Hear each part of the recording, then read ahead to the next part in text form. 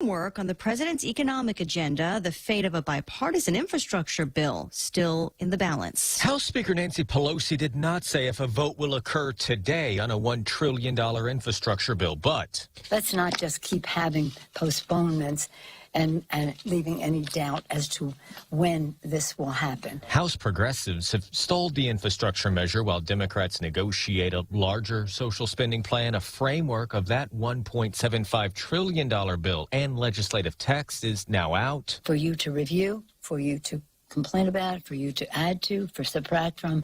President Biden met with House Democrats this morning and said he believes the framework can get 50 votes in the Senate. Fox's Jared Halpern at the White House. Oil executives land on the Capitol Hill Grill accused of disinformation on climate change. The heads of Exxon, BP, Chevron, and Shell all testified before the House Oversight Committee. Chairwoman, New York Congresswoman Carolyn Maloney, kept bringing up the fact that former Exxon executives made public claims challenging the science of climate change while fully knowing that fossil fuels caused it. To which current Exxon CEO Darren Woods replied, the comments in the report and that briefing to our management committee, which was not a secret meeting, was entirely consistent with where their intergovernmental panel on climate change was and where the general consensus of the scientific community. Louisiana Republican Congressman Garrett Graves said the Democrats on the committee were unfairly demonizing the executives and noted that oil and gas is still badly needed worldwide. Fox's Jessica Rosenthal. The first executions in 6 years in Oklahoma are back on, beginning an hour from now. The U.S. Supreme Court clearing the way, even though a fight continues over the state's lethal injection protocols. America is listening to Fox News. Raise your glasses for a toast because First Hawaiian Bank now turns your meals into a reason to celebrate.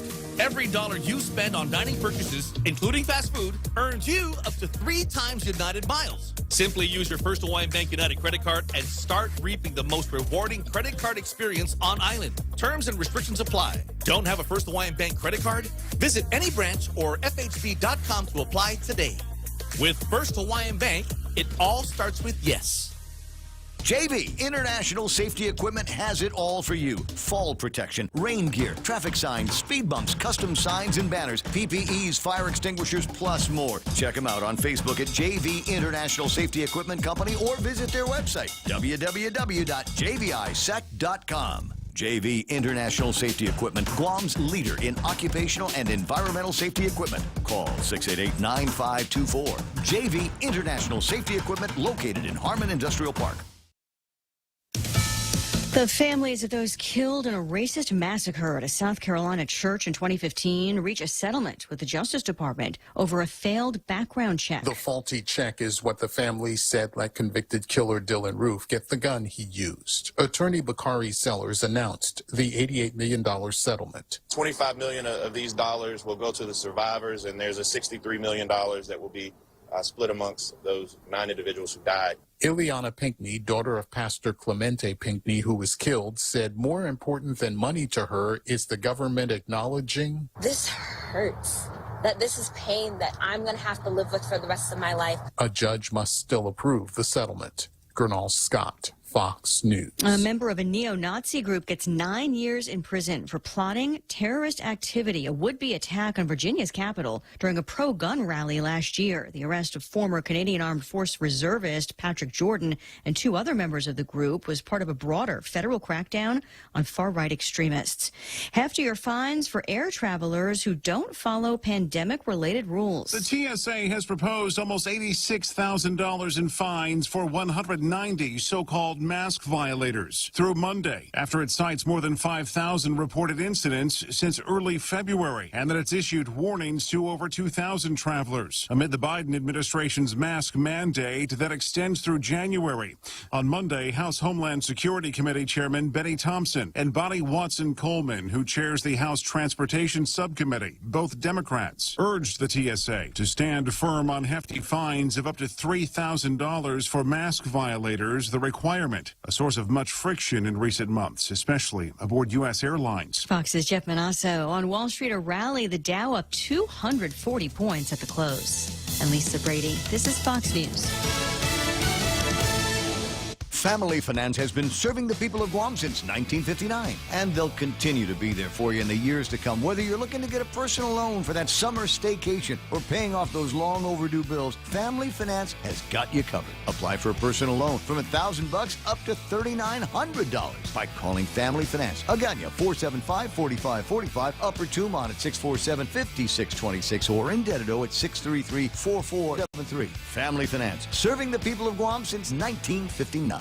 Fall in love with your new home this season by shopping Furniture Cathy Style's unbelievable deals. We've brought in new items and restocked on our bestsellers to help you get your home ready for the holiday. We offer free design consultation and financing with up to 12 months of zero interest for you to get what you want and what you need for your home today. Follow us on social media, visit our website at FurnitureCathyStyle.com, or call us at 300-9590 for more information. If you're not buying from us, you're paying too much. Come try Guam's original Chamorro restaurant with Pica's Best 5 years running. Mezcla Chamorro Fusion Bistro. Experience Chef Peter's candied salmon over scallion coconut rice, octopus tenactac, Chamorro platter, and their award-winning gourmet hamburgers. Or if you're looking for something healthy, try their keto-friendly menu. Come and enjoy Mezcla's half-a-day service at their Hagana and Grand Plaza Tumon location. Call their Hagana location at 479-2652 for reservations.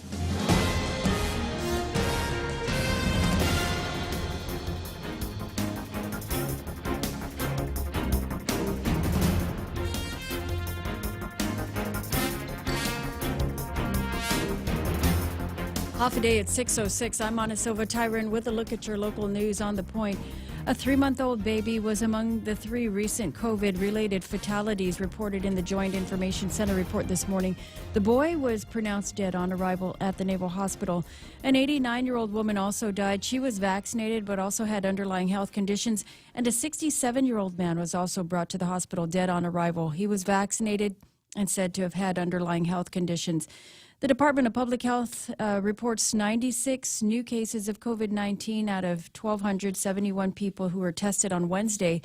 27 of the new cases were identified through contact tracing. Our total now is at 18,040 officially reported cases of COVID-19. Meanwhile, there are 55 people in the hospital, 7 of those patients in intensive care. Also, Public Health is prepping for the eventual inclusion of children 5 and up in the vaccination eligibility. Public Health looking at data that indicates that the pediatric cases analyzed over the last 3 weeks are showing a majority of cases are clustered around the ages of 5 to 11. Children who are old enough to be vaccinated are showing smaller numbers of positive cases, they say. About half of local kids contracting COVID-19 have been exposed by a household contact. That's double the rate of potential transmission from immediate family members seen in the island's adult population. That rollout is pending final federal approval and guidance. It'll begin in the middle school students, according to Public Health. The local government has ordered about 7,500 doses of the pediatric vaccine. Again, it is pending federal approval. Also, Saipan school kids are out of class this week for the next 10 days, actually, while the CNMI government tries to curb the spread of COVID-19 in Saipan. Just like in Guam, residents there are urged to get tested and vaccinated. They have a vaccination rate of about 83%, according to the story that's posted in today's Saipan Tribune. We'll have more news right after this.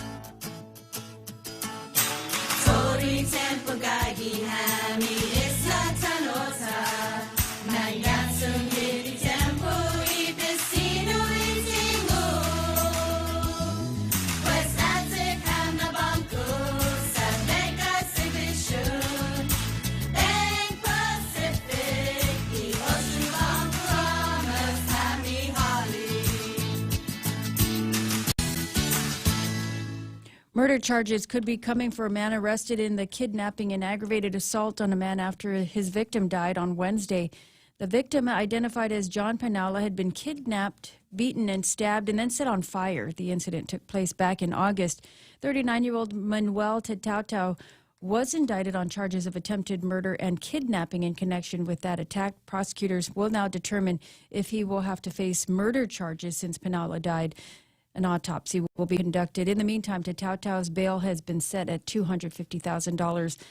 Also, authorities aren't saying if a plea deal was struck with murder suspect Troy Demian, but it is probably no coincidence that he was released from jail a day after remains were recovered. The remains believed to be that of missing man Michael Castro. Damien was arrested along with Nicholas Moore in connection with Castro's murder. Damien had earlier bragged to another individual that he and Moore killed Castro and placed his body in a drum. Authorities discovered that drum in a jungle area in Jigo this week. It is believed to have contained the remains of Castro. An autopsy, a forensic analysis will be conducted to confirm that. Yesterday, a Superior Court judge did agree to release Damien to a third-party custodian. He'll be under house arrest and placed on an electronic monitor. He is scheduled to appear back in court on November 19th. Also, a third man arrested in the death of a missing man, Adam Messier, has had his bail set.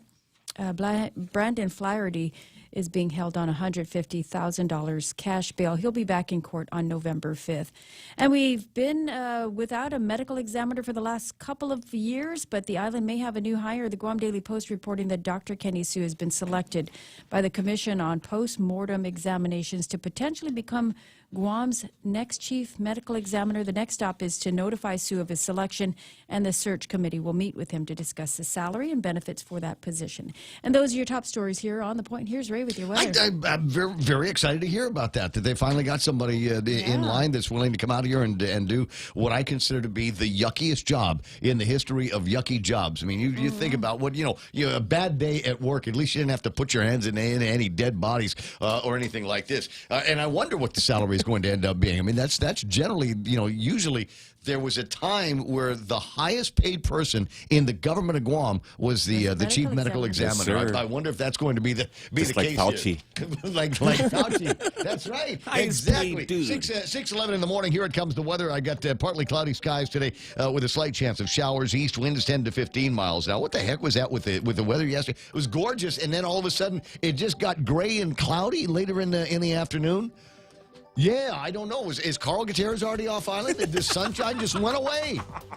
Please bring it back. Bring that. He's actually top 10 this morning on the Facebook Live. Anyway, partly cloudy with a slight chance of showers. Easterly winds up to about 15 miles an hour. Daytime highs should be about 88 degrees for tonight. Expect partly cloudy skies. Another slight chance of showers. Those east winds again 5 to 15 miles an hour. And overnight lows are going to be about 76 degrees. I'm going to give sunset another chance tonight. That's going to be my plan. It'll be at 5:54. Sunrise this morning is still about a minute and a half away from right now. Thanks to Sarita Gurin for sending me some gorgeous pictures of the western side of the island. For tomorrow, partly sunny, isolated showers, and a slight chance of thunderstorms, and that'll take us all the way through Sunday with the mostly cloudy skies, isolated showers, and thunderstorms in the forecast. Heat index today is going to feel like 96 degrees, and like I said, sunrise this morning, about a minute from now. It'd be a good idea to go out there. If you're not doing anything else, just go out there with your camera, take some pictures, and post them up on Facebook, like all of the rest of the human beings of Guam are up to. That's news and weather together, brought to you by Bank Pacific, banking on the Pacific for 67 years. Looking for a seamless medical trip to Manila? St. Luke's Medical Center offers a convenient end-to-end medical travel service and direct access to St. Luke's, Quezon City, and Global City. St. Luke's Medical Travel Service covers patients from the Pacific and provides services such as air travel assistance, airport to hospital transportation, hospital admission, and more. To learn more, call PhilMD 671-637-5433 or visit their office in Tamuning, Guam across Baltej Pavilion. At St. Luke's, we love life. What's for breakfast at KFC under $3.95, you ask? What's for breakfast at KFC that's different than the other guys, you ask? KFC's chicken wrap, sausage wrap, the Colonel's chicken congee, chicken fried steak, sausage biscuit and gravy, and biscuit sandwiches made with KFC's original fluffy biscuits. All for under $3.95 and all only at KFC. Plus, with waffles and the Colonel's chicken fried rice, we've got something for everyone. So visit KFC for breakfast today. It's finger-licking good. It is. Ray Gibson Show brought to you by APL, American President Lines, a global presence with a local home and take care with their high-quality health plans and services. Supported, don't you know, by we don't say that enough, do we? Don't you know? A global network of providers being your trusted partner for your health solutions. Take care. Our island, your health plan. Guam Auto Spot has the best selection in Buick, GMC, Mitsubishi, and used cars like the 2021 Mitsubishi Mirage starting at $127 per paycheck. Zero down. Call 671-478-AUTO to take a test drive or get pre-approved online at GuamAutospot.com. The Ray Gibson Show. Morning talk that matters. Call now, 888-TALK. That's 888-8255.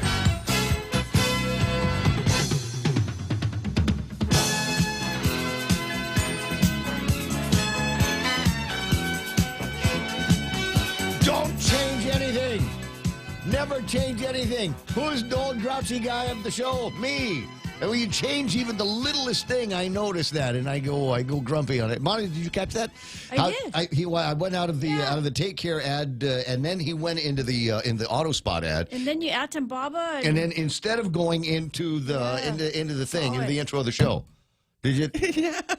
Didn't it feel? You know what that felt like to me? It felt like I was your eyeball, like I was bro. parting my head in the other direction. It felt You're like, wearing the shop shirt, dude. I got scared for a second. That's right. I'm wearing the shop shirt. Closest thing you're going to get to Halloween ween. And then Sarita sends me a thing about Save the Susu, and I'm like, what? Hello? Apparently, it's breast cancer awareness. Is it just the day, or I thought it was the whole month? I think it's the month. I thought you were talking about the medical examiner. So the closest thing I've got right now to Annie Pink in the studio is Mana's makeup bag. Oh, my makeup bag. Makeup bag is it's very, very pink, and we're putting that together for that's as close as we get to virtue signaling around here. You want a the pink program. lipstick? I have some pink. No, no, it's never occurred to me to ever, chapsticks, regular chapstick, I think, is as feminine as I like to feel these days, especially when it's got that cute little cherry flavor. Oh, yeah. I just want to say, kiss me, you say to the guy at the gas station, hey, kiss me, come on, it's got cherry leaf, you like it. All right, feisty and fresh today on the Ray Gibson Show. It's 6:16 in the morning. Welcome to the program. Excuse the mess. Ray Gibson over here. This side of the microphone. Real Joe's over there. He gets the phone when you call 671-888-8255. That's 671-888-TALK. You might be wondering, Ray, when are you going to reinstall the meme machine? And the answer to the question is, I gotta write a letter. This is one of those things. I get a call from the lady over at you know where it's Angela Rosario. Okay, right? yeah. And I get it and the husband's just from over at Boca, right? So I get a call and she says, "Yeah, we're ready. We've got a number for you." And it's it's very similar to the old number. I'm like, well, I don't want the old number. I think what I'm going to do is it's going to be like 727 or something, 777-8255. So it'll be just like our request line number. Just a different WhatsApp thing. Yeah. But anyway, so she's like, okay, could you do me a favor? I said, yeah, no problem. And she says, could you just write a little an email saying exactly what it is that you need? I said, but didn't I just tell you exactly what I need? No. Sales guys, they gotta get a guy that's going to put this agreement together for you. I'm like, yeah, okay.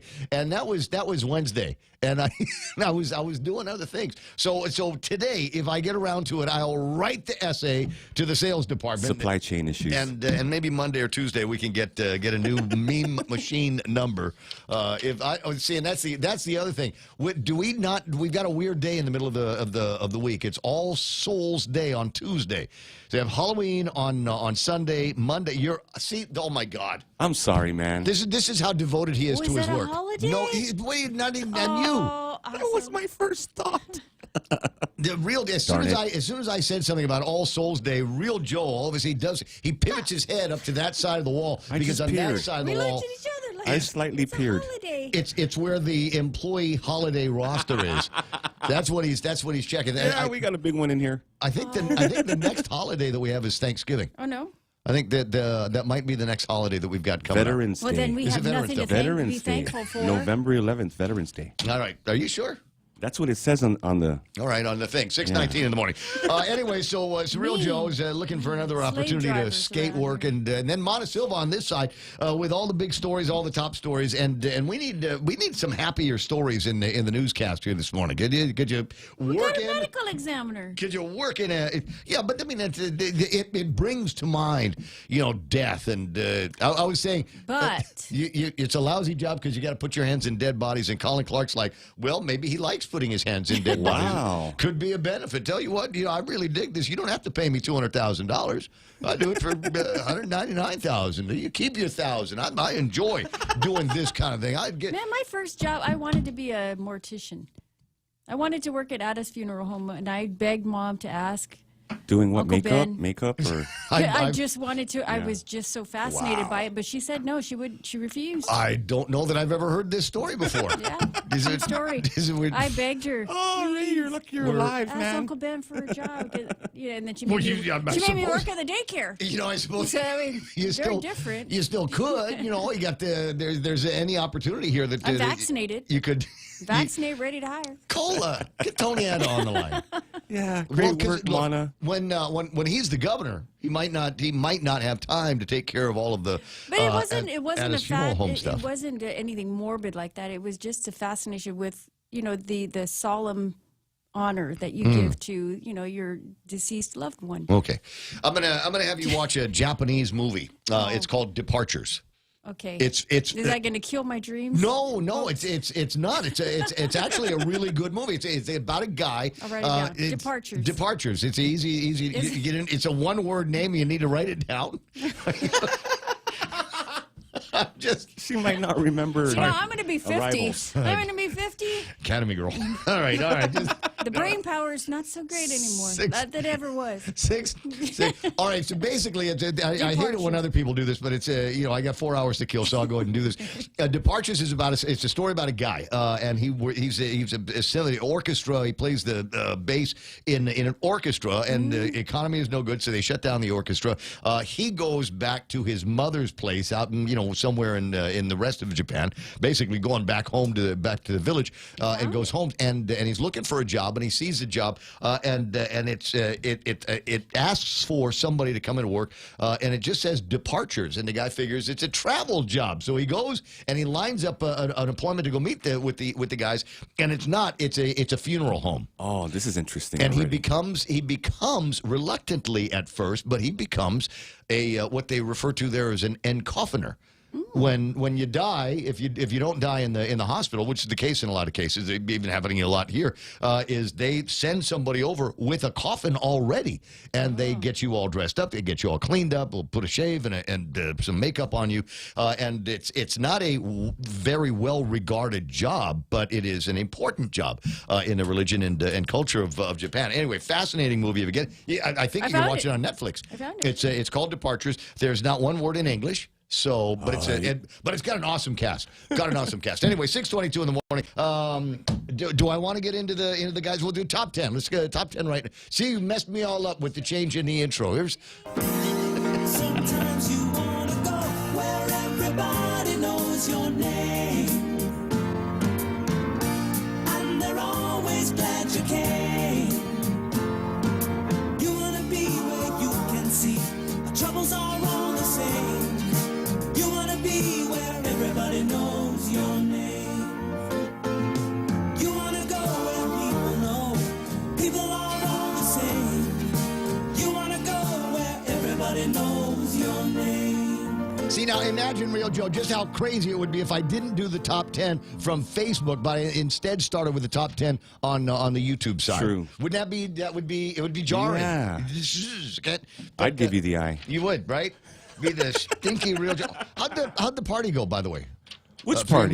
Your mom's birthday. Oh, I gave you a hard time about it, but I did forgot to ask. We in a Jamaican grill, man. Oh. So it was all good. Nobody talked. We just hit the ribs. Eat ribs, look at your phone. Nice. All right, I got on the Facebook side, I got Jerome McDonald online here this morning. He sent me the weather forecast for California, his part of California, and it is, I think it's going to be warmer in California than it will be here today. Because I think what did we say? Highs around 88 degrees? Yeah. Highs in California are going to be like 90 in the 90s here today. So it's actually cooler on Guam than it is in California here today. I got Jerome McDonald, number 1. Mike Grace Bloss coming in number 2. There's Gemma and Auntie Bennett Lahan Duenas from over at Family Finance Online. Rico B, who's got a shot. He's at number 5 here on the Facebook Live, but I believe he's like number 1 or 2 on the YouTube thing.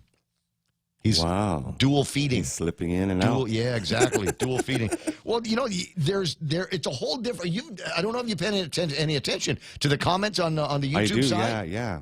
It's racier over there. Very direct. Against very the direct. grain, very strong. Exactly. I got dude. You know what? We got to test out Nate Berg. We got to bring in Nate Berg and just see the difference in the comments on Facebook and then the difference of the comments on the YouTube side. Anyway, Mark Cruz on the Facebook side. There's pretty Sarita Garin, and I got Dennis Larson, the B man, number 8, number 9, Anthony Perez, and at number 10, he hasn't gone to Korea yet.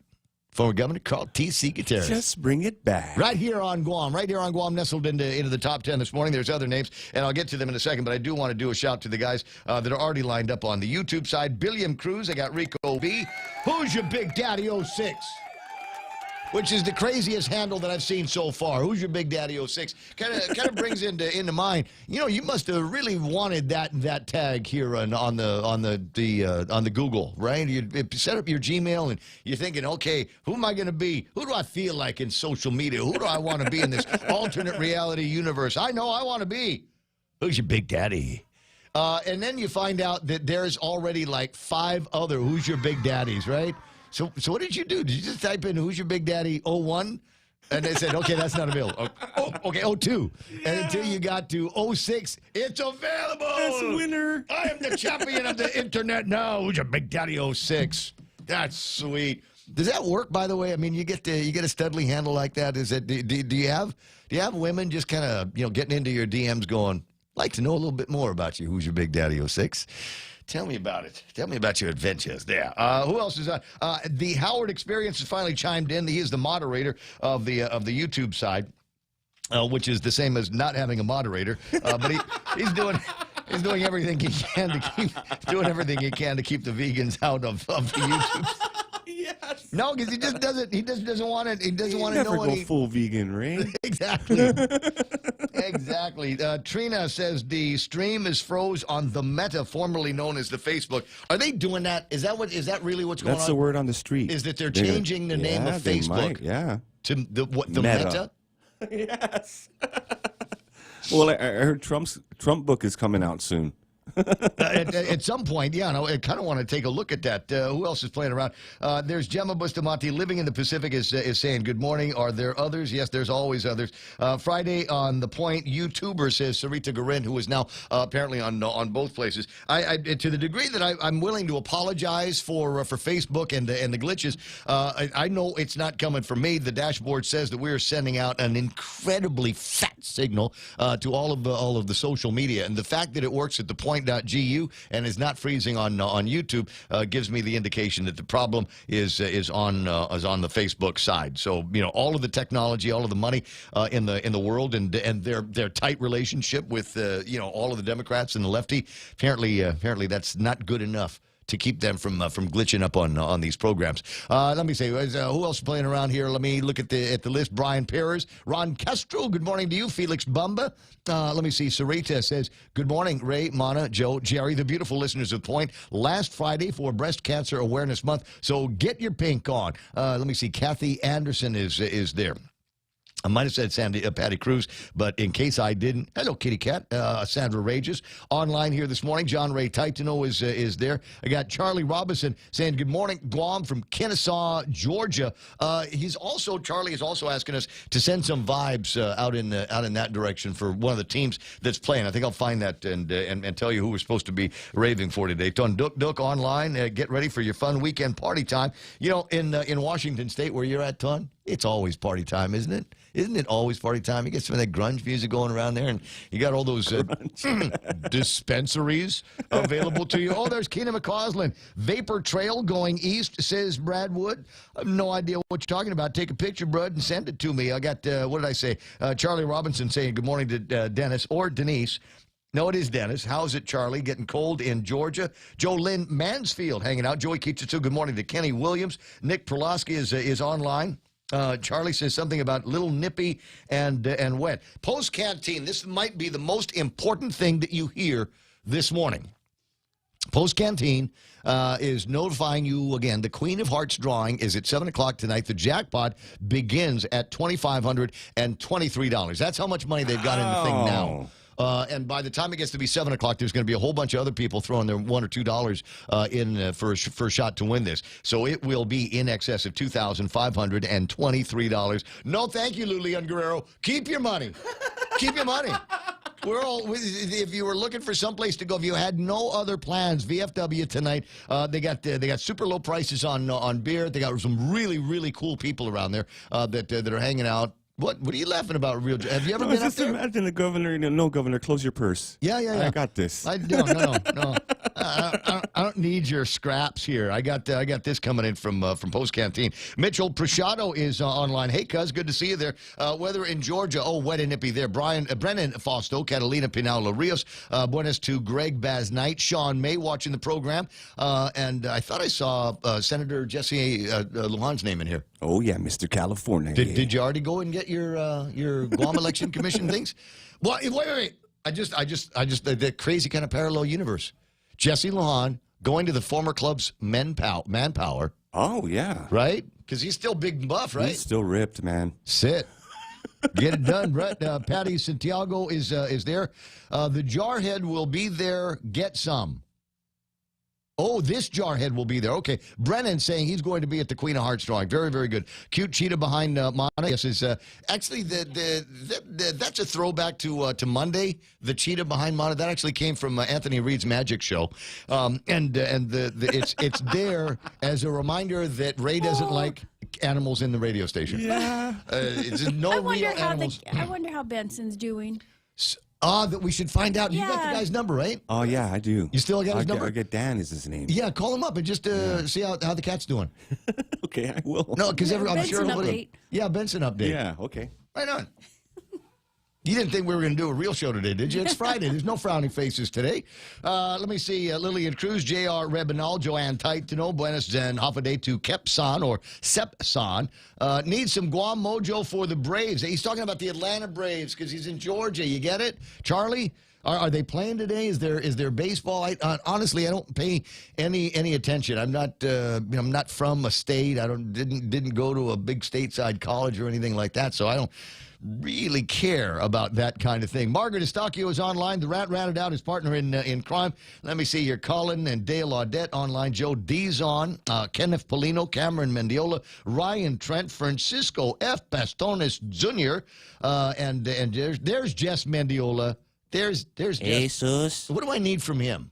What do I'm sure I need something from him. No. Is it plumbing? I don't know. He knows how to do it all. I know. Hey, bro, never mind. I'll remember what I need at the house. I'll give you a thing later on. Sherry Iriarte online. There's Rosemary Ogo. Dave Duane is in the program. Tina Garcia, Chung Lee, Raymond McGravy. Oh, my God, this crowd is huge today. Ree Kanata, Paulina Lujan, and the pretty Sarah Lake is online. What's that? Facebook is working with you guys today, or should I say Meta, the new name proposed by Zuck. Sandra Manley Stanley is there. Your name is not Sandra Manley Stanley. Hi, Auntie Sandra. It is Sandra. Yes. Oh my God, that's so cute. That's right on. That's Yeah. very groovy. Her sister is Rory Respiccio's mom's sister. Rory Respiccio's. Okay. Wait, did I say that All right? I don't know. Rory Respiccio's mom, Auntie Rose. Hi, Sandra Manley Stanley. Auntie Sandra are sisters. Everybody needs to have a rhyme on their name. Dan Rasal is there. Jay Boy and Nadine Cruz is watching the program. Gerald Young, Anna Marie. MJ Regis is there. Joan Fullerton. Man, I'm loving this. Striker Villa Gomez is hanging out. Bertha Maza Cruz. There's MP Ogo. This feels like a family reunion around here. Randy Landis. That's funny. My mother wanted me to be a mortician, says Randy Landis. Is there like an amateur thing that you could do? You know, because there's like the professional version that you could take people to, and maybe there's like a hobbyist version. You know, like people that stuff animals. Yeah. Is there something along the same lines for like humans? Stop it, Dennis Larson. You're going to get me in trouble. MT Farron, Jane Nauta, Renee Benny is online. Jimenez Hessa is there. Jerome says, I know a mortician. He used to tell me sometimes the body will smile before he treats the body. Okay, there's some freaky stuff there. Ryan Trent, Sam Haim, The Autumn Fest, Chris Santos, Carlene Harker, Elwin Champaco Kitano. He's already starting to fight. MSNCU, Unkanko. Jose Martinez, Bob LG, Henry Manglotya, Joe Bamba, and the names are oh my God, Zenon Ballinger, Lanny Santos. Right click on that one. CT Guam, David Annan, is there. Spoiler alert, Ray, no baseball today. You'll have to wait until tomorrow. Charlie says, World Series, small tournament the Braves are in. I've heard of the World Series. Oh, really? Yeah. That goes 20 games or something like that. Was it the best of 100 before we figure out who the champion is here? Ryan Trent saying, getting ready for the Sam Hain, the fall harvest feast, having beef, Kelligwin, and meat. Andrew Eusebio, Haffadoc, good to see you there. Danny Guerrero, and the last but not least, Joe Cruz is watching on the Facebook. There. Very good. Are you going to be in charge of quality control? I'm Is that man. the plan? Do me a favor. You can put me in charge of If you that. see the thing start to freeze up or something like that, send a direct message to Mark Right away, Zuckerberg sir. and tell him Ray Gibson's totally in favor of a change in the name. Okay, you got it's 6:35. Is it time for our for the Benson update? Oh, no. It was on one. That's Ken LG. Was that Dan? No, it's not. I tried to get a hold of him, and some Chinese restaurant answered, said one choice or two choice. He didn't answer the phone, man. Okay, everybody don't think about that too much. Please don't think too much into what Real Joe said. Otherwise, there's going to be protesting at the radio station. There'll be pitchforks and torches outside saying, he talked about the Chinese. How dare you? I'll bet you call it the Wuhan virus, too, don't you? Got to poke them with the spear, man. Yeah, you are. 6:36 in the morning. All right, tell you what, quick break here with a news break, and we'll take a look at what's happening in traffic and then get into the program. And it's going to be a big ego stroke program for me today. Most of the time, it's kind of a medium ego stroke. Yesterday with Tina Sablon, who decided that she was not infatuated with you, Real Joe. It's true. Yep. She said it was the most fun that she's ever had in an interview. I mean, it's got to be the fastest hour and a half in the woman's life. But anyway, that wasn't. It was the high watermark for the day until a buddy of mine sent me a link to a YouTube guy, Fedora Finances or something like that. Who was doing a couple of presentations. I guess he was here, but doing a couple of presentations on YouTube about the cost of living on Guam. Now, normally you'd think that somebody like me paying attention to, that's very interesting. Somebody's talking about the cost of living and the forces and the factors that drive the incredible cost of living that we have here on Guam. The fact that we've been riding the back end of the inflation train all of these years, back end of the supply chain, and why everything costs so much on Guam. But the guy says at the end of one of his spiels, he talks about me. No. Yes. Wow. I'm going to play it. That's huge. Every hour. I'm going to play it every hour. So you guys listening to the program or watching the program right now, you're not the only people that love me. There's a whole other guy that loved me enough to put it in a Facebook or a YouTube thing and told the world that he thought this was a pretty cool place to hang out. Do me a favor, hit the share button on whatever it is that you're looking at and watching and listening, and let everybody know that this is kind of an all right place. It's 6:37. Mana Silva Tyron's got the 6:30 news all lined up for you. Mana, what happened? Well, there was a 3-year-old baby boy who was listed among the most recent COVID-19 fatalities. Joint Information Center report this morning said that the boy was brought to Naval Hospital dead on arrival. The other deaths reported were an 89-year-old woman who was vaccinated but had underlying health conditions, and also a 67-year-old man who was brought dead on arrival to the hospital. He was unvaccinated but also had underlying health conditions. Meanwhile, Public Health reports 96 new cases. They are also prepping for the eventual inclusion of children 5 and up in their vaccination eligibility. Public Health waiting for the federal government to give the okay, but they've already ordered at least 7,500 doses for pediatrics.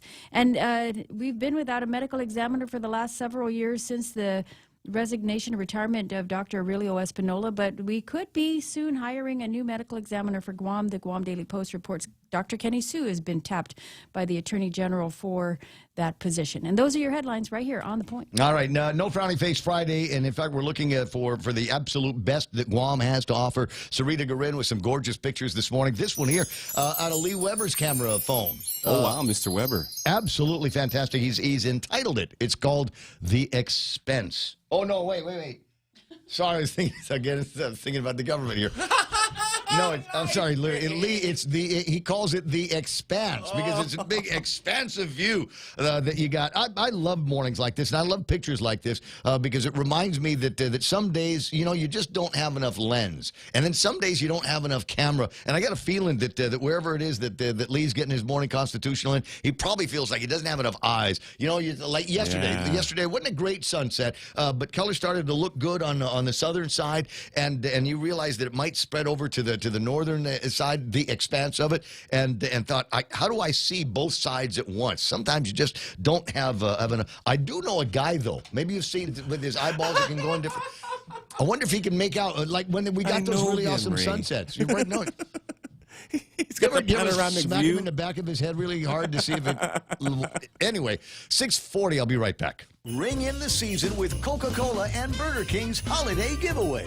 Your chance to win one of 4 holiday signature prize packs at participating Burger King restaurants. Each holiday prize pack includes a retro vending fridge, kettle popcorn maker, a mountain smoker, an Arctic speaker cooler, and a camping hammock. Purchase any Whopper combo meal at Burger King or frozen dessert drink and get a chance to win. Check your receipts to get your transaction code and enter online on the Coke Guam website. Promotion ends January 6, 2022. Happy holidays to you from your friends at Burger King. As we get back to business, Docomo Pacific is ready to keep you connected. Introducing Business Bundles Plus. Build a customized bundle with the right internet, mobile, TV, and phone plan for your business. Pay for exactly what you need and nothing you don't. And the more services you add, the more you save. Plus, you can rely on Docomo Pacific's fastest, most reliable network and 24/7 customer support. So build your own bundle and save today with Business Bundles Plus. Call 671-688-2677. Docomo Pacific Business. Work better together. I got you at 6:41 in the morning, and portions of the program brought to you by the coffee shop. That should be like what a great name for a like a book, like a novel. The coffee shop behind my radio station.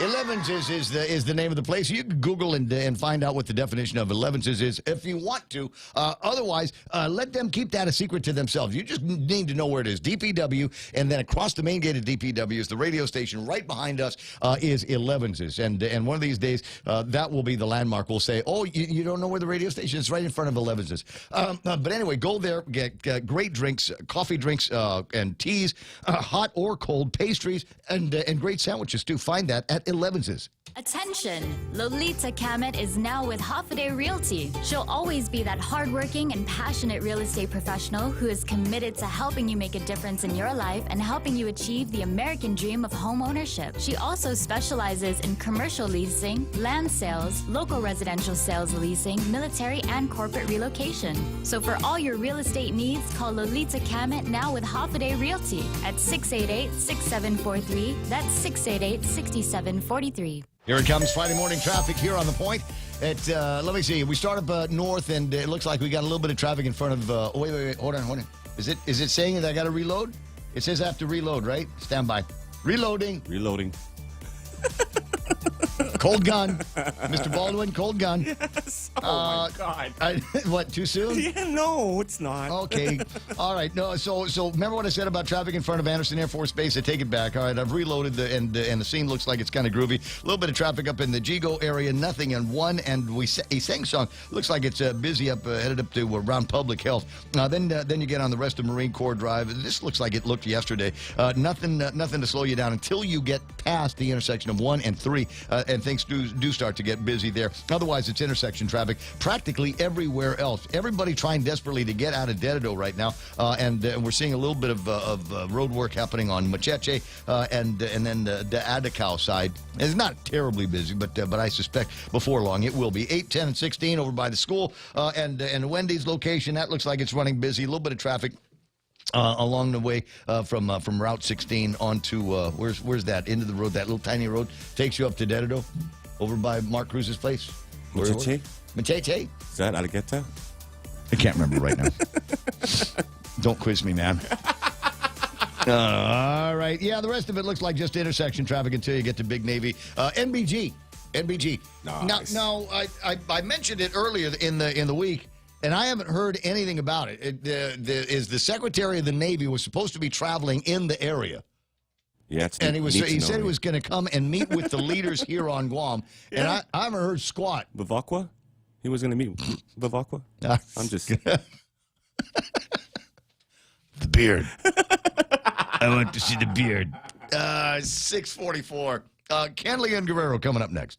Need to finish the job or start one the right way? Get the right stuff at East West Rental Center. You can switch to easy mode using industrial strength equipment. With years of experience helping builders, East West Rental gives you exactly what you need. Tools for landscaping, concrete, lifts, trucks, tables, tents, chairs, water blasters, excavators, forklifts, air compressors, and more. Call East West Rental Center at 646-1463 or visit them in Upper Tumont. Open Monday to Saturday from 7 to 5, Sundays 8 to 5. Everyone has a busy schedule these days, and sometimes we forget to schedule our routine dental checkup and cleaning. Don't neglect your dental health. Schedule one today with Dr. Robert Yang and his Smile Team, conveniently located at the East West Business Center on Marine Drive, Upper Tumont. Call us today at 647-8702 or 3. Again, that's 647-8702 or 647-8703. We make smiles happen. Wait. You said I got to do the Nissan thing? Yes, man. I said I saw you. I don't have the picture up. I didn't send it to the WhatsApp thing. A friend of mine got one the other day. A brand new Frontier. Got a brand new Frontier. It's amazing. Oh my God! It really is. There's like 4 different versions of the Frontier. So they got the entry level over here, and then it goes all the way up to the one with the leather seats. The one that practically drives itself, and it's got it's very cool because it's got the little 4-wheel drive, 2-wheel drive things. It's in the car. You don't have to go outside and mess with anything on the tires. Gotta knock the hubs. Like back in the old days. It's got a sunroof. It's got sunroof on this thing. It's got a center console. I haven't seen a center console, for radio and navigation. This is my favorite thing about this. And there's car drivers all over Guam that go, yeah, I've got a satellite navigation system, but it doesn't work on Guam. The one in the Frontier has Guami stuff in it. Oh, wow. It's got Guami stuff in it. So you could say, okay, could you give me the best route to Club USA? Take me there. Exactly. and it practically does all of that stuff. It had 100 different features that I'm not going to remember right now. But first of all, it might be one of the sexiest midsize trucks that you are going to find here on Guam. And you're one of those people, you got stand-up paddleboard. This is the truck that you want to transport your stand-up paddleboard in. You get one of those little mule things, and you're thinking, okay, well, I'm not suggesting that you put it in the truck bed. I'm suggesting that you put it on one of those little low haulers at little tow things. And this thing has got it's designed to tow 6,700 pounds worth of towing power. That's you and a couple of mules. You know what I'm saying? Go and check the thing out. I know for a fact limited supplies of the new Frontiers over at Nissan. In fact, the one that I was in yesterday, I did a test drive, and I said, "Is this one available?" And the guy says, "No, man. Somebody's already got reserves on this particular ride, so don't fart in the car." But anyway, go and check it out. Bring your paperwork with you, and we'll see what we can do about getting you the best interest rate and super low down payments, if any at all, at NissanGuam.com. The Coconut Wireless is back. The Ray Gibson Show. Call now, 888-TALK. That's 888-8255. 6:47. Now, I know I said Kenley Guerrero is coming up next. I'm sure he's sitting there going, okay, I'm just waiting for that little noise that you hear before the phone picks up, and I bring you on. But before I get to you, Ken, because remember, this is the Ray Gibson Show. Before I get, I want to play a clip here from a guy's name on YouTube is Fedora Finance. And it's this guy, and he gets on YouTube and talks about money and stuff. And in this particular case, he's got 2 sessions that are entitled "Cost of Living on Guam." So I didn't watch the whole thing because I figured I'd be depressed because I know what the cost of living on Guam is. And I know many of the contributing factors, lousy government, of the factors that increase the cost of living here on Guam. The fact that everything has to get import. I remember I was sitting with a bunch of kids from Japan, and they we were sitting at what was the old GameWorks, right? And they, because you guys want a drink? And they said, yeah, can we have some milk? So I ordered them some milk from over at the place, and they both took a sip of it and said, "Blah, what is this?" Oh. I said, "That's milk." He said, no, this is not like milk that we have back in Japan. I said, oh, that's right, because in Japan you have cows. I said, when you guys flew in over Guam, did you see any cows? Yeah. Did you see a cow farm? Big silo, cows all over the place. Old McDonald and his wife. No, you didn't see anything like that. Kobe. No, we get our milk comes in powder form, and we throw some heavily lots of charcoal in the water, and that's why we've got this wonderful thing. And anyway, so. That's why the cost of living is up so high, because we have to import just about everything. But the cool thing about this, and I want to say thanks very much for Sammy for finding this. He apparently watched it all the way to the end, and the guy starts talking about things like politics and COVID-19 on Guam. Aspect right now of the island, bringing business out here, it's really just hard to gauge right now. Of course, because of what's going on with the global pandemic. It's really hard to gauge how well or how hard it is to do business out here in times like these, because everyone is struggling. So in a non-pandemic state, how did this place fare out? I can't really say. I've talked to a few people, and of course I think everyone's reminiscent of the good old days. Yep. And they said it was a lot better. It's just kind of hard to gauge right now. And the last thing I'll say as I wrap this up is, if you really want to get a good sense of what the island's like on a day-by-day basis, or kind of just with the goings-on as sort of normally as possible, there's a show I like to watch. It's a local island show, or listen to. It's called The Point. It's 93.3, or you can find it on Facebook and YouTube, The Point, and it's run by a man named Ray Gibson, who is quite a character, good guy. He's very lively and interviews a lot of people, is just an interesting character. And he talks a lot about what happens around the island, and he has a lot of guests on from around the island. And it's a good show. So if you're ever kind of curious kind of what island life might be like, that is definitely a good source. It kind of reminds. Okay, so I've never met this guy. We're gonna walk out. He didn't mention me or Joe one time. I was like, he's talking about me and Mana. Yeah, I thought we were coming up. Not one mention. So warm and intelligent. Oh, man crush, Ray. Man crush. But now I want to go to ABC and buy a hat like that. I saw the look in his eye when he said your name. It was something there. Voice got a little bit more timbre in his voice. He didn't say like this lively Ray Gibson and his sister. His super hot, crazy baby sister. Yes, he got all the crazy people in the studio. Producer Joe Cruz.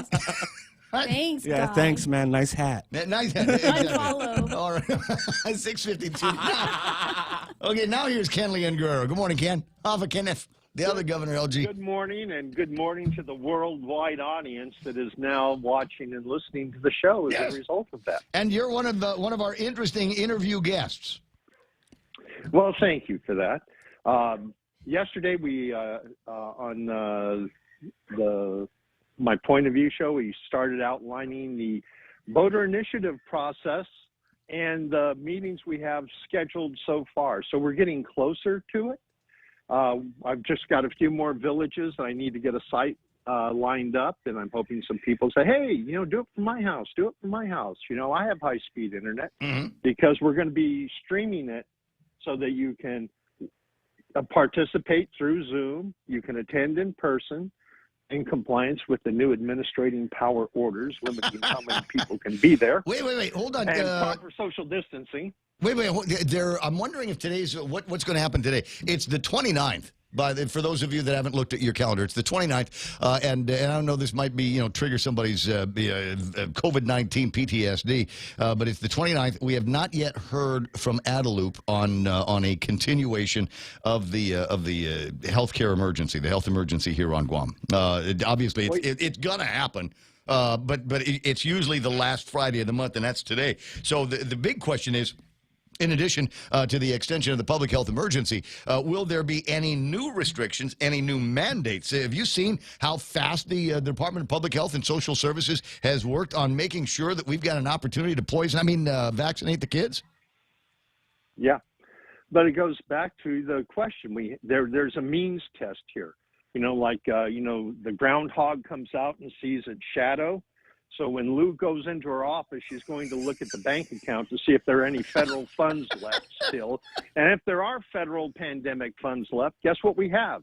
we have a pandemic. Another public health emergency. We're gonna string this along for another month until we can figure out how Les and Ed Byrd and I are going to spend this money. I don't know that they've. I'd love to see another one of these spending reports that comes out for the last 30 days to see if we've spent any additional money, because the last time I looked at it, it looked like we still had about $1 billion left in the accounts to spend. Right? Yeah, absolutely. I mean, I'm not wrong. I'm not wrong. There's still a whole lot of money that is sitting in accounts that as of the beginning of October had not yet been expended. And you would think that the interest on that $1 billion would be used for the benefit of the people of Guam. I mean, for years now, decades, I've been trying to get politicians, administrations, and legislatures to do something about the drug trade. And, here we have, tens of thousands of dollars a day of interest accruing. And you would think we could take some of that interest, set it aside, and do something for the people of Guam and triple or quadruple the number of drug detection dogs we have on this island, because we have an island where meth is so plentiful the DEA is reporting street prices are dropping in the middle of a pandemic. Okay, rerun. You said that earlier this week. Sorry. You gotta go. Okay. It's free. If you're going to go towards frowny face, you gotta give me some new stuff. I don't like to, I don't like to go backwards unless it's me. Well, that's right. It's also Friday too. So let's keep it positive. Okay, here's the positive. Since I first started talking. No, about Mana's got it right. That's the positive. Drugs are just. I'm telling you, we're on the wrong side of the law, bro. We are on the wrong side. There's a magistrate report. Look, if you can't be interesting, I will. There's a magistrate report here that talks about a guy that just is having a lousy day, and he started walking around Deaderdale breaking windows. Did you hear about this? And he's out on a felony. He's a felony on felony release violation. Right? We are in the wrong business. I don't know why we're not selling. You know how much more money I could, because I'm a charismatic guy. You know how much money I could make selling drugs? Real Joe, what do you, the sky's the limit, right? Yeah. And will the law do anything? I might get arrested. No. I could get arrested, but one of those judges is going to let me out. And they will let me out. I will be doing drug deals in the parking lot at the court. I'll be your third-party custodian, Ray. That's it. I got you, bro. Right? I got you, man. I'm telling you. So I hear what you're saying, but I just don't know that anybody gets excited about this. Page 6 of any newspaper, any Guam Daily Post this week, and just see how rampant and the nature of the crimes that we've got here these days. I almost don't want Mana to do the news for the rest of the morning, because it's all stories about murder suspect this, found dead bodies that. No. Bye, You still Mana. got to do it. No, but to put the positive spin on it, I'm seeing people wanting to get involved in this process like I haven't seen since the 2014 super secret retroactive pay rates. So there is a lot of public interest in holding our politicians accountable. I don't know if we're going to be doing a politician roast, or there's a concept for you right there, But the whole idea is that, not keeping in line with not frowning, people are getting active enough to the point where they want to participate. Now that's different.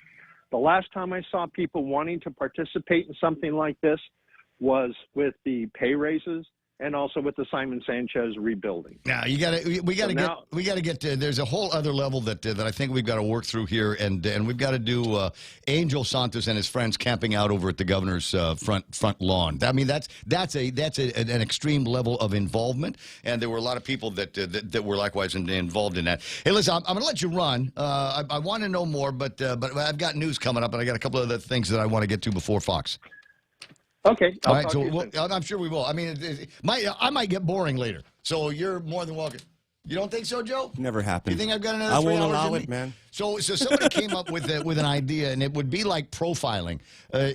We take a look at some of the legislation that's coming out, some of the lunkhead stories in the news, but not tell you which politician is behind it. You have to guess. You'd have to guess. You'd have to go, okay, here's this dopey piece of legislation. Jimmy Craig. No, oh, sorry. I don't know if it would ever be Jimmy Craig.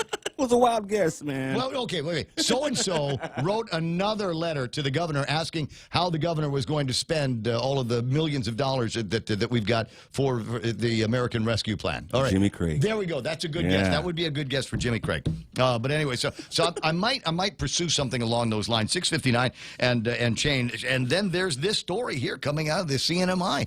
All PSS schools and programs on Saipan, Rhoda, and Tinian are closed for 10 days, in line with the governor's directive. Online instruction will resume November 1st. Please read for more information. While the closure of all schools may provoke alarm, do you think? Be assured that we are doing everything we can to provide a safe environment for our children to learn and grow. More updates are to follow. I'll see if I can take a look at some of the other paperwork that came along with this. It's an example that we're not the only ones around here that do knee-jerk, and the first thing that we do is inconvenience the students and the teachers and moms and dads. 7 o'clock in the morning, stand by now. It's Fox News Live here on 93.3 KUSG. I got you. This is The Point.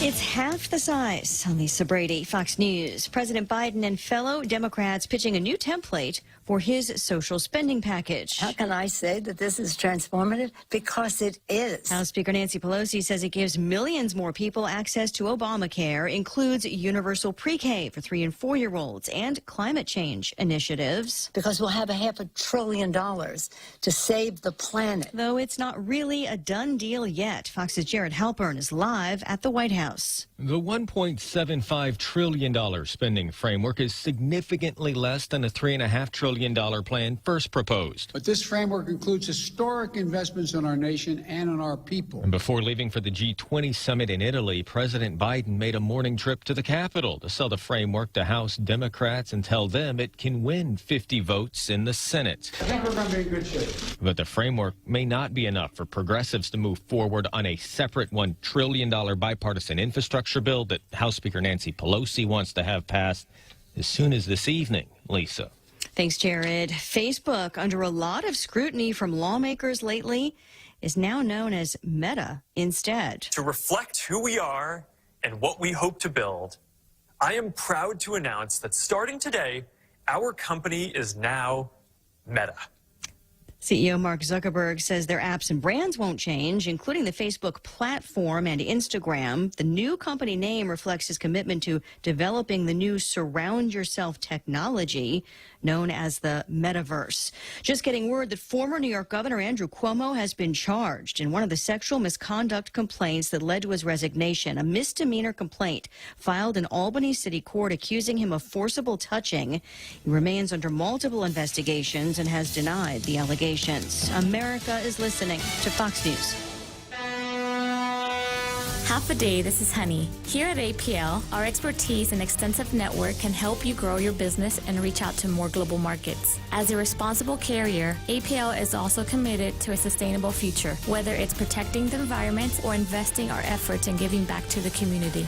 Our dedicated teams in Guam, Saipan, and on U.S. mainland are here to support you. Call 588-4651 or visit apl.com.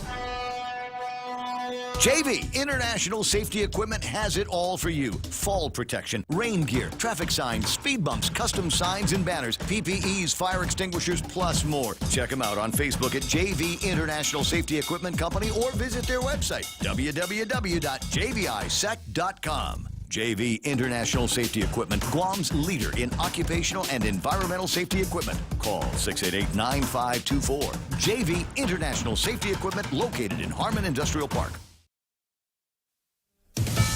Major oil companies are denying allegations of disinformation on climate change at a congressional hearing. House Oversight Committee Chairwoman Carolyn Maloney said big oil companies knew for decades that fossil fuels contributed to climate change but covered it up. Executives at BP, Shell, Exxon, and Chevron all testified, and many of them made statements like the one made by Chevron CEO Michael Wirth. Our scientists and engineers are applying their expertise to help responsibly meet the world's need for energy, while working to find ways to accelerate the transition to a world with fewer emissions. But Maloney pointed to comments made by Exxon's CEO in the mid-90s that scientific evidence was inconclusive as to whether human activities harmed the climate. If it weren't for the actions of the big oil companies, we might have taken action to fix this problem decades ago. Jessica Rosenthal, Fox News. President Biden is heading to a UN climate summit in Scotland, but he lands first in Rome for a G20 meeting and a visit tomorrow with the Pope. Biden is the second Catholic president in U.S. history. He is openly devoted and vocally pro-choice, and that has set off a firestorm with some U.S. bishops who can't reconcile this dichotomy. There's a group even calling for him to be denied communion. Pope Francis, for his part, has tried to put the brakes on this movement, saying pastors should be pastors and not politicians. Biden's position is that he can't dictate what his heart says to people who share different faiths or worldviews. Fox's Amy Kellogg. A consumer alert warning issued in California about potent cannabis edibles being sold online and at unlicensed shops that look like snacks and candy brands popular with children and teens. State Attorney General Rob Bonta says they often contain THC levels many times higher than the legal limit for marijuana edibles and look so much like the real snack brands, kids might have trouble not realizing what they are. I'm Lisa Brady, Fox News. There's a steak with your name on it at the new Longhorn Steakhouse. Flo's Filet is an exceptionally tender center cut. The New York Strip is a steakhouse classic, and Longhorn's famous outlaw ribeye is well marbled and fire grilled. Longhorn is ready and waiting to pour you a margarita and make you a steak. Longhorn Steakhouse is open daily from 11 to 10 p.m. As we get back to business, Docomo Pacific is ready to keep you connected. Introducing Business Bundles Plus. Build a customized bundle with the right internet, mobile, TV, and phone plan for your business. Pay for exactly what you need and nothing you don't. And the more services you add, the more you save. Plus, you can rely on Docomo Pacific's fastest, most reliable network and 24/7 customer support. So build your own bundle and save today with Business Bundles Plus. Call 671-688-2677. Docomo Pacific Business. Work better together. There's so much that's new with the Eat Fresh, Refresh at Subway restaurants that we can't possibly fit it all into one radio spot, but I'm gonna try. There are amazing new toppings like hickory smoked bacon, bacon and smashed avocado. Try your favorite sub on the new breads like the hearty multigrain wheat or the artisan Italian white bread. Not to mention Subway's thicker, juicier steak. That's all I have time for. You gotta refresh to be fresh. Only at Subway.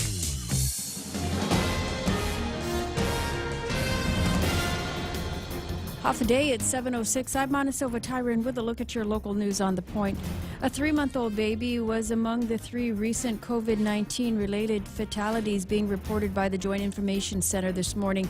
The boy was pronounced dead on arrival at Naval Hospital yesterday. Meanwhile, an 89-year-old woman also died. She was vaccinated but had underlying health conditions. And a 67-year-old man was also brought to the hospital dead on arrival. He was unvaccinated and also had underlying health conditions. Public Health also counts another 96 new cases of COVID-19 out of 1,200 people who were tested on Wednesday. 27 of those new cases were identified through contact tracing.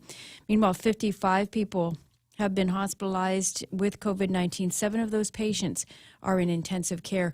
Also, Public Health is preparing for the eventual inclusion of children 5 and up in the vaccination eligibility. And once they get the approval from the federal government, they will roll out the vaccination for those children. Public Health has been looking at the data that indicates that the pediatric cases on Guam over the last 3 weeks are showing a majority of the cases are clustered around the ages of 5 to 11.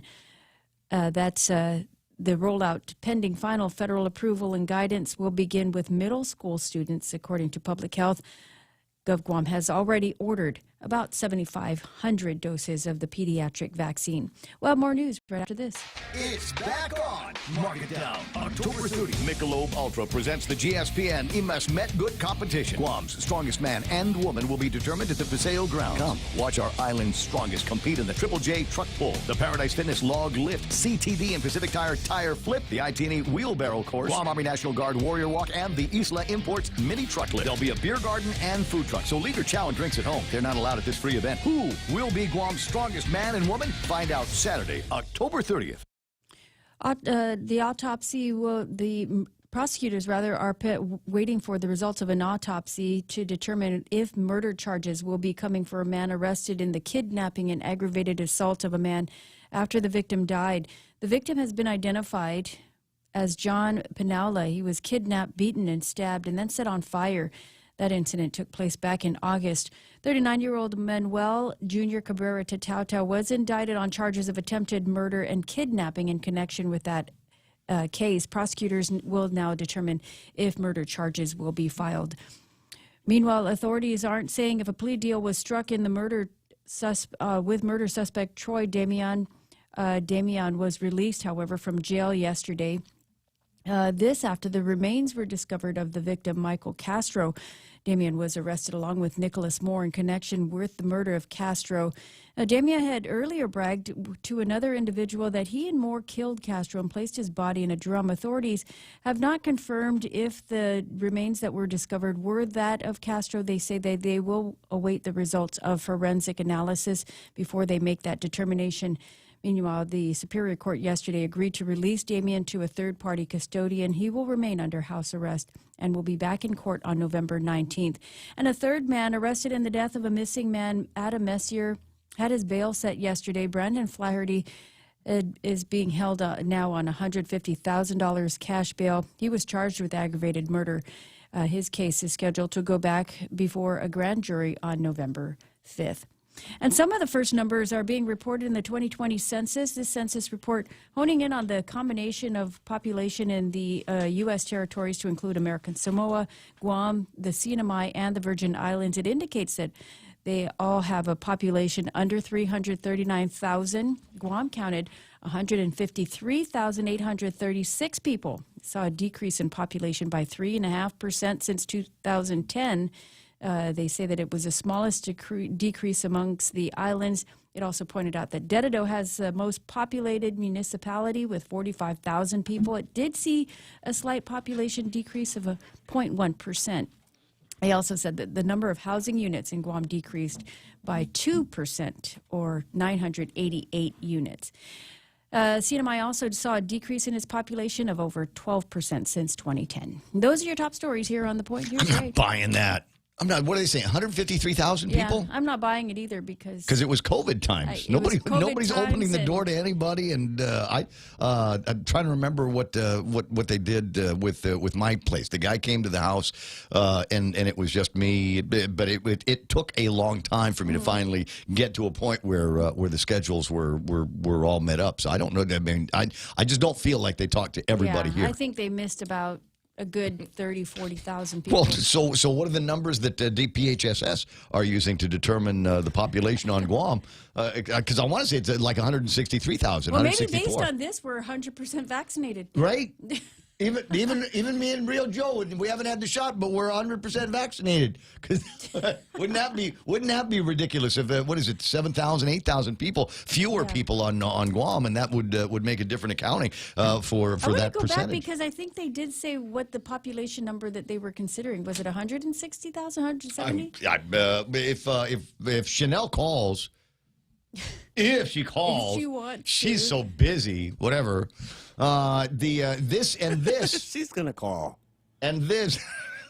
Put it out there at the universe. You know what? Just show her the picture of me and Tina yesterday, and she'll look and go, "Better call." This from Neil Weir, and the headline on his email says, "As President Biden once said, this is a BFD, as in big fire truck deal." Oh yeah. SSI and Medicaid expansion for U.S. territories is included in the Build Back Better draft text. And thank you very much, Neil, and you guys for putting the actual Build Back Better Act, 1,600 pages worth of the Build Back Better Act, and Guam and the CNMI, et cetera, are mentioned in there. I don't know, maybe a dozen times or so. And it seems to me that there's a possibility that there could be some money coming in for some things that we absolutely could use around here from the federal government, like SSI and expansion of Medicaid. It's 7:13 in the morning. You want some weather? I got it partly cloudy in the forecast today. Let me see if I can put this up on the screen just because it's so cute. Where we have, let me see, the weather. Yes? Is it there? Good. Partly cloudy today with a slight chance of showers. Winds out of the east at 10 to 15 miles an hour. Daytime highs today should be about 88 degrees. For tonight, partly cloudy and maybe on some showers. Winds east again 5 to 15 miles an hour. And overnight low should be 76. Heat index today is going to be 96. Sunset. This is the important.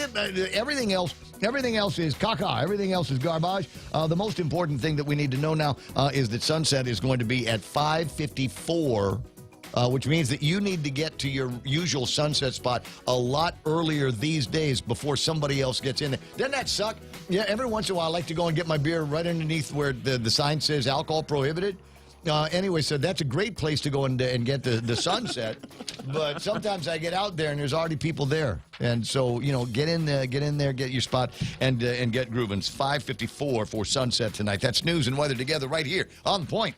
Top End Pest Control is who you call for all your pest control needs. Got a problem with roaches, ants, spiders, rodents, fleas, ticks, termites? No problem. They do it all. Top End Pest Control is a service-disabled, veteran-owned small business and HubZone certified, serving Guam since 2012. Call them today for a quote, 487-5657, or email topendpest@gmail.com. Check them out on Facebook at Top End Pest Control and give them a like. Top End Pest Control for all your pest control needs. Contact Express Financial for all your financial needs. Express Financial is consumer lending at its very best. They also have a host of dealer service programs with quick approvals. There are 3 ways to apply. Over the phone at 637-9834. You may visit their office in person at 600 Harmon Loop Road across the street from Costules. Or you can also visit their webpage and apply at myexpressfinancial.com. In most cases, you'll get your money the same day.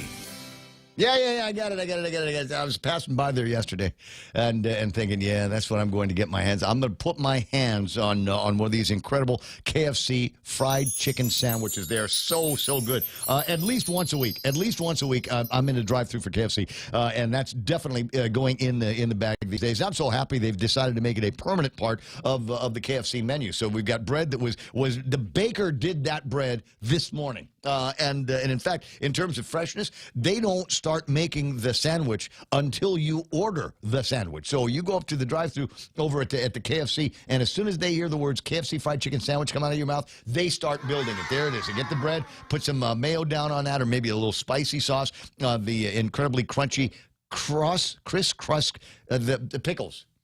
Crinkle cut pickles. That's the word I'm looking for. And then you get the fried chicken that goes on top of that, and then we get a little bit more sauce and some other fixings, and then we crown the thing, and then they wrap it up and send it to you. They will do this over and over and over as many times as you want. Grab that as a standalone sandwich or get it in a combo and have them deliver. 300 FAST. That's the delivery number at KFC. News to fill your mind. Talk to get it out.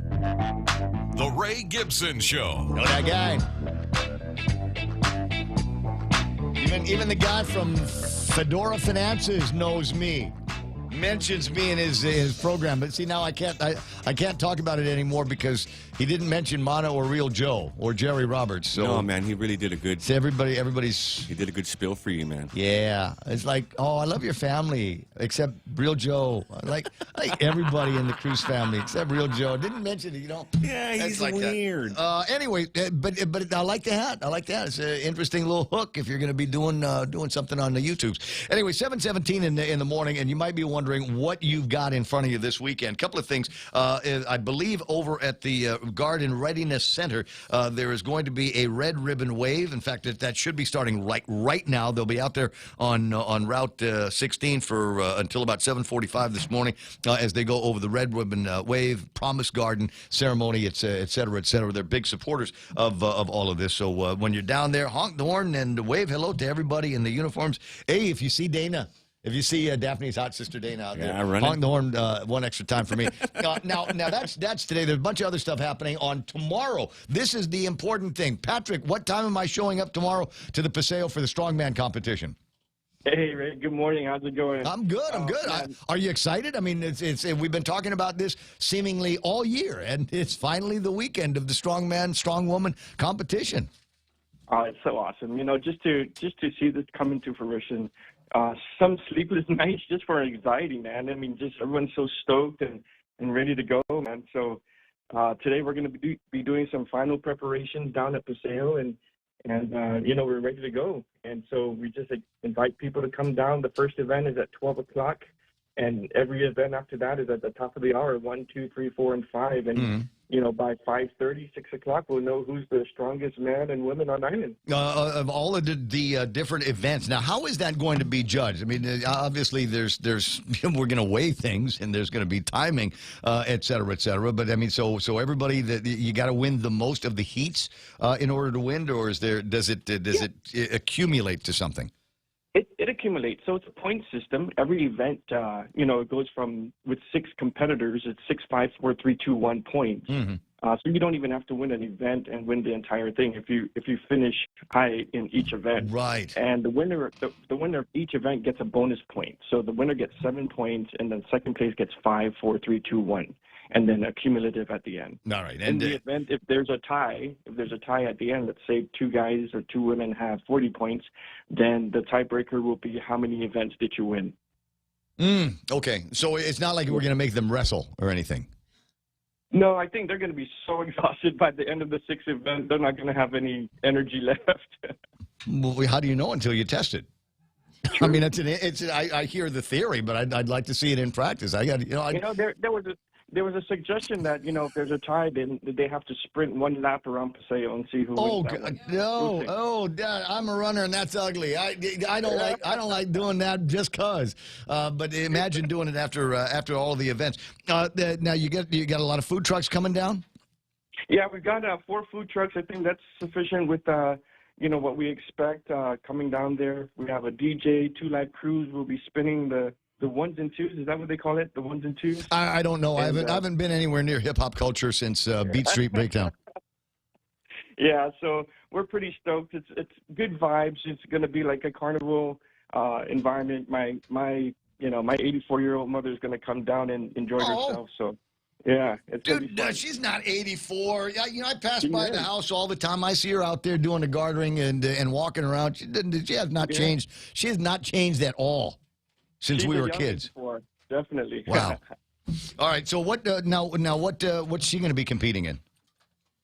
Your mom? Holding her umbrella for her son. There we go. Hold my purse, Ehu. I got the umbrella. I see that. Do I need to bring any money with me? Yeah, bring some money, you know, for the food trucks and the drinks. You know, bring your lawn chairs and your umbrellas. You know, find a good spot out there.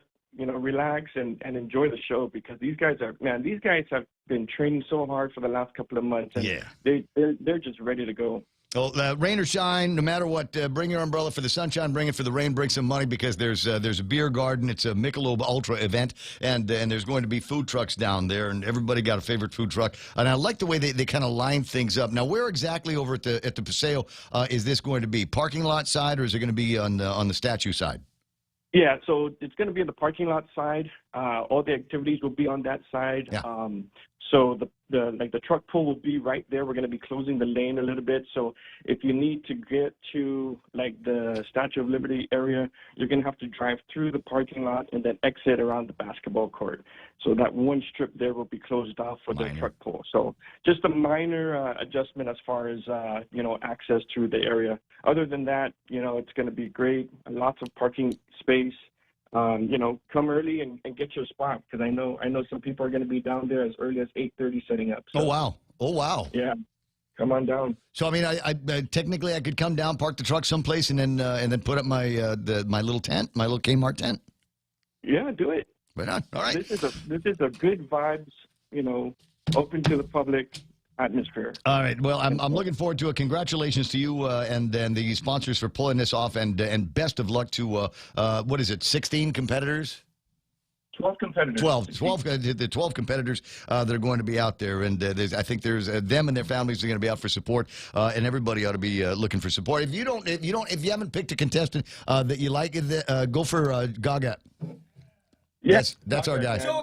Joe Gaga is our guy.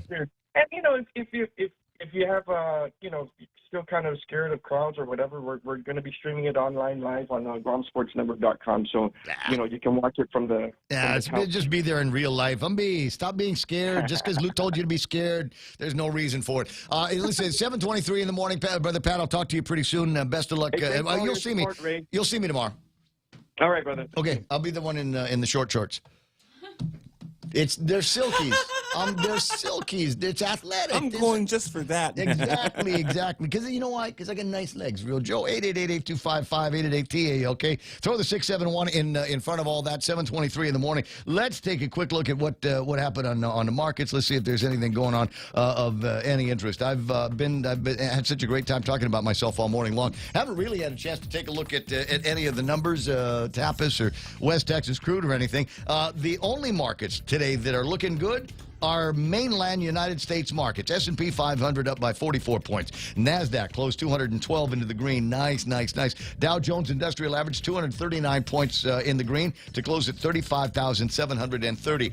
All of the other markets, Asia, Europe, they're all down. FTSE's down by 3. Nikkei off by almost 300. The Hang Seng dipped 73 points. Shanghai off by 43. And the DAX drops by like 10 points or something like that. Big winner this morning, obviously, is the Dow. And who the big winners on the Dow? Procter & Gamble, Cisco, United Health, Johnson & Johnson, and Verizon is in there as well. Rounding out the bottom, remember, everybody doing pretty well, but somebody's got to be in the losing bracket. Bottom 5 include Intel, Walgreens, Boeing, Caterpillar, and Visa Incorporated. On the commodities, I've got West Texas crude. It was at 82 yesterday. Now it's 83 and about a nickel worth of gas today. Worth of oil, West Texas crude trading today. I'll get you the Tapas numbers in a second. Jerry Roberts in the studio with the extra point coming your way here in just a second. Talk about all of that. No, I don't actually have the thing online. 888-8255-888-TALK is the telephone number around here. Jerry Roberts, why don't you step towards the microphone and we'll get into the extra point a little bit earlier here today. Before we do that, you saw the stuff I sent you about Mr. Bradley? Oh, I did. Yes, I did. Thank you very much. Maybe that's why I was distracted. Go ahead. Okay. A friend, Dan Bradley, who has done just an innumerable number of concerts here and radio and all that. If you've been kind of following the story, Danny has contracted a lung condition. That's real rare one, isn't it? Very rare, and it's serious. And he put together kind of a little bit of a fundraiser, sort of a GoFundMe. And now he's on two different platforms for that. But he's getting ready to, he tried antibiotic path, and it didn't succeed. So now he's in a position where he has to travel to Denver a couple, 3 times a year and take specialized treatments for that. And it's extraordinarily expensive. So if you're familiar with Dan Bradley or went to one of his concerts that he and Tom Moffat put on back in the day, and or you've heard him do traffic concerts, reports, wrestling. There's how many times the basketball, the Harlem Globetrotters. He just did everything. Baryshnikov. Yeah, he did all. I mean, just tons and tons of those events. So if you've or you heard him on the radio, he's been a mainstay on Guam's radio for 3 or 4 decades. So if it's something that you think you can direct a few dollars to for Danny's benefit, then I'd like to give you. An address. Do you have that? Can you put it up there? I should be able to get this up on the screen. But not this second. I can do this while you're doing the extra point. It is. It's a unique kind of an address. It's a thing called GiveButter.com, and the story behind that is that there are several of these GoFundMe platforms, and they all charge different rates of percentages, against the amount that you give. They take for their fees. And Give Butter apparently charges nothing. So, and I contributed on this, and I know that Give Butter, I think what they do is they say, look, if we're not charging the recipient anything, but if you can help us out to pay for part of the platform and the technology, and I threw a couple of bucks their way for that. So, but if you can do this, if you can help Dan, I know that he'd appreciate it, and his family. They're kind of in, they live in Bali, or at least part-time, and they've got spa businesses, and that's been totally wiped out. Yeah. So they had a going business and doing very well with it, and then, of course, when COVID hit, gone, over, done with. So it's been pretty rough for a while, and then on top of all that comes this situation. You can part with a couple of bucks. The link is on the Facebook live stream. Okay. And I'm going to ask somebody that's listening to copy and paste that. Rico, maybe, or Sarita, if you could copy and paste that, put it on the YouTube feed as well. Would help out. It's sad that we can't get the kind of treatment that he needs here on Guam. It's very specialized. So let me just give you this thing on the radio for those of you who aren't on Facebook. It's if you go to givebutter.com/banana_Dan Bradley. Okay, givebutter.com/banana, and that's with a capital B, _Dan, capital D, Bradley, capital B. I'm not sure that you need to capitalize, but go ahead and do it anyway. So givebutter.com/banana_Dan Bradley. And if you can, as Ray says, part with a few bucks for Dan, and in his time of need, I know he would appreciate it. Thank you. That's what we do for our friends. It's 7:29 in the morning. Jerry Roberts in the Extra Point. Coming up on the other side of Montesilva Tyrant and her look at news being brought to you is Friday. Are we doing chicken fries Friday over at Burger King? I'm going to say we are. I'm going to say, because we're still in October. They're going to be changing this out very, very soon, so it could be your last chance to take advantage of that as you hit the drive-thru today. Don't forget to try out the Ghost Chicken Nuggets that they've got there. Ghost Pepper Chicken Nuggets. It's got the spice that you are going to love. 7:30 News also brought to you by Lolita Kamet, now with Hafa Day Realty. For all of your real estate needs, you can always count on her. And now even better with Hafa Day Realty, locally owned and more. 671-688-6743. 7:30 News also brought to you by Top End Pest Control. Ken and Karen, wait, they got all weekend. They got all weekend. You got bugs that are scarier than the Halloween costumes that are going to be coming to the door on Sunday night. You need them at your place on Monday. 671-487-5657. Now with the headline news, here's Montesilva Tyrant. Mono, what happened? The Joint Information Center report says a 3-month-old baby was amongst the 3 recent COVID-related fatalities that were recorded. The JIC report this morning says that the boy was brought to the hospital, pronounced dead on arrival. An 89-year-old woman also died. She was vaccinated but had underlying health conditions. And a 67-year-old man also brought to the hospital dead on arrival, was unvaccinated and had underlying health conditions. Also, the JIC report says that there were a number of other cases, 96 new cases of COVID-19. They're also preparing for the possible inclusion of children for the vaccine for COVID-19, children 5 and up. Public Health looking at the data that shows a majority of the new cases are clustered around the ages 5 to 11. They have ordered 7,500 doses for the kids. They'll give it out as soon as the government gives the okay. And we will soon see a medical examiner after the Attorney General has tapped a possible nominee, Dr. Kenny Sue, identified for that position that's been vacant since the retirement of Dr. Aurelio Espinola. They will begin negotiations for his salary. And those are your top stories here on The Point. Sounds weird. I mean, I know that's the process and everything, but they're like, we've already selected you, and now we're going to start talking about your salary. And they're going, oh, you've already selected me? Well, how about that? So I'm the guy you want. Let's see now. I was going to come and work for you for $150,000. Didn't we talk about negotiation yesterday? Yeah. I'd kind of start with a figure. If you're still interested, then we'll keep talking and then make a selection. I just don't know if that might be the right way to do that. 7:31. Whoever is putting it together, I guess we're going to get what we pay for here. Bottom of the hour, Jerry Roberts and the Friday Extra Point. As usual, the challenge here is that Jerry Roberts has got to do an extra point that will carry us all the way through the Halloween weekend. Before we get to that, you're putting up on Facebook a copy or a picture of the Boston Dynamics robot dog.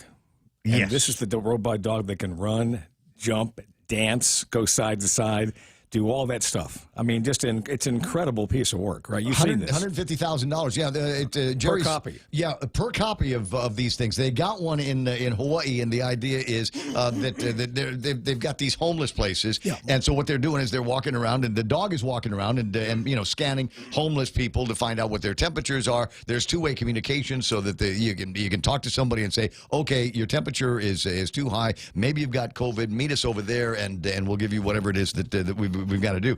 So I'm going, wow, here we are on Guam, and everything's supposed to be hunky-dory and groovy, but do we have robot dogs? No, we don't. Of course, the problem here is you can equip these things any way you want to. Have you seen the one I'm thinking of? Well, there's a television show on Netflix called, what is it, Broken Mirror, Dark Mirror, Black Mirror, something like that, where they've got these dogs out there that are equipped with weapons. There's a gun in the snout. So there's more than that. They weaponize these things. They put a harness on this thing, or outfitted it with, what was it? A 50 caliber or something like that? It was, it's unbelievable what they've got on these things now.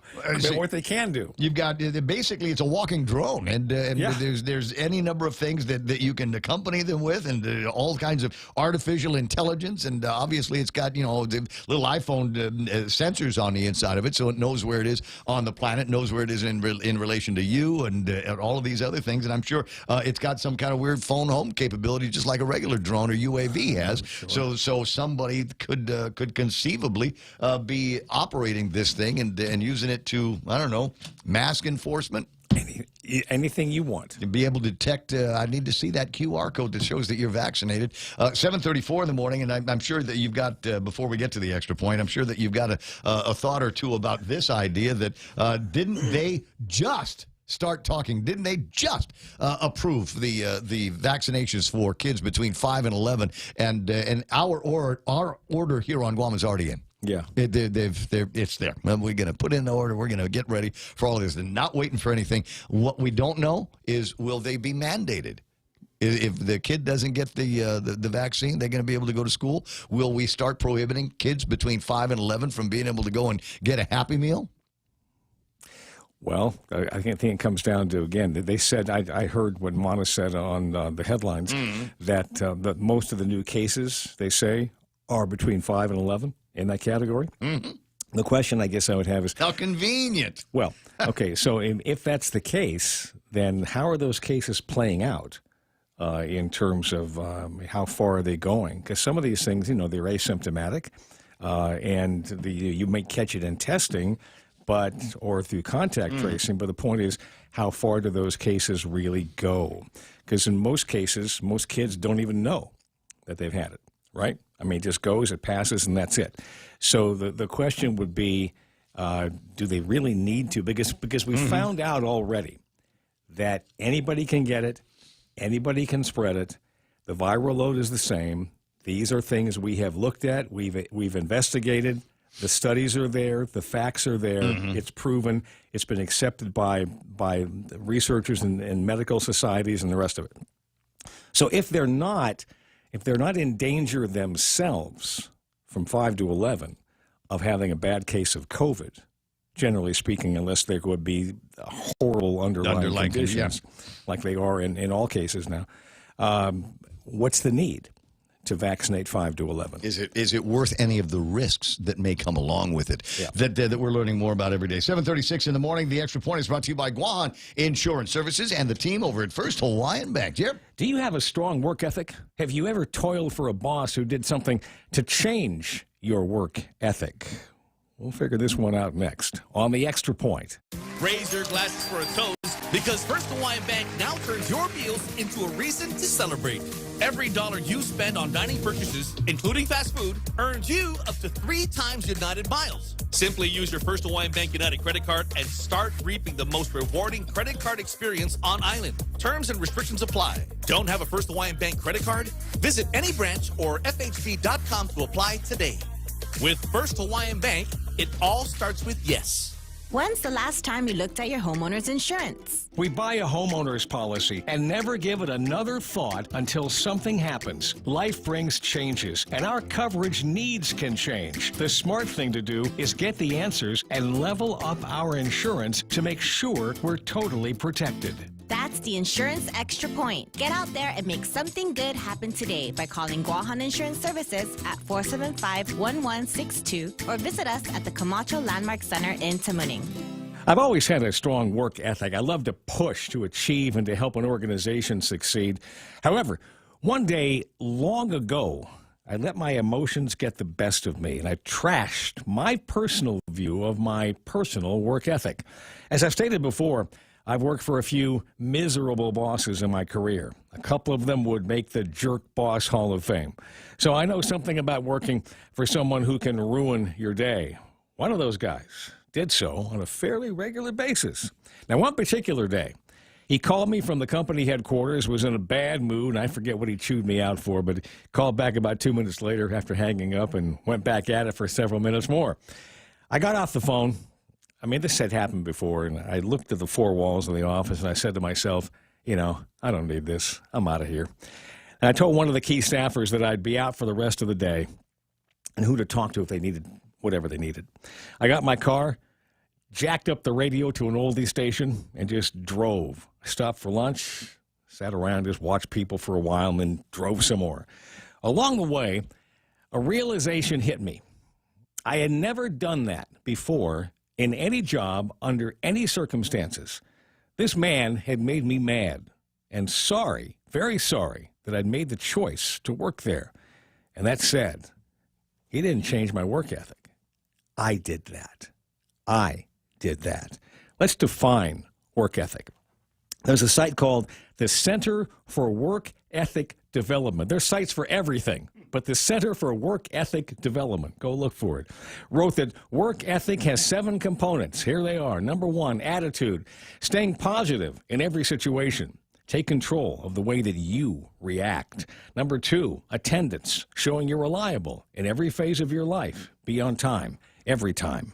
Number 3, appearance, being professional, both in the way you act and in the way you look. 4, ambition, taking initiative and adding value, doing more than the minimum. 5, acceptance, having respect and following direction. Be coachable, play by the rules. 6, appreciation, demonstrating your gratitude toward others. Provide selfless service.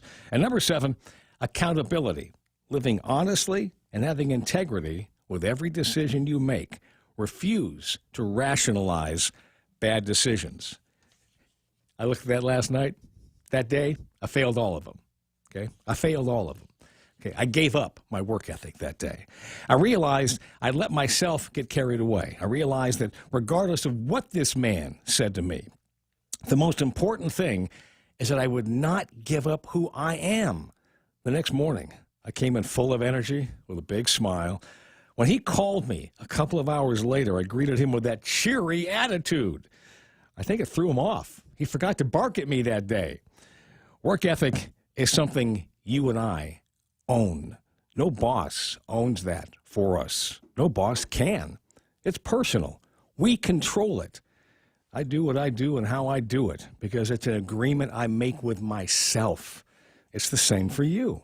Work ethic is the code we work by, and part of the code we live by. It's a big part of who we are. That's the extra point. Be responsible and make something good happen today. For 93.3, The Ray Gibson Show, Guahan Insurance Services, and First Hawaiian Bank. I'm Jerry Roberts. Appreciate that, Jerry Roberts. And this morning's Extra Point, I don't know how much time you spend on Netflix or what your thoughts are about, bizarre future scenarios. But seeing the dog in Hawaii and the fact that the technology for Metalhead actually exists. That's the episode I'm going to send you after. You don't have to watch the entire series, but it's a great series. It starts off the first episode of Black Mirror will upset you, but the ones after that are just kind of interesting what-if scenarios on runaway technology and in the blossoming culture that we've got here. Black Mirror, Season 4, and the episode is called Metalhead. Okay. Metalhead, and it's off in the future somewhere, dystopian obviously, and there's these people scavenging in a warehouse, and the guy sticks his head up on a shelf, and instead of some of the things that they need to be scavenging for, is one of these guard dogs that has been equipped now to basically hunt and kill people that are scavenging. It is an unsettling episode, as it were. So watch it with the lights on. That's Jerry Roberts. He's doing the Extra Point, brought to you by Guahan Insurance Services. It's 7:42 in the morning. We'll take a quick break. Come back, give you an idea of what's happening in traffic, etc. Attention! Lolita Kamet is now with Hoffaday Realty. She'll always be that hardworking and passionate real estate professional who is committed to helping you make a difference in your life and helping you achieve the American dream of home ownership. She also specializes in commercial leasing, land sales, local residential sales leasing, military and corporate relocation. So for all your real estate needs, call Lolita Kamet now with Hoffaday Realty at 688-6743. That's 688-6743. Celebrating Halloween 2021, Chicken Fries Friday is back. Every Friday in October, visit any participating Burger King and say, I love BK Chicken Fries, and get a free 9-piece chicken fries with purchase of a chicken fries combo meal. Perfect for dipping in our barbecue, honey mustard, ranch, zesty, and sweet and sour sauces. Top off your chicken fries with our mozzarella sticks and a refreshing Coca-Cola. BK Tuman Bay, Hagatnya, Mike Benita Mall, and the airport. BK, your way. 743 Ray Gibson Show brought to you by Docomo. Your customized bundle with the right internet, mobile, TV, and phone plan is waiting for you. The more services you add, the more you save. It's Docomo Pacific's Business Bundles Plus. You can call or visit Docomo Pacific Business. Work better together. Guam Auto Spot has the best selection in Buick, GMC, Mitsubishi, and used cars like the 2021 Mitsubishi Mirage starting at $127 per paycheck. Zero down. Call 671-478-AUTO to take a test drive or get pre-approved online at GuamAutospot.com. We've fulfilled the prophecy. There's now lousy traffic from Ipalpal Sang Song, as usual, around this time of day. Virtually everybody that was going to be in Gigo left. So where are we going? I don't know. I feel like I have to drive around. Make it worthwhile to drive around that $5.09 gas. We got a little bit of traffic through there.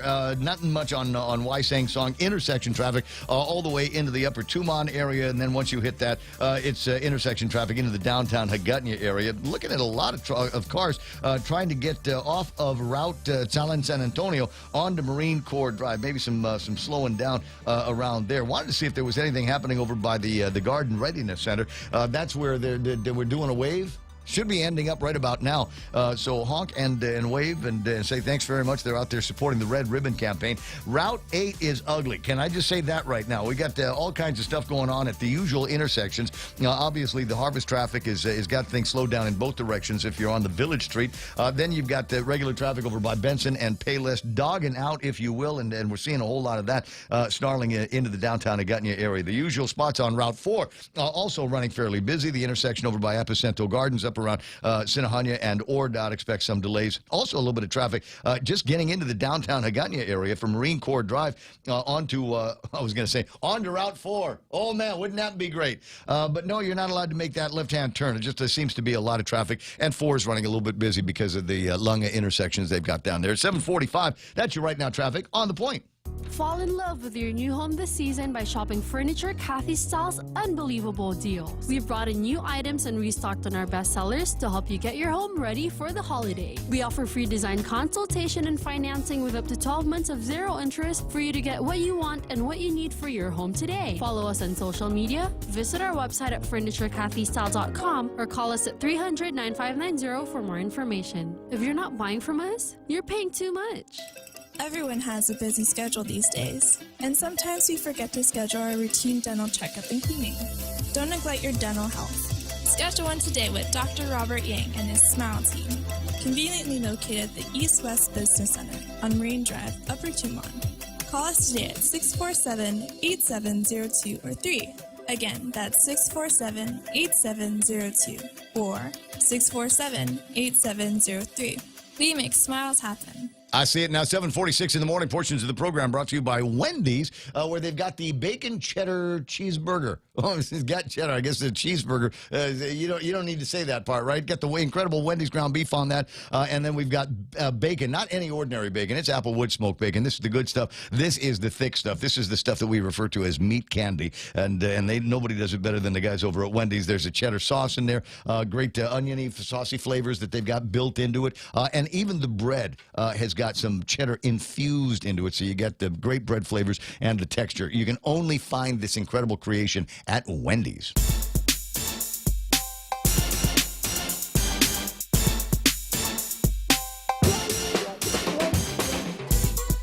Wow, Now, going to be busy tomorrow. We got all kinds of stuff going on. Job fairs going on, and unless Chanel tells me differently, the Department of Labor and DPHSS job fair is supposed to be.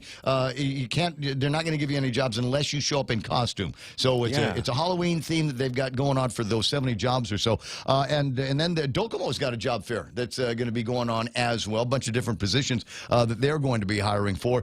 The Guam Freedom Coalition is going to have the March Against the Mandates, united against the unscientific and arbitrary mandate designed to discriminate and segregate from the Tumon roundabout to the ITC intersection.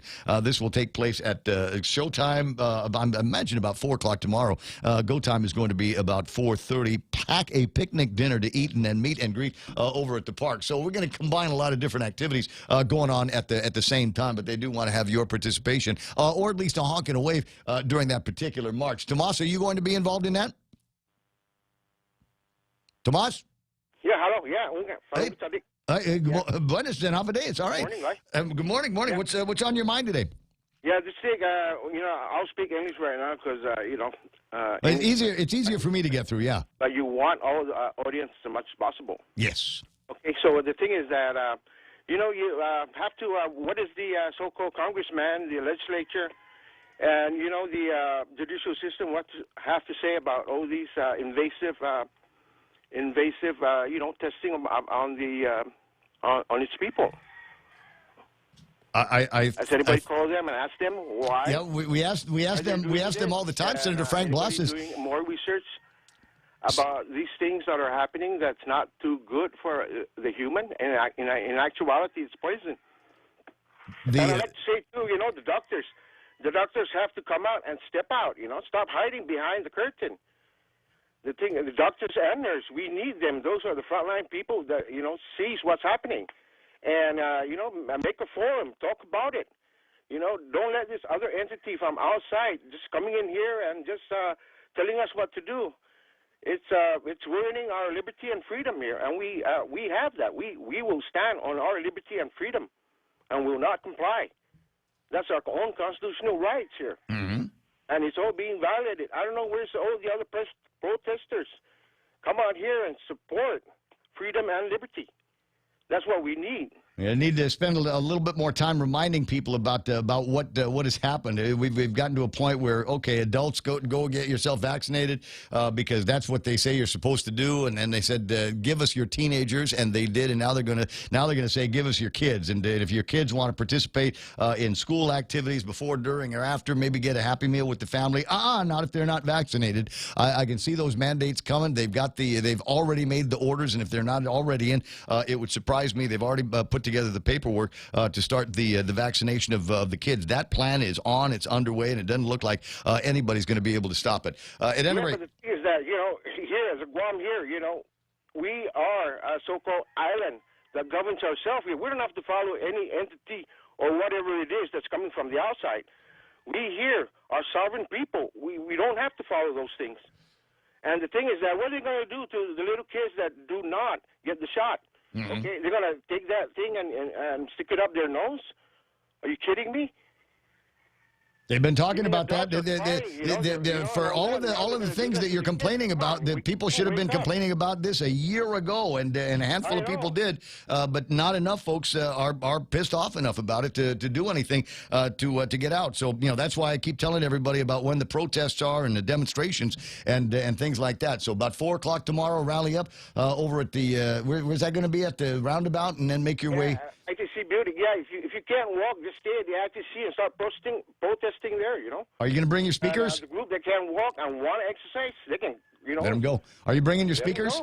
Are you bringing your speakers, Tomas? No, I don't have one, but there's one guy out there that come down here and give me your speaker. And I'll use it. Use it right on, dude. I got to run. I got Tony Babauta on another line. I'll talk to you pretty soon. I'll keep telling everybody about what's going on. 888-8255. Sorry, 671-888-8255. 888-TAA. Okay. With this one here, I begin with first of all, my friend Tony Babauta is on the line and now chairman of the Democratic Party on Guam. But more important than any of that, I received some good news recently, and the good news is the baby is starting to look more like Michelle and less like you. Hey, man, I'm not going to argue the point. Okay? It's a losing cause to try and argue the point publicly that the Bodhi's starting to look more like her mother. Yeah, well, thank goodness I saw. Stay away from that one. No, it's okay. I saw Denise recently, and I'd asked. I said that baby needs to start looking more like Michelle, and she said it's finally happening. It's finally happening. Or if she looks like the mom on your side, that'd be cool too. Anyway, so congratulations. You're now the 1,200 votes later, and you're now the chairman of the Democratic Party on Guam. Yeah, absolutely, and we're really proud of the party of the 1,200 vote turnout, right? So in 2019 and 2020, when there were party elections, I think we had about 350 in each election. So to have 4 times that turnout this year, I don't know what the story is. I don't know what the sign is, but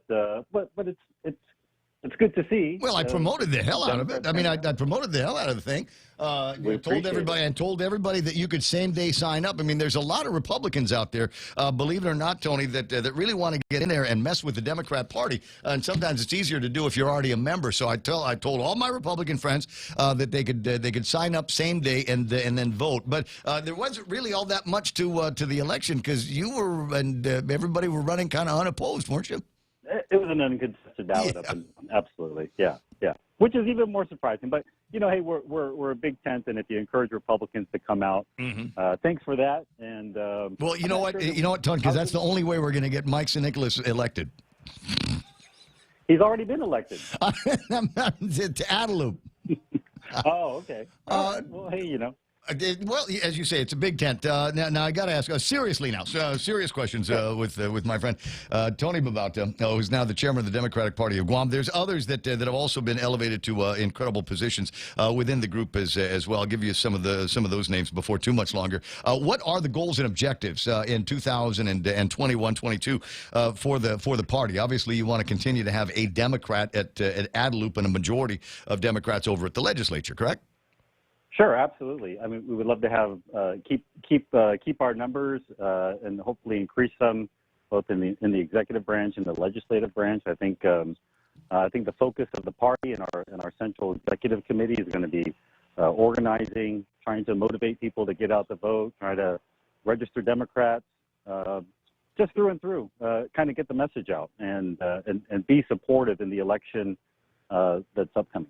All right. Now, obviously, to be a Democrat right about now, with a Democrat back in the White House after a number of years, we've got Joe Biden and Kamala Harris, who I've got a distaste for, but I mean they are the president and the vice president. There's a number of Democrats controlling things in the House and the Senate. I don't know if that's going to remain after the 2022 elections, but assuming that they might still be close, there are a number of objectives with regard to our relationship with the federal government of the United States. So what are those going to be from the grassroots side? Well, I think from the grassroots side, we are going to support our elected officials and the positions that they take when it comes to our relationship with the federal government. Of course, we will rely heavily on our delegate and the chief executive of our island and the speaker of our Guam legislature to kind of roll out those sorts of goals, right, to improve relationships, to change participation in federal programs for more equity. That's kind of what I think that's what the Democratic Party is not going to set that agenda. Our elected officials set that agenda, and we play a supportive role. And we believe that the objectives that they put out is something that reflects democratic values of equality, justice, fairness, that sort of thing. Yeah, well, no, I get that, but I mean, obviously, there's from the top down in any of the parties and any of the organizations, there are certain goals and things that you'd like to look to. I mean, certainly, you're an advocate. You understand the way the federal government works, so having you in that key position might help guide what happens at Adelup, what happens over at the legislature, to make clear our goals and desires in D.C. I think whatever role I can play as party chairman to advise or just be a sounding board for our elected officials, either Republicans or Democrats. I mean, when I worked in Congress for 11 years, of course, it was a different time and a lot more collaborative between Republicans and Democrats, especially so when it came to issues of the territories. It really only became a partisan issue if one side of any issue started lobbying, right? Got a lobbyist, and then that's when it became a bit more partisan. But for the large part, I think when I worked with my Republican counterparts in Congress, we tried to make sure that that we were collaborating and finding middle ground all along the way. Well, it looks like some of that work is being done. I'm taking a look and done a little bit of searching and scrubbing around in 1,600 pages worth of the Build Back Better draft that Neil Weir posted, and I'm delighted to see that things like Medicare expansion and the SSI are included in that. Now, politically, I might have a problem with the major spend, the unrelenting spending that's going on in Washington D.C. But if we can get our fair share as American citizens and inclusion into some of that spend in the states, then I'm thinking that's probably going to end up being good for Guam. Well, see, there you go. That's where we find common ground on a number of particular issues. SSI and Medicare, Medicaid. That's something that Governor Leon Guerrero has advocated for. Members of the legislature. I know that Vice Speaker Tina Munoz Barnes has written letters to Congress and to the administration. And of course, Delegate St. Nicholas is there monitoring that and making sure that remains in the bill as well. I'm curious, as the chair of the Democratic Party, and I feel the same thing with when I talk to Juan Carlos Benitez, who's your opposite number on the Republican side of this. I can't help the feeling that some days it's going to feel like herding cats for you. There is division, obviously, in the Republican Party, and likewise, there's division in the Democrat Party. So, to what degree will Tony Babauta be able to calm the waters, if you will, between some of the old school Democrats and the new school Mike St. Nicholas Kratz? I think that's ground that I have to figure out moving forward. Quite frankly, It's a little bit tricky. You remember he didn't sign the Unity Pledge. There might be some that say that you've got a bias for Lou because you were her chief of staff for a while. I'm sure people will say that. But I've been a Democrat, lifelong Democrat, right? I mean, I started back when I was 17 or 18, just out of high school.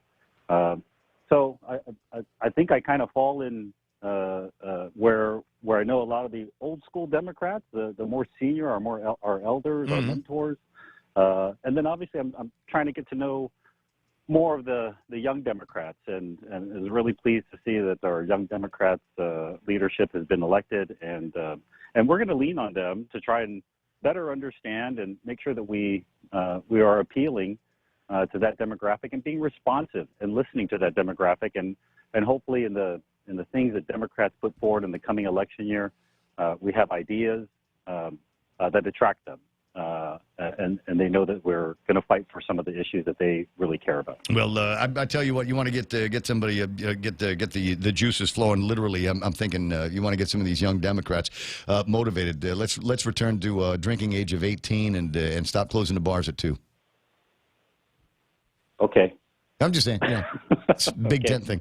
It's more designated drivers. Well, actually, we're going to have to do a little bit more by way of policy.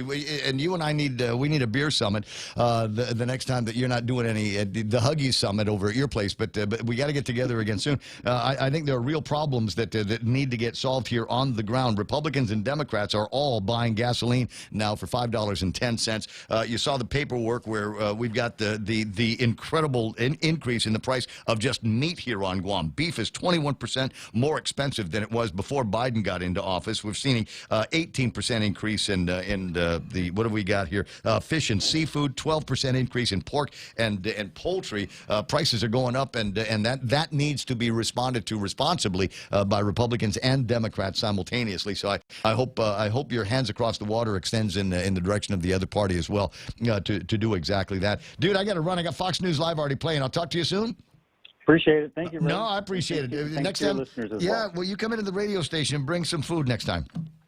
All right, you got it. All right, buddy. That's then. Sodi is the thing. They're open early so you can swing by.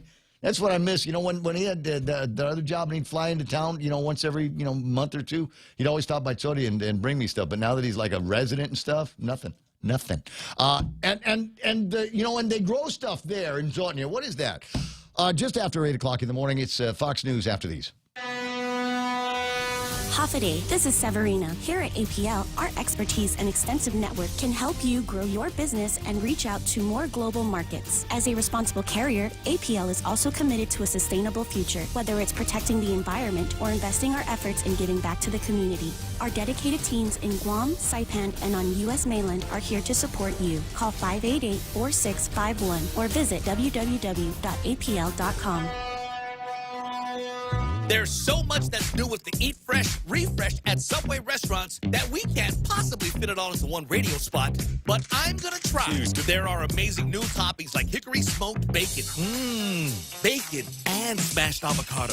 Try your favorite sub on the new breads like the hearty multigrain wheat or the artisan Italian white bread. Not to mention Subway's thicker, juicier steak. That's all I have time for. You gotta refresh to be fresh. Only at Subway.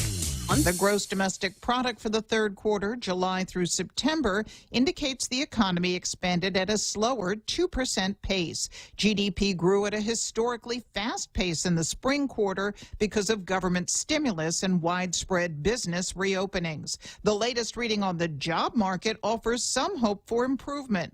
The number of new claims for unemployment benefits declined 10,000 last week to 281,000, a pandemic low. Continuing claims, those still receiving benefits, also declined. Fox's Ginny Casola. The state of Florida is suing the Biden administration over its vaccine mandate for federal contractors, claiming the president doesn't have the authority to issue the mandate. The Transportation Security Administration is ramping up fines for travelers for mask violations at airports and other transit hubs. The TSA has proposed almost $86,000 in fines for 190 so-called mask violators through Monday, after it cites more than 5,000 reported incidents since early February, and that it's issued warnings to over 2,000 travelers amid the Biden administration's mask mandate that extends through January. On Monday, House Homeland Security Committee Chairman Betty Thompson and Bonnie Watson-Coleman, who chairs the House Transportation Subcommittee, both Democrats, urged the TSA to stand firm on hefty fines of up to $3,000 for mask violators, the requirement, a source of much friction in recent months, especially aboard U.S. airlines. Jeff Manasso, Fox News. Britain's Queen Elizabeth in good spirits as she carried out a royal engagement 2 days after canceling her planned appearance at next week's climate summit in Scotland. The Queen awarded a medal for poetry to David Constantine via video link. Footage of the video was released by Buckingham Palace. I'm Lee Silasera. This is Fox News. Now open on Guam, 511 Tactical Gear Guam, offering superior tactical apparel and duty gear for law enforcement, first responders, tactical operators, and recreational enthusiasts. You'll find Guam's largest selection of 511 pants, shirts, jackets, hats, boots, watches, knives, lights, patches, and gear bags. Shop inventories online at tacticalgearguam.com. Located in Harmon, Route 16 Army Drive between Little Wangs and the Dungeon, right next to Bargain Tactical. 511 Tactical Gear Guam. Always be ready. Great news, Guam! Chili's 2 for Dining is back. Enjoy a full-on meal deal made for 2 for just $35. Start with 2 Coca-Cola beverages, an appetizer to share, and 2 mouth-watering entrees like the sizzling personal fajitas, the mouth-watering honey chipotle steak and shrimp, or Chili's world-famous fall-off-the-bone baby back ribs. Available for a limited time. Dine in today or call 648-7377 to place to-go orders. Chili's is located on the 2nd floor of Tumon Sands Plaza. Chili's. Savor the moment. Family Finance has been serving the people of Guam since 1959, and they'll continue to be there for you in the years to come. Whether you're looking to get a personal loan for that summer staycation or paying off those long overdue bills, Family Finance has got you covered. Apply for a personal loan from $1,000 up to $3,900 by calling Family Finance. Agana 475-4545, Upper Tumon at 647-5626, or in Dededo at 633-4473. Family Finance, serving the people of Guam since 1959. Your local news is brought to you by Nambo Insurance. Skip the line, pay online. It's fast, it's easy, and it's secure. Visit Nambo.com for more information. Off a day, it's 8:06. I'm Monisova Tyron with a look at your local news on the point. Murder charges could be coming for a man arrested in the kidnapping and aggravated assault on another man after the victim died. The victim, identified as John Pinaula, had been kidnapped, beaten, and stabbed and then set on fire. The incident took place back in August. 39-year-old Manuel Tatao was initially indicted on charges of attempted murder and kidnapping in connection with that attack. Prosecutors will await the autopsy to determine if murder charges will be filed against him. Meanwhile, Tatauta is being held on $250,000 cash bail. Authorities also aren't saying if a plea deal has been struck with the murder suspect Troy Damien, but it is probably no coincidence that he was released from jail a day after the remains were recovered of his alleged victim. The remains believed to be that of missing man Michael Castro. Damien was arrested along with Nicholas Moore in connection with that murder case. Damien had earlier bragged to another individual that he and Moore killed Castro and placed his body in a drum. Authorities discovered a drum in the jungle area in Jigo this week, and they believe it contained the remains of Castro. An autopsy or forensic analysis will determine if, in fact, that is the case. Yesterday, a Superior Court judge agreed to release Damien to a third-party custodian. He'll now be under house arrest and placed on an electronic monitor. He'll be back in court on November 19th. Also, a third man arrested in the investigation into the death of a missing man, Adam Messier, had his bail set yesterday in court. Brandon Flaherty is now being held on $150,000 cash bail. He was charged with aggravated murder as a first-degree felony. His case is scheduled to go before a grand jury on November 5th. The two other men arrested in the case are still being held. Donovan Cariaga and Curtis James Bloss, also charged in the case. They're both facing charges of aggravated murder in that investigation.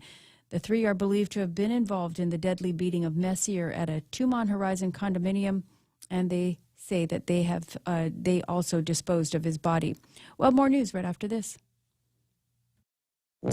When making the new Kentucky Fried Chicken sandwich, people asked how I felt about burger places selling fried chicken. I'd say that's none of my business, just like making fried chicken is none of theirs. The new Kentucky Fried Chicken sandwich with mayo, pickles, and a quarter-pound filet as far as the eye can see. Get comfy, it's gonna be a while.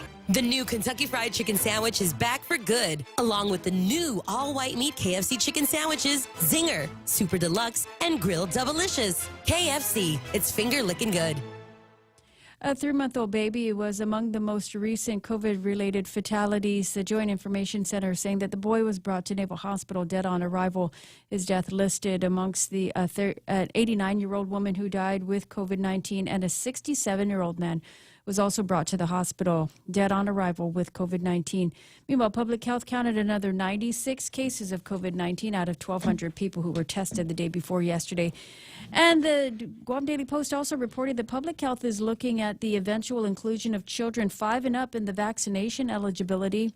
They've been reviewing data that indicates that the pediatric cases analyzed over the last 3 weeks are showing a majority of those kids are clustered between the ages of 5 and 11 years old.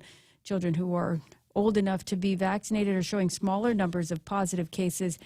About half of the local kids contracting COVID-19 have been exposed by household contact.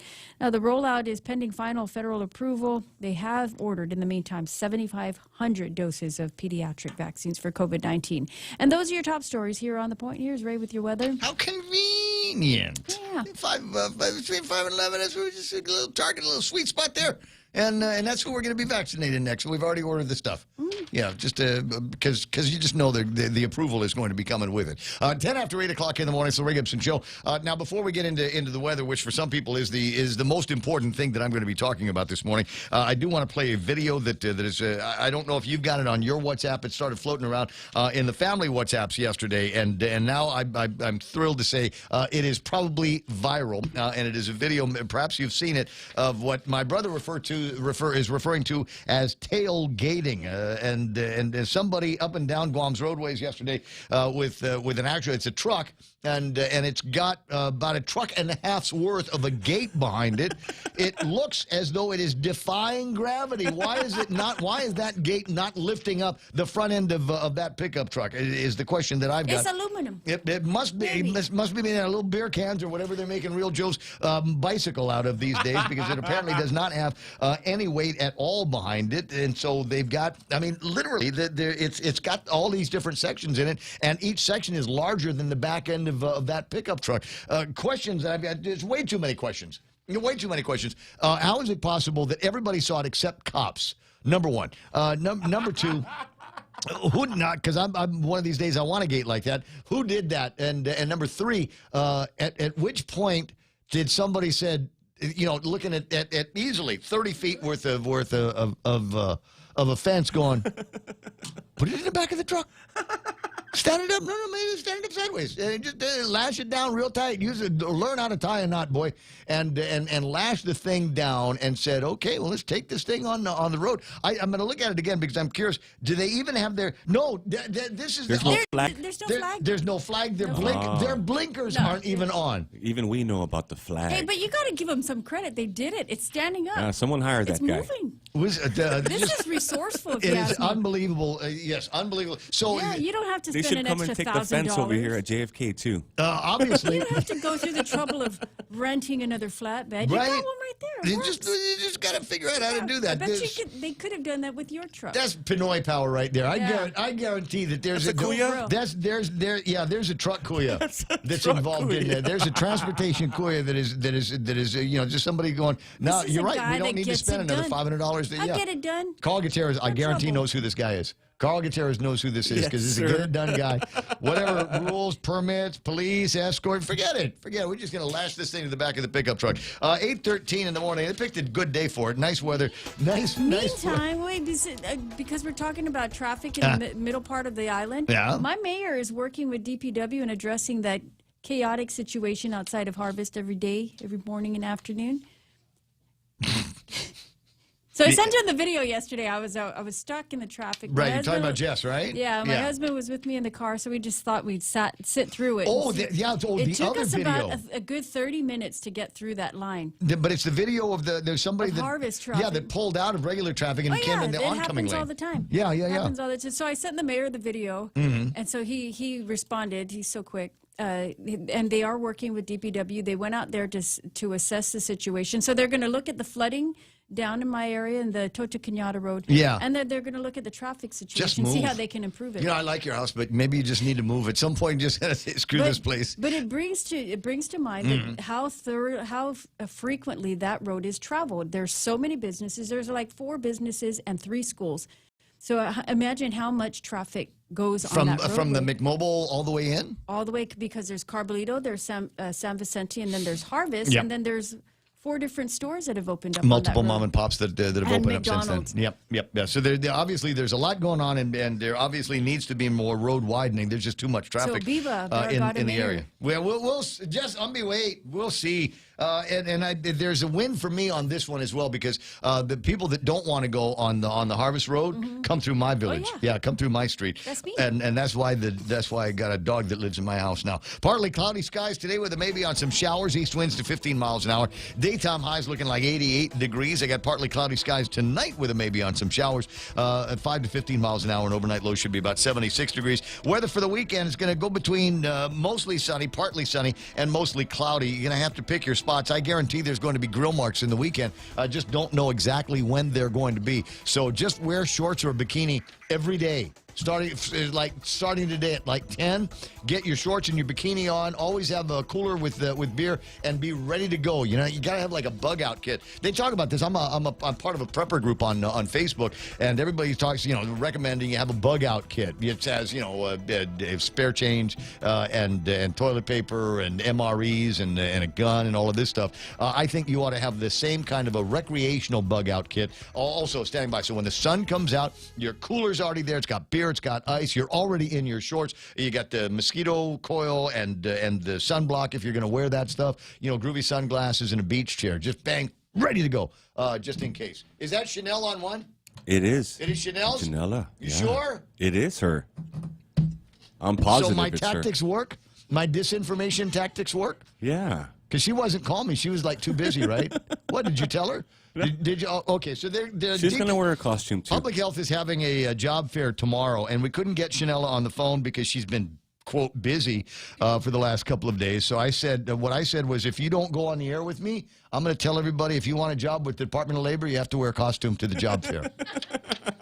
So that's why she's waiting for me to get off and pick up the phone. 8:16 in the morning. I'll do that after these. Go green, go solar, and save big with Nambo Insurance. When you power up your home with solar panels, Nambo Insurance will pay up to $350 toward your power bill. With Nambo, you can enjoy great savings while going green and helping to save Guam's environment. At Nambo, it pays to go green. Terms and conditions apply. Visit Nambo.com or call 477-9754 for details. Nambo Insurance, proudly serving Guam for over 50 years.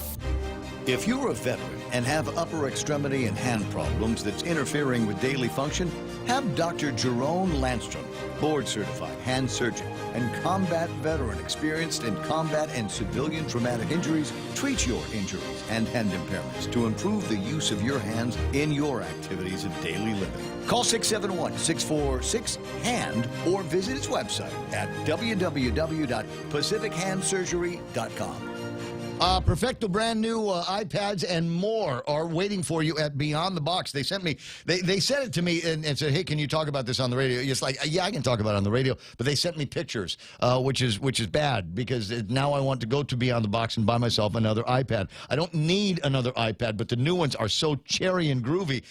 It's hard to resist. It's a want, not a need. And you know how I am in my head where I can turn one into the other at the drop of a hat.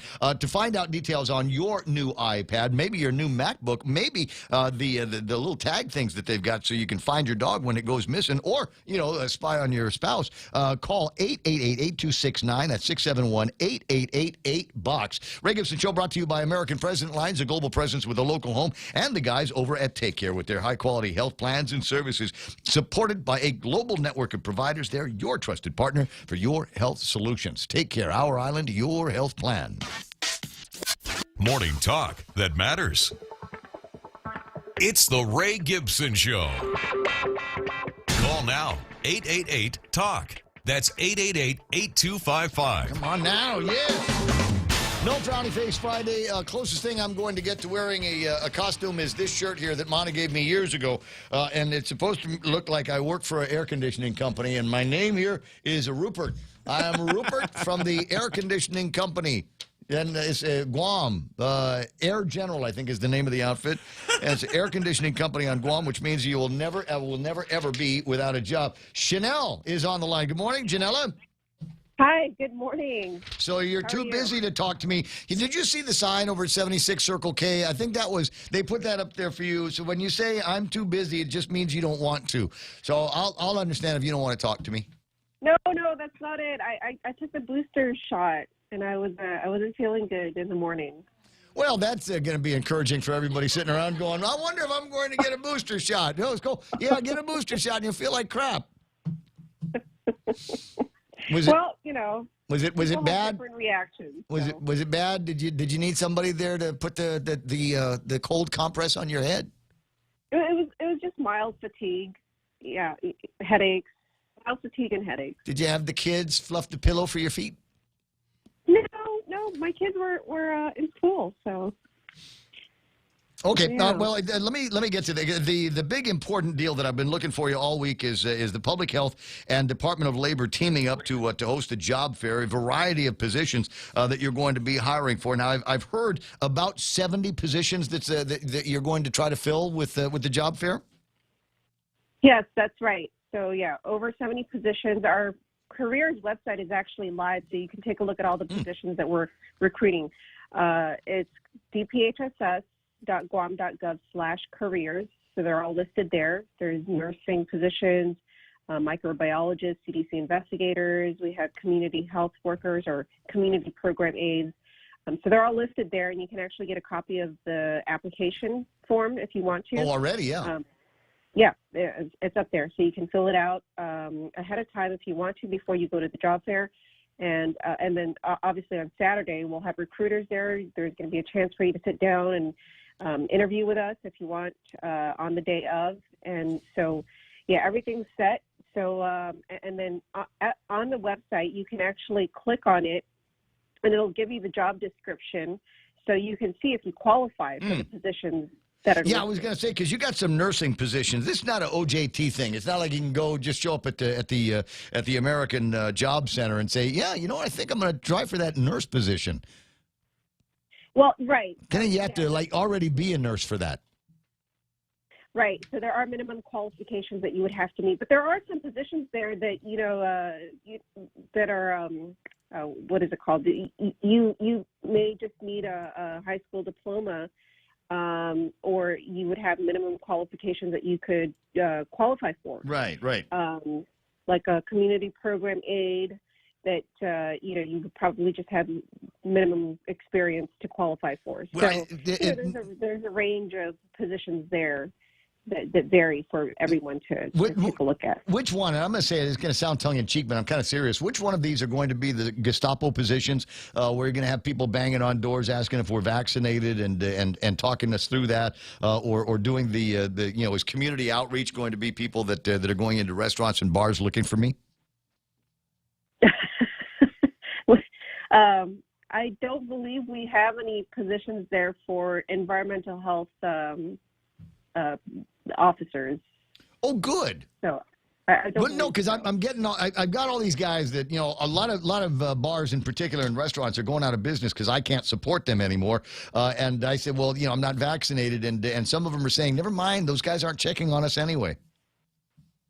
Yeah, no, I don't believe there are any of those positions that listed in the jobs. No, but the point I'm going to ask is just how are there in the first week or so when the restrictions went into effect for restaurants and bars to keep unvaxxed people like me out, there was a report that you guys did that identified which bars and restaurants were being visited by your DEH individuals, and I'm kind of curious, are they still going out? Are they is there still a report on where they're going?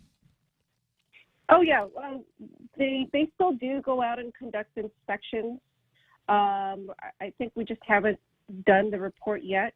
I think the last one that we did was a couple weeks ago. Yeah. But they're still pretty active in going out and conducting inspections, both for sanitary and for COVID-19 inspections.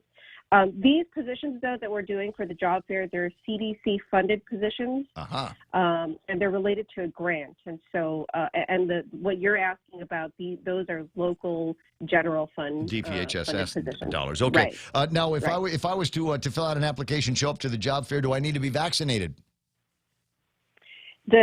You do need to be vaccinated because all GovCom positions do need to be vaccinated.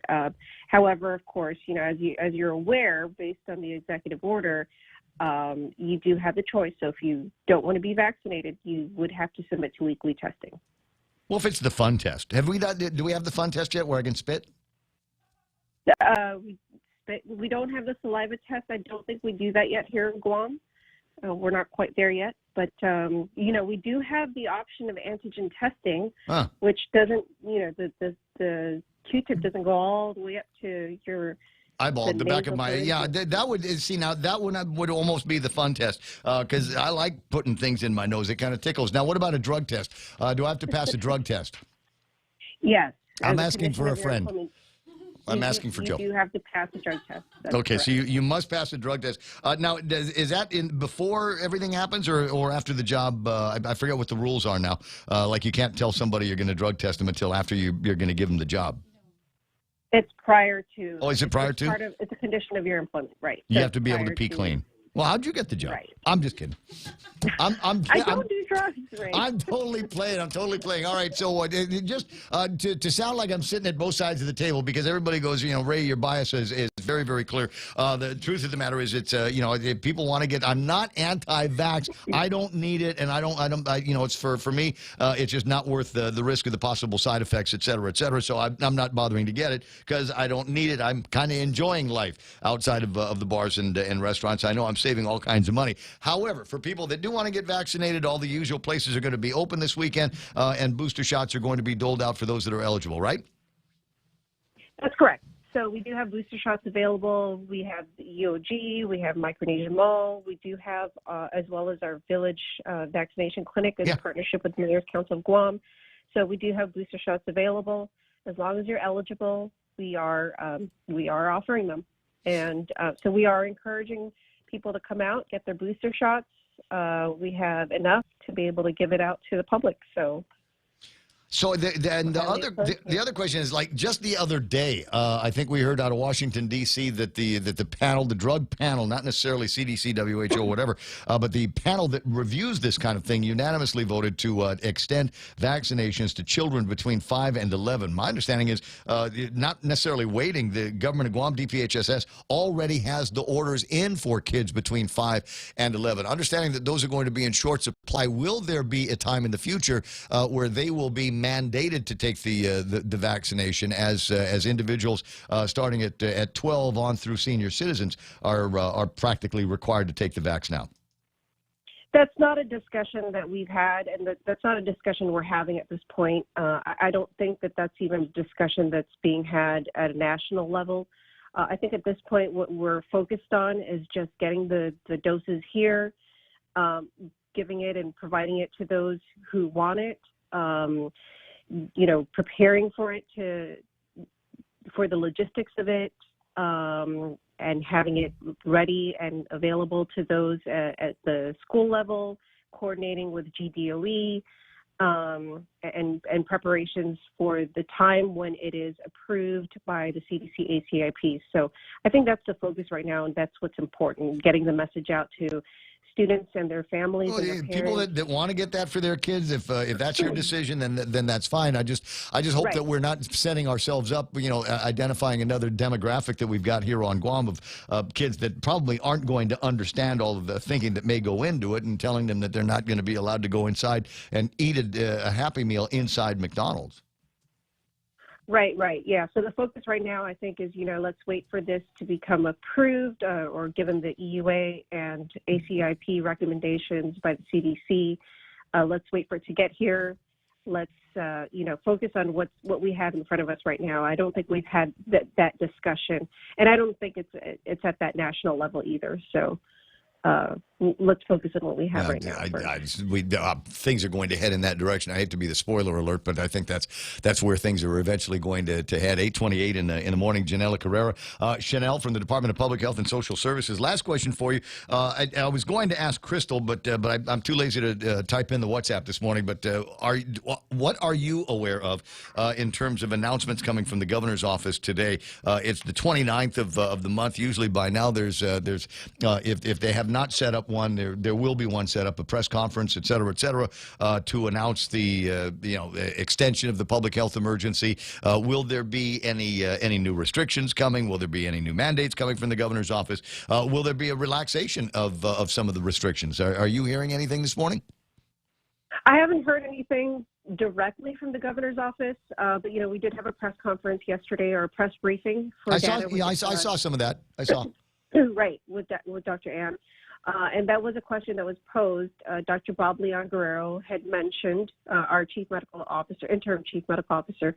He did mention, and although he was speculating, and he said that based on the numbers, because we are starting to go in a downward trend, and if we keep this up, and as long as everybody, does well, and continues with social distancing, and the numbers continue to look good, we may see a relaxation of restrictions or an easing of restrictions. But he was speculating again, and ultimately the decision would be the governor's. So I think it would be good. Could you call Adelup and tell this? Look, Ray has been wanting to drink a beer with me at Venue for 2 months, and we haven't been able to do that. So just let them know that there's more at stake than just whatever this whole COVID-19 stuff. You just go, and you were going to buy me a couple of rounds at Venue, but we haven't had a chance to do that. Yeah, well, they still, and again, even if the restrictions were to be relaxed, it's up to the businesses if they want to continue with the. Oh, yeah, I'm sure. I'm sure they're all just wild about the idea of let me make it so that the full 10%, maybe more of the available population can't come into my restaurant or bar. 8:31 in the morning. You're so funny. You're so funny. I know. Tell your pretty sister I say hello. And what's the big deal this weekend over at John B's? We always have shipments, fresh fish, crabs. Sweets, goods. We've got the chocolate from Japan. You have what? Yeah. You have chocolate what? chocolate from Japan. The the Royce chocolate. The No, Royce, yes, thank you. Royce. no, I was saying, do you guys do cacao? You asked me that before. I forgot to ask my mom about it. But, I'll ask her. Okay, so cacao, for those of you that are uninitiated, cacao is basically raw chocolate. And if you do it right, you learn there's a way to do that. You steep it in hot water, and then you add some cream or butter or something like that. And it's like drinking a chocolate bar. And, Yeah, there was a controversy about that with that Nas guy. Because there was, I remember that. Anyway. But get with your mom and find out. Okay, I will. And then you can make me some of that, since you're not buying me Bud Lights. Not at the bar. You better stop this. I gotta go. I talk to you pretty soon. You have a good okay. I know that I'm going to do another one of these heritage things. And you are one of my favorite fly panais. And so we've got Halloween coming up over the weekend, and then All Souls Day, which is a big deal for Roman Catholics to begin with. But I don't know that anybody does it better than Filipinos. So you're going to be doing observances for that on Tuesday? For All Souls Day or for Halloween? I'm sorry. All Souls Day. What are you wearing for Halloween? Oh, you get it. So do you already have your Halloween outfit picked out? And which character from Squid Games are you? Oh, you guessed it. Well, my kids want to do Squid Games, so of course we had to do that. Everybody's going to be doing. So there's going to be some variation on Squid Games. The sexier, the better. And Mana wanted me to wish you before we're all done. Mana wanted me to wish you and the family a happy Halloween. Oh, thank you. Happy Halloween to Mana and her family as well. Did you not get it? It's Halo, as in Halloween. Halloween. Oh, I got it. Yes. Oh my God. 10 barbecues later. You know what I tried yesterday, and it's my new favorite thing? Ube Shopao. What? Have you ever heard of it? I tried it at Manny's Bakery. It is so amazing. You know the one Manny's that's down here. Yeah, good morning. I tried it yesterday. It was so good. It's my new favorite thing. So try it. Okay, where is this? It's over at Hoffa Exchange. It's a bakery. It's called Manny's Bakery. Yeah. And it's super good. Yes, it's it's a ube bread, the steamed bread, and then inside the middle it's like a sweet ube filling.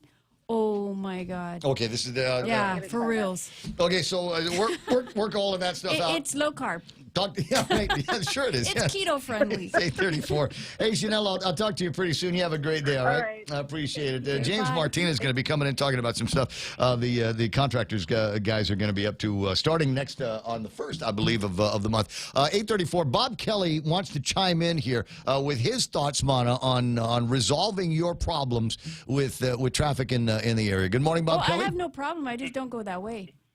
Good morning. No, what needs to be done is they don't need to put a lot more money in the road that has all of the businesses on the main Barragata Road going from Magana all the way into Barragata and around. What they need to do is go back and take, the road as well as part of it abandoned that runs on the inside the fence. If they go ahead and kind of make that a wider straight through road without traffic lights for people who are going from one end to the other with maybe two places to get off. One would be a tri-intersection. One would be about halfway down. Then you get on it at the beginning where the Tejan Parkway is. The thing could end at the other side of the post office down by where the ball field is for those people who are going to the National Guard, the post office, or on in down to Marine Drive or along that area. And there'd be no businesses allowed on it. It would not be zoned for business. Businesses are on the other side of the fence line, and that would just be a straight through small part of the parkway, and that would get people back and forth. The land has already been developed for roads. The fact that they have sealed that off, I think, is a massive affront to all of the people of Guam. I'm with Mark Forbes on this. Just how much property does the airport need?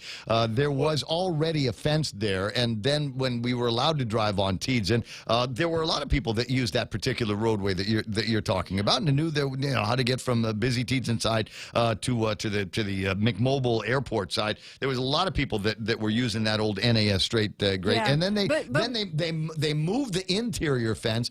They removed the interior fence. Now there's an exterior fence, and now nobody can use that. And I just thought, did it anyway. Well, yeah, but if you can get in and get around, if he's talking about Route 8 traffic. But we're talking about a different area of traffic. We're talking about the heavily used two-way road. Oh, you're talking about, I know you're talking about going into Harvest, Harvest, yeah. So but the problem also is now that we have the Payless there and the comments that have been made many times also by Ray, if we get that done, we get actually, it probably would even help where you're talking about, because if you get the traffic that's on the road that is local or non-local, and by non-local I mean people trying to get all the way to the other end off of that road, that's got to reduce the traffic and make things easier for cars getting in and out also. I agree, but somebody needs to do that study, and somebody needs to find out why it was a good idea on behalf of whoever the planners were to extend the footprint of the Guam International Airport Authority property all the way out to Route 8, and eliminating the possibility of using a perfectly good road. I mean, not the greatest piece of asphalt in the world, but using that to help alleviate some of the pressure of regular Route 8 traffic. Okay. Now, my idea What I'm talking about is putting in the fence, moving the fence over just so that the road could be done. And yes, it's kind of an old road, but that's what I'm saying. Don't put the money in widening. Put the money to making that into a really good, smooth, straight shot with just 2 or 3 entrance exits. They could even be rotaries or something in places where there's the room to get off at the tri-intersection. I mean, it's logically going to solve a problem there. And then if they really want to solve problems, they would go back and do the cut through from up the road from Carlos Camacho Road, going across by where it's now going to be a new Japanese fast food place, but the old Pizza Hut there. I don't know if you noticed that, but cut up the cliff with a 2-lane road so people have a bypass on Marine Drive. That idea makes too much sense. Carl needed to do that when he was the governor, because I don't think anybody's got the brain power to do that now. As far as as far as the road in front of the Harvest Christian Academy is concerned, my suggestion for a workaround here is contraflow. So in the morning it goes in one direction, in the afternoon it goes in the other direction, and just tell everybody can't go this way at this time, and you've got X number of minutes to be able to accomplish what you got to get done. 8:39. I got to go, Bob. I'll talk to you later. Thank you. You know, I will. The Montecillo Tyrant's got the last look at news and headlines. Contractors have got a big deal coming up. We're going to be doing some camps and some what do they call them programs here for the Head Start guys. Apprentice programs. That's the word I'm looking for. Brother James Martinez, maybe the coolest of the Martinezes, coming into the studio here in just a couple of minutes. In the meantime, Montecillo's got her last look at news after these. Leah Dunca from Security Title here with a little information about trusts. A trust is a legal entity capable of owning property. It can protect property from issues such as lawsuits or divorce and can be used to distribute property and avoid probate. Many trusts start as revocable but become irrevocable when the initial trustees die. Work with your estate planning attorney to see if a trust is a good fit for your family property. Call the professionals at Security Title. We are here to help. Do you or a loved one have loss of use of a hand or hands from an injury, stroke, birth defect, or pain? Then reach out to a specialist in upper extremity and hand surgery care by contacting Dr. Jerome Landstrom, board-certified reconstructive hand surgeon and microsurgeon. 671-646-HAND, or visit his website at www.pacifichandsurgery.com. Did you see, Mana, this thing and the releases from the governor's office? Leon Guerrero Tenorio administration commits $500,000 to support farmers' mental health. And I'm getting some notes here from a couple of folks that are farmers that are saying, hey, we're not crazy. There's nothing wrong with it. What mental health issues are you suggesting that farmers are having? Primo, the only stress we get is the mention of the Department of Agriculture and the concern of what other stupid ideas this director will pull out of her hat. A group of us will soon form a livestock association. We are tired of all the BS lip service and bull something programs they think they know that is best for us farmers, especially because they don't come and visit, meet, or talk to us commercial farmers. How would they know what we need to move this stealth industry forward? So frustrating with this administration. But you know, the mere mention of bananas. It's 8:41. Mana's got that last look at news off. Mana, what happened? I closed it. Hold on. Again. All right, that's cool. That's all right. I get the music playing now. Yeah, I needed the music. That's what it was. See it? Tragic? Oh.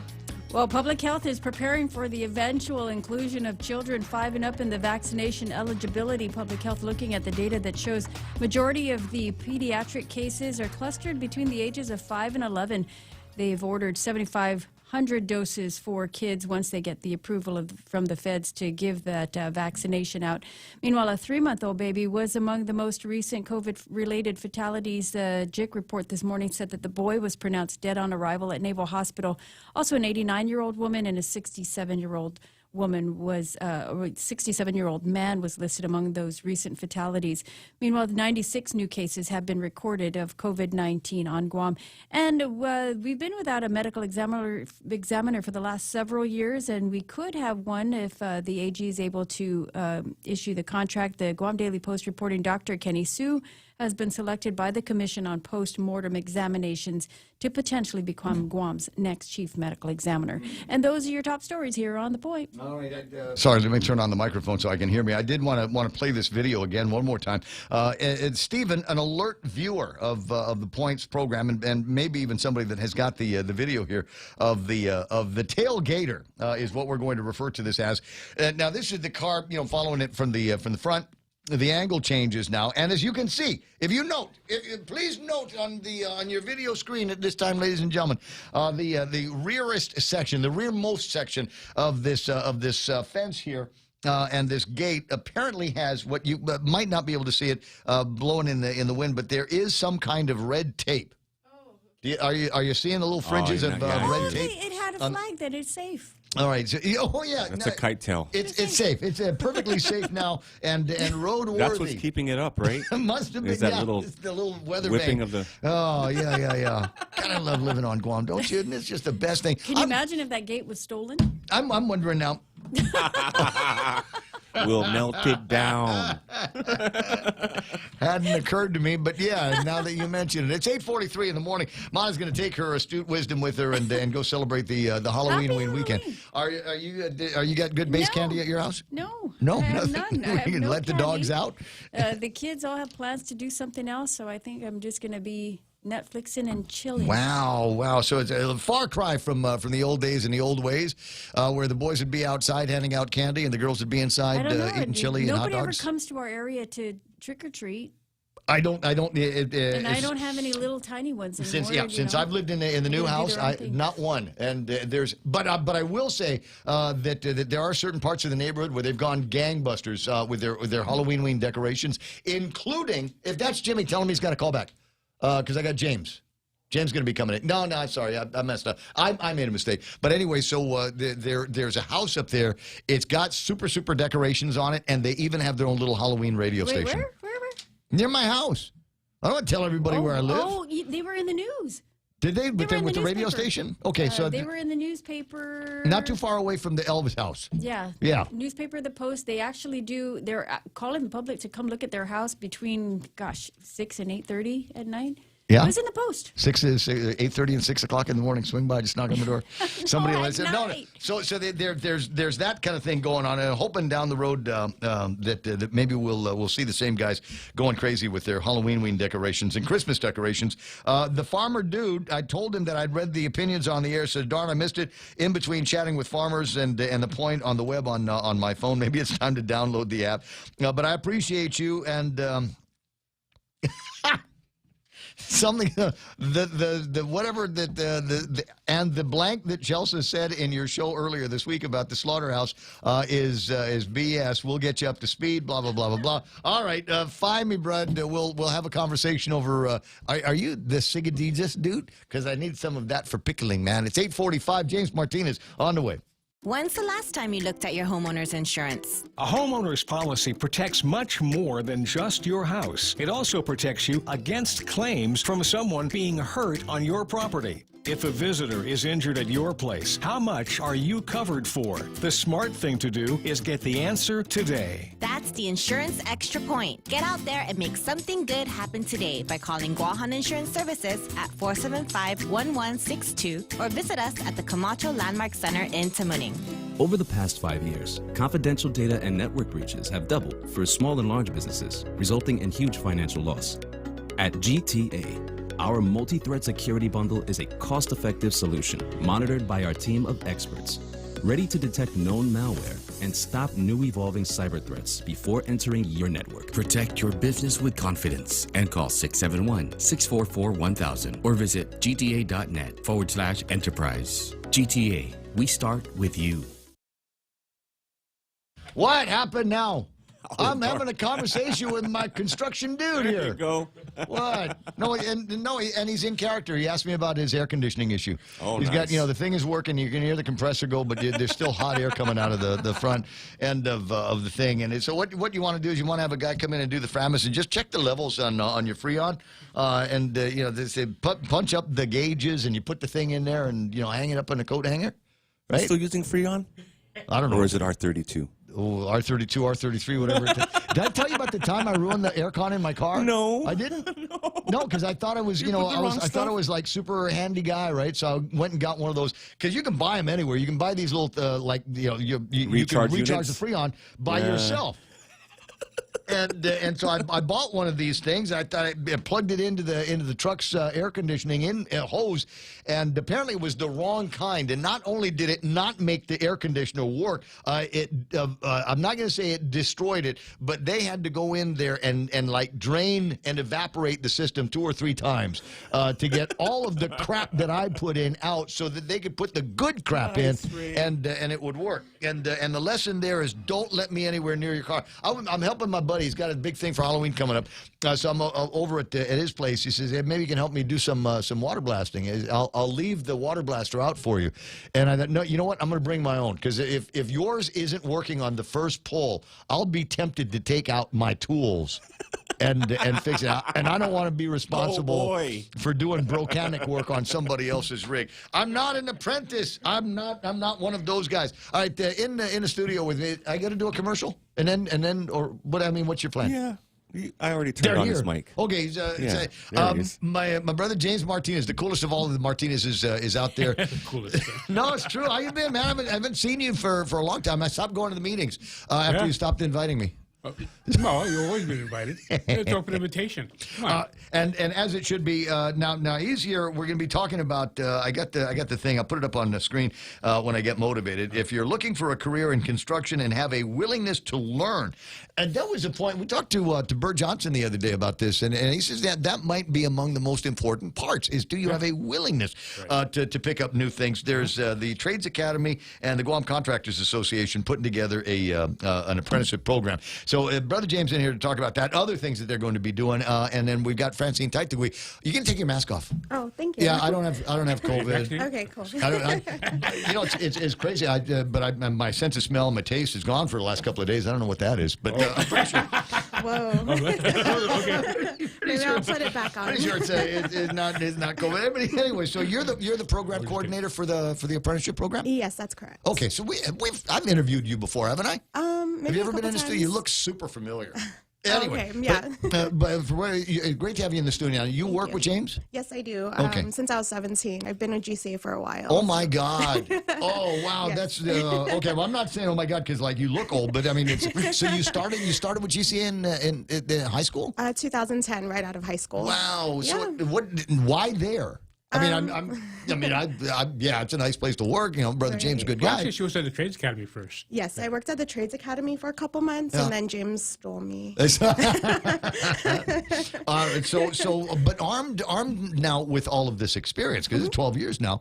Right. So what are your thoughts about contracting on Guam and construction? I mean, they talk to me like you're talking to one of the guys in the village, and trying to explain to them that, hey, I know it's outside, but there's heavy equipment that you can operate, and you make good money if you get to be an electrician with any stripes, or plumbing with any stripes. If you're one of those guys that can you do cabinets, can you do tile, you'll never ever be without a job on Guam. Right, of course, yeah. And I feel like there's always room for improvement and moving up in the scale. I mean, you can go from starting as a laborer and then coming in a few years to being like a supervisor, journeyman, certified. Talking to some of the kids around here, what's holding them back from that? Everybody's got a story about the kid that you said that you turned them on to a career and now they make more money than you. But I'm trying to remember. I got a cousin in law that he was 17, 18. He didn't know what heck he wanted to do with his life. So I said, go to GCC, take a course in heavy equipment operations, and he did.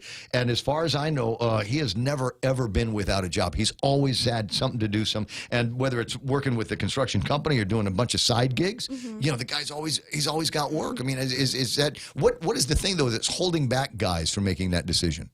You know, I'm really not sure. I mean, I feel like when they come in, the expectation, I mean, they pretty much are expecting to get a high wage. I mean, getting paid like $13-14 an hour, but we all got to start somewhere, right?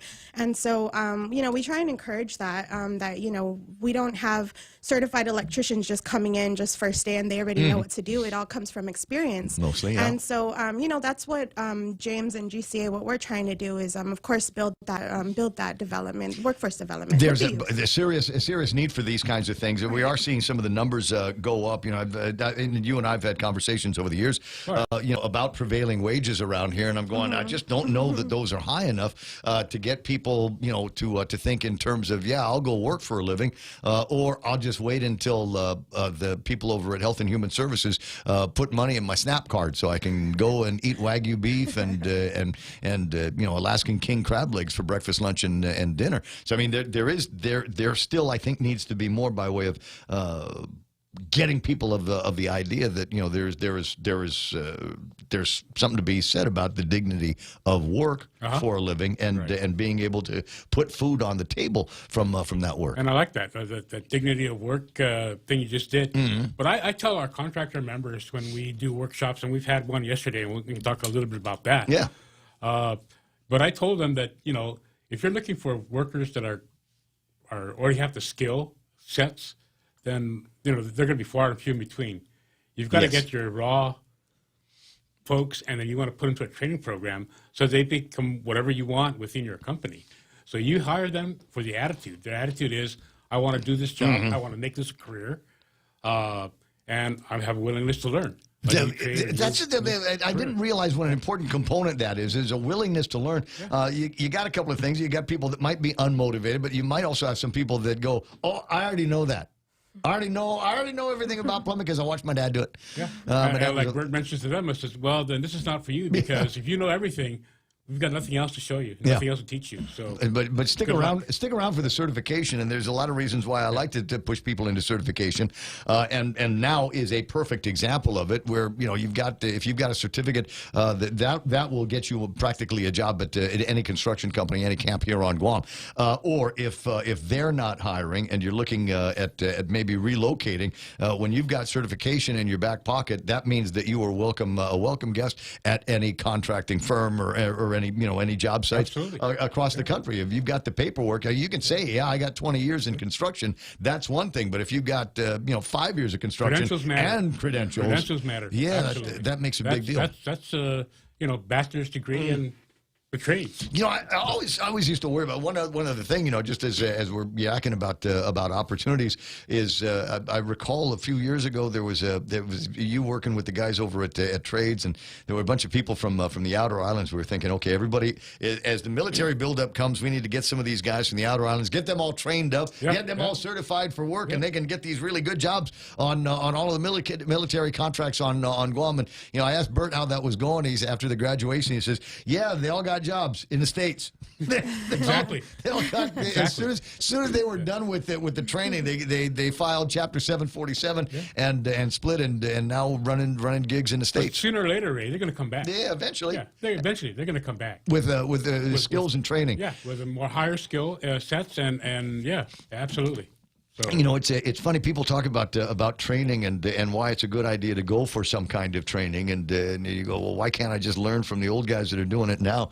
And I tell you what, one of the reasons why you want to go for the training is there's so many cool new tools out there. Have you noticed? Absolutely, There's no such thing as regular hammers. You go by Home Depot in some places, they got 20 different versions of hammers that you can buy. I found out the other day, this is me bragging again, I found out the other day, did you know that metals shears The shears that they use to cut tin with. There's two kinds. There's a right-hand kind and a left-hand kind. And it depends on which side of the steel or whatever it is that you're cutting is going to be the waste. So if you don't want to cut where it's going to give you a lousy trim on something that you're going to keep, so they make different kinds of shears for that. I had no idea. I had no idea whatsoever. And, more and more people that are getting into more DIY projects and things like that because of things that they're seeing on Facebook, all these little movies that you see on Facebook. There's nothing that says that you cannot take some of those skills, learn them, and apply them on a job somewhere. I love that. Anyway, and you guys are so cool because you get to go hang out. So apprenticeship programs. And back when I was a kid, there was no apprenticeship program for guys in radio. You could go to school for it, but, there's no guarantee that you'd get anything other than a diploma from some guy that you paid to go to broadcast school for. That's correct. But anymore these days, that's the exception. Virtually every job out there, job function. There's about 1,000 jobs out there that are apprenticeable. Apprenticeable meaning that you could put together or develop standards for what you're looking for in that particular occupation. And then you do the on-the-job training at the same time. So you're doing both classroom and on-the-job. And at the end, you get some kind of credential, a journeyman certificate, what they call it, pretty much from the USDOL. And then that'll give you that certification for that particular occupation that you're doing. Now, do we have all those 1,000, apprenticeable jobs here on Guam? Are they virtually all represented? Actually, there's quite a few. Maybe not 1,000, but we've got a good chunk of those guys. Now, starting Monday, there's going to be this program. You're just doing some outreach on Monday, right? So tell me a little bit more, Francine, about where you want people, who you want in particular, and what this is all about. Because it says November 1st through November the 6th. That's a long outreach. Right. So the outreach is from November 1st to November 6th. Yeah. And so we have AJC, American Job Center. They're going to be they're one of our partners as well, Department of Labor. And so they have a whole team that's going to be there November 1st to November 6th. They're going to be at our location at the GCA Trades Academy facility. Busy week for them. Yeah, busy week. They're doing the public health one tomorrow, and then you guys on Monday. Right. So they're going to be there 9 to 4. So we're just inviting everyone to come out. And what they're going to do is they're just going to do an assessment to see who can qualify for the program. This is the pre-apprenticeship program that we put together. And so their team is going to be out there, and they're just basically going to be receiving applications throughout the whole week. And so our goal is to get a good amount of participants. So that's the reason why they prolonged it from November 1st to 6th. I was going to say, now, 2nd is All Souls Day. Is that a working day, or are they taking that off? It's a working day. It is a working day. Okay. Correct. All right. So if you're working and you want to investigate the possibility of taking on another job and getting the requirements and skills that you're going to need, that people are going to ask that you have, then this is where you go. 9 until 4, November 1st through November 6th, and it's going to be at the GCA Trades Academy up in Teason? Correct. Okay, so swing by there. What do you want people to bring with them? First of all, they must be 18 years or older. I got that. I'm in. If we need a valid government-issued ID, we also need a valid U.S. passport, a Social Security card, and if they have a high school diploma, it's encouraged that they bring that as well. Okay. Now, and because we've partnered with the Department of Labor, actually, that's a requirement from them because they're the ones that are footing the bill for the classroom instruction. The contractor will hire them and pay the wages, but DOL, Guam DOL, and the American Job Center, they're the ones that are paying this, and we're using federal funds, so they're required to use to proof of U.S. citizenship and all that. The things that you need to fill out on the I-9. It's just after 9 o'clock in the morning. Fox News Live Plan. We'll return to the conversation here in just a minute. It's back on. Mark it down. The infrastructure bill already passed in the Senate will not be considered this evening in the House. A framework agreement comes in well under the $3.5 trillion once envisioned, but President Biden says the bill is still transformational. I've long said compromise and consensus are the only way to get big things done in a democracy. House Speaker Nancy Pelosi says the bill will do big things, providing universal pre-kindergarten, expand health care programs and a child tax credit, and invest in climate initiatives. How can I say that this is transformative? Because it is. The Congressional Progressive Caucus has signed off on the framework, but is not yet ready to advance a $1 trillion bipartisan infrastructure bill passed weeks ago in the Senate. On Capitol Hill, Jared Halpern, Fox News. Democrats had wanted to get the framework in place before the president left for Europe. A criminal charge has been filed against former New York Governor Andrew Cuomo, claiming he forcibly touched a woman, a misdemeanor. He has denied touching anyone inappropriately. With less than a week to go until Election Day, the latest Fox News poll favors the Republican in the Virginia governor's race. For a while, polls had Terry McAuliffe, the Democrat running for governor in Virginia, ahead, but then polls had him tied with the Republican candidate Glenn Youngkin. Now, the latest Fox News poll has Youngkin ahead by 8 points among likely voters, but only ahead by 1 point among registered voters, essentially a tie. However, just 2 weeks ago, McAuliffe was up among registered voters by 11 points. The poll found the number of Youngkin supporters who said they were extremely interested in the race was 10 points more than the number of McAuliffe supporters who are extremely interested. Fox's Jessica Rosenthal. America is listening to Fox News.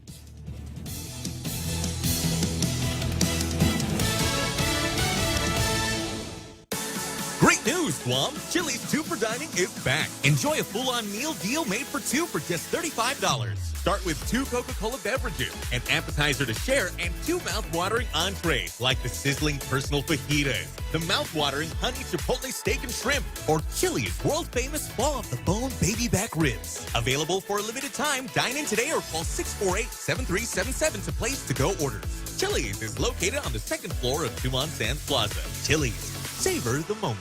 JV International Safety Equipment has it all for you. Fall protection, rain gear, traffic signs, speed bumps, custom signs and banners, PPEs, fire extinguishers, plus more. Check them out on Facebook at JV International Safety Equipment Company or visit their website, www.jvisec.com. JV International Safety Equipment, Guam's leader in occupational and environmental safety equipment. Call 688-9524. JV International Safety Equipment, located in Harmon Industrial Park. Florida is suing the U.S. government over vaccine mandates for federal workers and contractors. Florida is taking NASA and other agencies to court over their demand salaried and contract workers be vaccinated against COVID. More than 100,000 work in Florida. Many people who recovered from COVID have high antibodies. Why isn't that sufficient? It shouldn't be between a vaccine or a livelihood. Olivia Gregg's husband and father work in aerospace near Cape Canaveral. Neither wish to be vaccinated, citing health concerns. Now jobs are on the line. The possibility of my husband's job being gone in roughly 5 weeks is terrifying. His employer is allowing certain exemptions if you meet specific criteria, but we don't know if he'll be approved. Eben Brown, Fox News. Many Americans seem unimpressed with how lawmakers have handled negotiations over the president's big domestic spending bill. A new AP Norc poll finds 36% of Americans say they approve of President Biden's handling of talks over the roughly $2 trillion spending package Democrats are trying to pass Congress. 41% disapprove.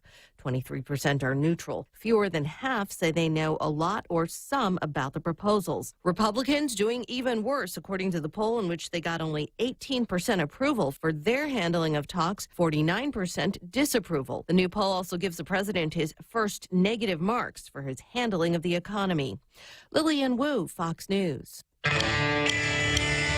A pop-up shop and exhibition in New York City is celebrating what would have been David Bowie's 75th birthday. The exhibit in the same neighborhood where he lived features several multimedia displays of Bowie throughout his career. Visitors can listen to interviews and, of course, his music. David Bowie died in 2016 of complications from cancer just days before his 69th birthday.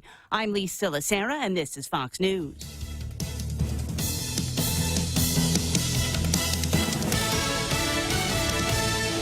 Come try Guam's original Chamorro restaurant with Pica's best 5 years running. Mezcla Chamorro Fusion Bistro. Experience Chef Peter's candied salmon over scallion coconut rice, octopus to naktak, Chamorro platter, and their award-winning gourmet hamburgers. Or if you're looking for something healthy, try their keto-friendly menu. Come and enjoy Mezcla's half-a-day service at their Hagåtña and Grand Plaza Tumon location. Call their Hagåtña location at 479-2652 for reservations. Looking for a seamless medical trip to Manila? St. Luke's Medical Center offers a convenient end-to-end medical travel service and direct access to St. Luke's, Quezon City, and Global City. St. Luke's Medical Travel Service covers patients from the Pacific and provides services such as air travel assistance, airport to hospital transportation, hospital admission, and more. To learn more, call PhilMD 671-637-5433 or visit their office in Tamuning, Guam across Baltej Pavilion. At St. Luke's, we love life. Choosing health insurance for my family is difficult. I need to know our health insurance will protect us now and in the future. Take Care members have access to the island's largest offering of free fitness classes and health education programs, and a high-quality credentialed network of on- and off-island healthcare providers, including the convenient one-stop FHP Health Center and urgent care. My family choose Take Care. Your family should also consider choosing Take Care. Call 671-647-3526 for more information. Take Care, our island, your health plan. Is it me? That's you. Who do you want me to talk You're about? Ray Gibson. Which one? Just APL tell me and which one. Nissan. APL, American President Lines, global presence with a local home, right on, can do. And I think I might, on screen right now, we were talking about houses that get dressed up for Halloween, and this apparently, there's a house up in Sinanya. Oh, Did I say that yeah. right? Sinanya? Yeah, Right Sin up there? City. Exactly, and so they're all dressed up. Are the Guerreros all? Did they do their house up in Barragán Heights, down the road from your place? Yeah. So Ray's got the thing cranking. Right. Well, Okay. no, he painted it, basically. That's what he did. He painted it. Yeah. For Halloween. Yeah. Actually, he did. Really, It's orange. he's got Halloween paint on. It's orange. Right on. That's crazy. Brother James in the studio will continue the conversation. Portions of the program brought to you by APL, American President Lines, a global presence with a local home, also being brought to you by the guys over at Nissan. And I had a great time yesterday. I'll bring the guy from the radio station by to do a test drive on a Frontier, and maybe you'll say nice things about it on the radio. You know what? It works. I loved the ride when I got into it. And, I'm a truck guy, and so I'm going to, I've got a little bit of a place where I can speak of. Absolutely sure-footed on the road. The only thing I wasn't able to do, because the guy says, where do we want to go? And I said, I want to go to Channel 10. And the guy's like, dude, we just washed this thing, man. I don't know. Because it's still kind of muddy up there. But there was no problem. You take the thing up there. There's a couple of ready spots on the road where I might want to shift into 4 low. And I said, okay, maybe next time we'll get up there. But it got into the thing, and it was the Highline version of it. This was the super duper version, leather seats and all kinds of treatments. It's got the moonroof, sunroof thing on the top, all kinds of buttons, super safety features. The radio was cranking. We sound great on the radio that pops up in the thing. Got a navigation system and a whole lot more. Now, there's different flavors of the new Nissan Frontier. They're going to be, as a basic entry level, maybe construction site version of a Nissan Frontier. Need some towing space. You need some strong horses under the hood, and you need something that's got a really good, strong feel around a campsite. That's going to work for you. Or if you're more into the luxury version of it, they've got one there as well. Kids are going to love this, and the kid and the dad will love it as well. Not a whole lot of them, and some of the cool ones have already been spoken for and reserved. So make sure that you can get your name on a Nissan Frontier by going to nissanguam.com on the World Wide Web, or just swing by and hit them up. Ask them about the one that I was in yesterday and see if that one is still available. 9 after 9, Ray Gibson Show in a sec. Bringing you closer to the action. Any speaker, anytime. Watch and listen live on thepoint.gu. That's me. Oh, that's the one I wanted to take to Channel 10. But they're like, no, because it's muddy still out there. You got to wait until it's the dry season. Real Joe and I He's an off-roader, too, man. Oh, Brother James? Big time. Oh, my God. The yellow Jeep, bro. Yes. Who doesn't know? Orange. Oh, my God. That's all right. Well, I moved away a while ago, so I don't get the chance to see him as often as I did. But anyway, so, yeah, that's me and the color black Frontier that I had. Now, one of the things, and, I'm, like I said, truck guy, and the thing that I worry about is a lot of guys are building really boxy trucks these days. But one of the things I liked about this was I could see over the hood. You ever get some of those rides? It's like you're like, where's the front? I cannot make out. I don't know where everything is. Oh, it's got cameras. It's got 4 cameras. So front, back, and the sides. So you can like you press a button and you get like a sky view of the car, which is perfect because there's times you're like you're getting too close, and there's warnings and anyway. So Nissan Frontier, go and buy one now. 10 after 9 o'clock in the morning. Brother James in the studio. Francine Tagtigui is here as well, the program coordinator for the drill that we're doing starting on Monday at the Trades Academy, 9 until 4. Everybody swing by. There are going to be some requirements. They're all pretty basic stuff here. What we want to be able to do is be able to identify you and be able to prove that you can get a job in the United States of America. That's why passport. If somebody comes in with a real ID, will that work as well? Do you suppose? Because it does the same thing, right? And a real ID show that you're guaranteed. From what I heard, that's what it's supposed to do. So that'll work. All right. Well, give it a shot. If not, just run home and grab this thing. You can get more information later on when everybody goes back to the office. 647-4841. And so it's a whole big effort. The Department of Labor is involved in this. The Trades Academy involved in this. Yes. And the Guam Contractors Association. And American Job Center. And the American Job. I thought American Jobs isn't that DOL?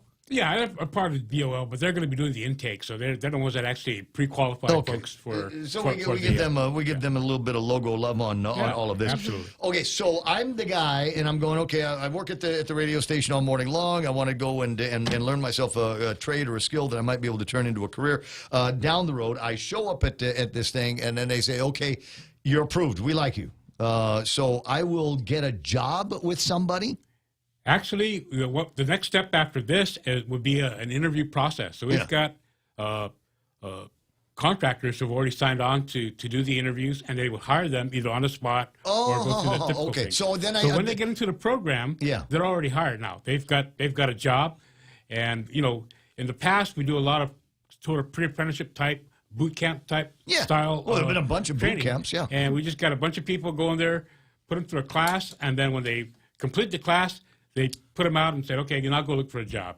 You got this type of credentials. A little bit different this time because you will already gotten the job. So they're hired already. As an example, so black construction. That's correct. But I'm going to assume that black, because it's you guys, right? So black, I will be interviewed by the guys over at Black. Yep. And they will say, okay, we'll bring you in, and you will be part of our apprenticeship program, Right. and then Black Construction will pay me. That's right. Okay. And we add value to the program because now there's an agreement between the employee, the employer, and, of course, the program sponsor, which is GCA. Yeah. And so upon completion of the pre-apprenticeship, they will then be enrolled or indentured in the registered apprenticeship program. So that's where the career path really goes to. So the pre-apprenticeship is just a pipeline to feed into the apprenticeship program. But it also prepares them to successfully complete the apprenticeship program. Yeah. In the past, we just threw people in the apprenticeship program and they said, you know what, this is not for me. I'm out after maybe a year, 2 years of taking classes and working. So that's a big waste of time, right? A couple of years, yeah. Yeah. So, then they leave and they don't complete, and it's not a completed registered apprenticeship. So the pre-apprenticeship actually prepares them to succeed because we give them the basic math. People don't think math is important in their industry. If you want to figure out how much the government is taking in taxes, better learn math. Oh, well, that too, yeah. There should be some accounting classes. Yes. But there's also basic safety. There's communication skills, soft skills. A lot of contractors or employers in general say that people come into our place and they apply for work, they have no soft skills. Yeah. And I tell the contractors, if you're looking for someone who's already skilled, then maybe you shouldn't participate because you're not going to get this. You're going to get people that are raw, but they have a desire to get into the industry and, again, have a desire and a willingness to learn. And so you want to hire them for attitude. GCA Trades Academy will take care of hiring them for skills. Boy, and there's a missing link in many businesses over the years. I got these guys, and they all say make the right noise in the interview, and then you realize after you've hired them, they don't know how to work. They don't understand the ways of a working environment, whether it's an office or out in the field somewhere. So Black has hired me, and I'm working for Black, and I'm lifting stuff, and I'm driving wheelbarrows around and doing all of those kinds of things, and at the same time, I'm getting on-the-job training from them. But and now who's paying for my schooling? Because there's a school component as well. That's the Department of Labor, and I think it's a WIOA grant, a WIOA money, a Workforce Investment Act and Innovations Act money that pays for this. Okay. So those are federal funds. So this is like a starting point for those who are interested. And then the registered apprenticeship, they get into that. That's a whole different funding source, which is basically the Manpower Development Fund, which is funded by contractors who bring in H2 workers and pay that. Well, I was going to say $2,000 that's the next question is are we using that workforce training money that's coming in from the body of H2s that we get? Yes, for the registered apprenticeship program, but not for pre-apprenticeship because that's, according to the law, it's used exclusively for registered apprenticeship. And so we need to have a feeder into the apprenticeship program so that they'll succeed and use that money wisely. And so that's why the pre-apprenticeship program was developed. And again, it already hired by the company.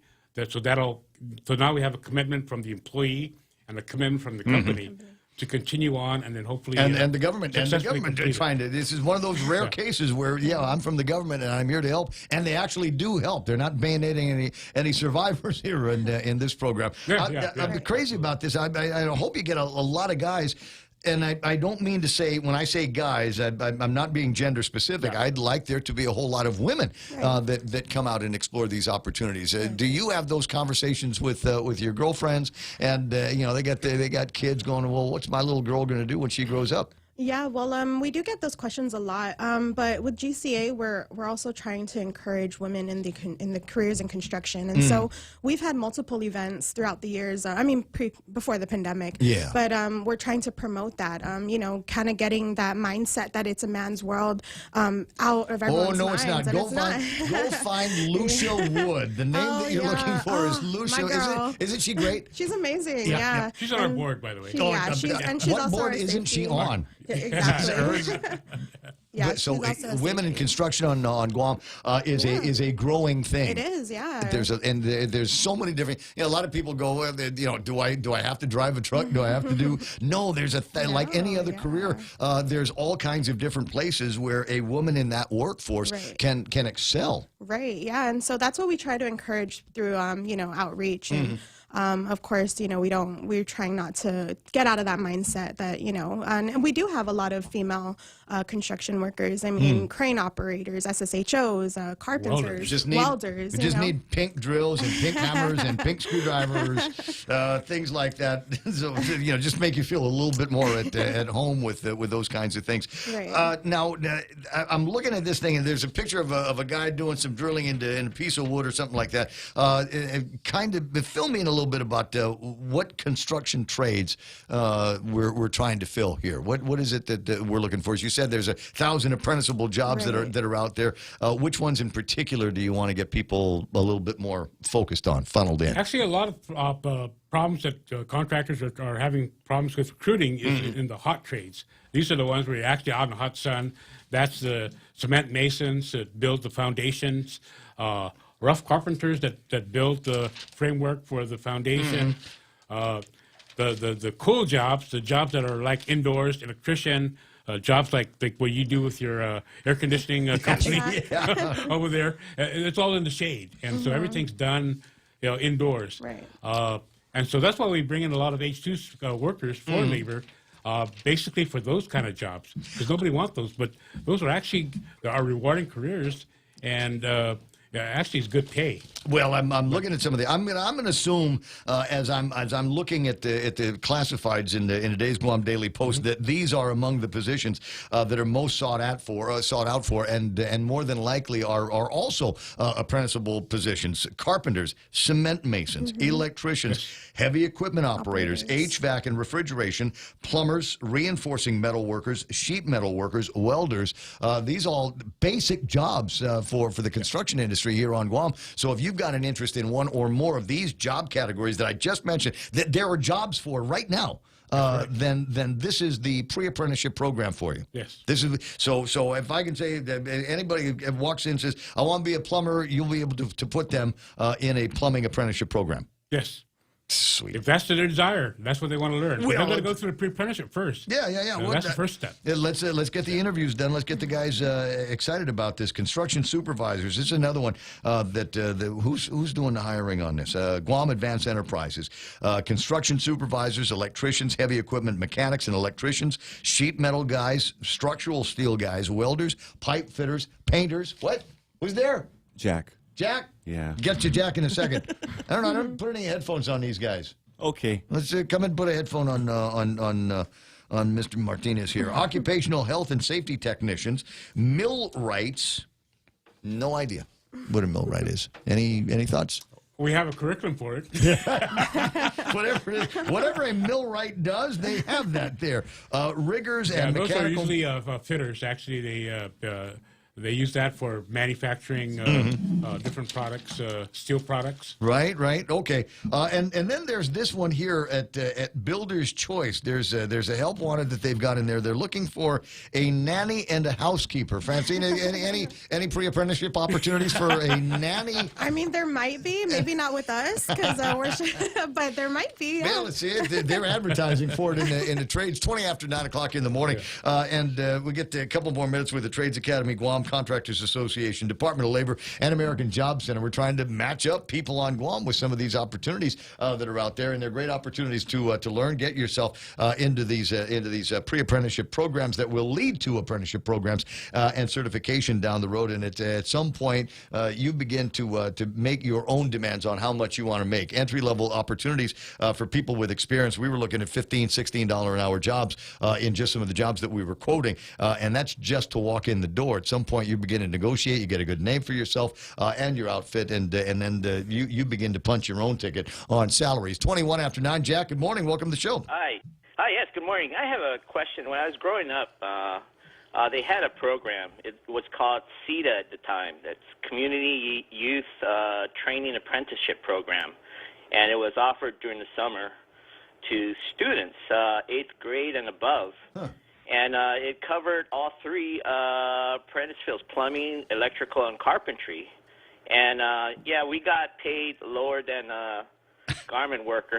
That was sub-minimum wage, if I remember that at that time. But I remember that program, yes. Yeah, that was a great program. And is that still in existence? Because the reason why I'm asking you this is that I took everything that I learned in that program, took it in, and I went into the military. I got a career working on jets and airplanes, and then I decided to live in California. And at that time, I used all those skills to do what they call, I don't know if you ever heard of it, piecework. It's a gig employment. So piecework is that we go, you ever heard of it in construction? There's piecework in virtually every major industry has got a piecework category. Governor Newsom outlawed that the past couple of months, but that's what I used to do in the weekend. And, I earned the same amount of money during those 2 days that I would, half of what I earned during the regular week. But, I lived in California, and it was a high cost of living, a lot of playtime, and so, I made like $300, $400 on the weekends. Do those jobs exist still, or are those outlawed? And whatever happened to the CETA program? But let me just real quick on piecework. When I was growing up in the cable business, there were a bunch of guys that did piecework, and I think there's still a category of employees in the telecom companies that are doing piecework, and they're the guys that come in and get your house wired up for cable TV as quickly as possible, so that they can get another 2 or 3 houses before it gets to be time to return the truck and the tools, because that's how they get paid. That's how they get paid for all of that stuff. Thoughts on that kind of work here on Guam? We have those guys that go out there and, they do the side job, so to speak. They're probably working for a contractor already, but on the weekends where they're not working, in the job, they actually go and do these type of works. But, again, they're not licensed contractors, but they do small jobs, so they do need to get a business license. Of course, the government's got to capture some of that revenue that they're making. Which is why so many of my friends... we want to keep it legal, but... to be quite honest, there is quite a few people that are out there doing that, and they make good money doing that on a part-time level. Probably not as much as what they would make on a full-time job, but they do make some extra cash to pay for whatever their needs are. But we always try to encourage those type of folks to at least get a contractor's handyman type license and just record it so everything's legal. The CETA program, I haven't heard too much of. I don't know why it was discontinued. But as times go, we're seeing all kinds of different programs developing within the high schools. They have these career academies. They've got these, it was run by Department of Labor. Yes, I remember that program quite well. But we don't have that. That no longer exists, and is being substituted by other programs now that we've seen the high schools, like I mentioned, yeah, the career but a lot of the academies. kids that I took that program with ended up in construction, and you know, so I just wondered. I mean, those were I don't see why it wasn't a successful program, at least with my group. Well, maybe it was successful, so successful it morphed into other things. You know, what you're talking about is eventually turns into Guam Community College. Yeah. Votech. No, GCC was there. The thing is, it was a summer youth program, and it's called an apprenticeship program, and it introduced high school and junior high schoolers to the art of carpentry, being an electrician, and plumbing. You know, we did a lot of in-class stuff. But again, I guess they got rid of the wood shops and the automotive shops. I don't know. Every high school used to have some sort of... You're absolutely right. And those were the good old days. And we should, along with music and physical education. Jack, I'm going to run. I'll talk to you pretty soon. All right, you have a fantastic morning. 26 after the hour, Ray Gibson Show on 93.3. The Point. It's Friday, no frowny face Friday, and is generally the rule that we've got around here. Things certainly changing, but remaining the same here. Up economy, down economy. One of the things that we've got going for us right now is the fact that even though the hospitality industry seems to be in heavy doldrums this morning, if you read page 2 of today's Guam Daily Post, you hear what at least one expert has to say about what our issues are going to be, and what the near term is going to be looking like. But the good news on that is that there are a lot of hotels that are doing refurbs. The hotel that the VIP is in has been doing something with theirs. There's all kinds of interesting new construction that's going on in actual hotel rooms. I had the opportunity to stay in renovated rooms that they've got over at the Hyatt recently, and they look absolutely terrific. I mean, it's nice to be able to walk into the thing and go, wow, this is brand new from the ground up. Of course, we've got the old Fiesta, which is going to be the what is it? Oh gosh, Shelley's Crown Plaza. So there's those things that are happening, and then we've got the military buildup stuff. That's going on. Camp Blas continues to go. Don Donkey. Yeah. Oh, yeah. That's a daily disappointment. That's the route that I take to get home. You do as well. I keep looking at the thing going, hurry up! Hurry up! I want to start seeing more structure to all of this. What's going on? It seems to be taking forever. I'll give you another piece of construction that seems to be taking forever. In between the Shell and the Mobile on Route 8 is going to be a new... American Grocers. Right? American Grocers. Yeah. When? Actually, open up soon. They've got that's almost built, shelves up, and I guess it's a matter of furnishing and it's starting to do build in on the inside. And then there's beyond all of that, there's a bunch of pieces of construction that I desperately want to see happen until they actually do happen, because it's going to screw with my life like you wouldn't believe. Is all of the road construction that we need to do. There's a section of roadway that Vince is I think they've already put it out now. To go from where the new Onigiri 7 and Jack in the Box are going to be, all the way up to the airport road where Dun Dun Donkey is. And then there's another piece of road work that starts about where the back of the ITC building is and goes all the way up to the Archbishop Circle. And I know that they put that out to bid like 3 or 4 times. And the problem is they couldn't find anybody that had the bandwidth to be able to do it because there's all of this other construction going on. Yeah, he's got problems with contractors bidding for a lot of his projects. We're trying to work that out right now, so he's going to be coming up with some kind of presentation. We'll do a little workshop on just the DPW type projects because he is having a hard time.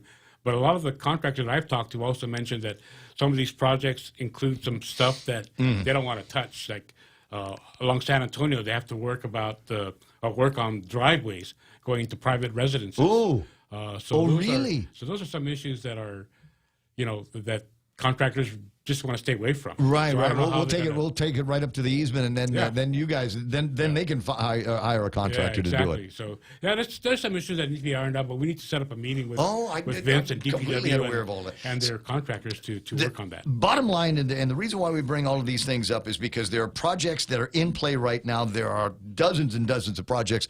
As soon as you go as soon as the Dun Dun Donkey is built, they're going to go on to something else. There will be something else that needs to get built, and we're going to need guys that know how how to swing a hammer and pull a saw and turn a screw and do all of those kinds of things. Work with the electricity, work with the plumbing, work with the air conditioning, and the more you know how to do those kinds of things, the better qualified you are to keep working on these jobs until you die, because we're going to be working on construction here for a long, long time. That will always be a factor in what we're doing on Guam. Yeah. Right. And to put dollars into some of these projects right now, we've got $1 billion in the military projects alone that are ongoing. Another $1 billion that have been bid out, haven't started yet, or haven't broken ground yet. So American Rescue Plan, the infrastructure, all of that's going to turn into something. Yeah, exactly. Yeah. I might not be crazy about the way that they're spending money in Washington D.C., but as long as if we're going to get some of that shovel-ready cash around here, then maybe that's a good thing. Now I do want to ask about this. A friend of mine, Sarita, whose daughter actually, there's little Mandy, was in an article in the boot camp, the summer camp thing that you did. She wants to get the diploma or whatever the certificate is that you've got. Let me put this up on the screen. Oh, okay. This is another one of the things that they do. Power tools? So is that what it's called? This is the high school. So, this is a high school program. Yeah, we actually had so Trades Academy. They actually had through a summer program with in partnership with DOE. Yeah. And so we had about maybe close to 60, 75 high school students. And so I actually taught a couple of classes. Oh, you did? Yeah, I'm an authorized instructor for Trades Academy, and so those are my students. Well, that's pretty cool. They built I don't know if you've ever seen the articles, but they built like a structure, and then they're right behind them. So they built 2 shacks, and then they also built planterns, and I believe that they donated all of that. I don't know where. Island Girl, probably. What is it, Island Girl? Yeah, so they're using that, but those were done by a bunch of high schoolers, so. And they were able to do the card. They went through the construction craft labor course. Right. And so they, that was them. Oh, that's And now that program started again, actually starts again Monday. Yeah. So Bert's been working on putting with the Department of Education. Okay, well, dig out Mandy's certificate because Mom Sarita is asking. Sure. She's like, well, if you've got them in front of him, can you ask? Yeah, I can ask. I will also point out something else to be proud of here. In addition to Sarita's daughter Mandy being a part of this program here, the flyer was written up in the Contractors magazine by R.D. Gibson. Who's that? That's my own nephew. R.D. the party. R.D. party? The one-man party, exactly. Hey, man, thanks very much for coming by the radio. Now that you know where it is, you come by here anytime you want to. Francine, you're always welcome. I'm a big fan of everything that you guys are doing over at the Trades Academy and the Construction Association. Always have been. Apple does it. Coconut doesn't fall far from the tree. As big a fan as my dad was of your work, I am as well. And I'd like to be able to get you guys in the studio more often. We'll eventually get out from under some of the restrictions that we've got, and down the road there'll be golf tournaments and other. My favorite one that you guys haven't done in a couple of years is that rodeo. Oh, the construction rodeo. Construction rodeo. That's coming up soon. Right. We're gonna put that back in play. Come and find me. It'll be all right. 9:33, and we're gonna wrap up the week here in just a second. Leah Dunca from Security Title here with a little information about trusts. A trust is a legal entity capable of owning property. It can protect property from issues such as lawsuits or divorce and can be used to distribute property and avoid probate. Many trusts start as revocable but become irrevocable when the initial trustees die. Work with your estate planning attorney to see if a trust is a good fit for your family property. Call the professionals at Security Title. We are here to help. Fall in love with your new home this season by shopping Furniture Kathy Style's unbelievable deals. We've brought in new items and restocked on our best sellers to help you get your home ready for the holiday. We offer free design consultation and financing with up to 12 months of zero interest for you to get what you want and what you need for your home today. Follow us on social media, visit our website at FurnitureKathyStyle.com, or call us at 300-9590 for more information. If you're not buying from us, you're paying too much. Over the past 5 years, confidential data and network breaches have doubled for small and large businesses, resulting in huge financial loss. At GTA, our multi-threat security bundle is a cost-effective solution monitored by our team of experts, ready to detect known malware and stop new evolving cyber threats before entering your network. Protect your business with confidence and call 671-644-1000 or visit gta.net/enterprise. GTA, we start with you. Is that for real, that there's 153,836 people on Guam? Did you read that? That's what the census numbers are. Wow. There's so many gone already, huh? 53,800. Didn't we have 165,000 not that long ago, and everybody rounded up to 170 because you thought the numbers were going off in that direction? Is it possible that somewhere along the way we managed to lose 12,000 people on Guam? Or did they just not count everybody? I want my money back. Come back. Who didn't? Did you census people. Did the census guys find you? Yeah, they eventually found you, right? after long trying hard aggressively to get a hold of us, they found like Jehovah's Witnesses, right? We know you're in there. Or is it 9:35 in the morning? 153,000 of us left, but we all like Pyology. That's why we stay, because we got Pyologies here on Guam. You go to Pyology, you figure out what crust you like, and then they'll put that into the thing. You ever do that? You ever just watch the thing? You go, okay, what kind of crust you want? And they take out this big blob of crust, and they stick it in the thing that makes it flat. The press, yeah. Man, I want that for my house. Can I get that for my house? No, it's a special thing. Only sell it to Pyologies, apparently. So once they've got that, then we figure out what sauce you want, and then we layer it up with all kinds of different cheeses. And they got, I didn't realize until I'd been to a Pyology how many different flavors of cheese there are, and what the differences are when it comes down to, what it reacts with. Okay, so you got this kind of cheese, and it makes these vegetables taste even better. Or you take this kind of cheese, and that's what you put, along with the other savories and on the protein side. And so the great thing is Pyology. You can mix and match. You can, become the, Louis Pasteur if you want to, of pies, because you can experiment on a daily basis. And then you can eat the successes and you can eat the failures as well.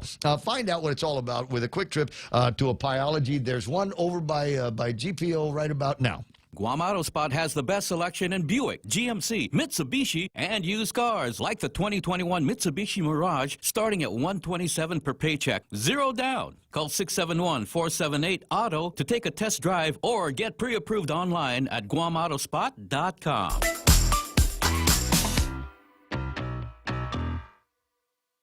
Hey, you want a job? Docomo hiring tomorrow. They've got a thing that they're going to be doing from 11:30 to 7:30 at the Micronesia Mall. So basically all day they're looking to grow our customer service team, driven, motivated, goal-oriented individuals. As a bonus, qualified applicants will be recruited on the spot. The open positions are CSR, customer service reps for retail and call center, and technical support representatives. You want to be the guy. You want to be, no. You want to be the guy. And they got cool tools for this, where you call up and you say, yeah, I'm having a problem. Can I get this, that, or the other? And the guy will be able to tunnel into like your network. They'll be able to tunnel into your DVRs or whatever. They've got really, really cool technology. Because back in the old days, it would be, hey, yeah, can you bring the thing here? And you go, crap, no, I don't want to bring the thing there. But now, we solved the problem years ago. By number one going digital, and number two having what was referred to as addressable taps. Yeah, we know where you are. We know what you've got, and we can get into and out of your systems. Very, very cool technology, and you can learn all about that. And then maybe you can go from customers. I've seen it happen before. You go from a technical support rep or a customer service rep, and then you go out in the field. I tell you what, if I could not do this job, if they let me, I'd be a cable guy. Yeah, he's out in the field. I would love to be. I would love to be a cable guy. He's out in the field again. Except when I go into houses that have a funny smell. I don't know. Yeah. I don't know that I could do that. I just gotta go in there. What do you people eat here? What is that? I think there's something dead in your kitchen. Maybe you ought to take a look at that. So it's either that or be the key guy over at Home Depot. That would be the job. You just know the key guy over at Home Depot. That's the top dude over there. That's it.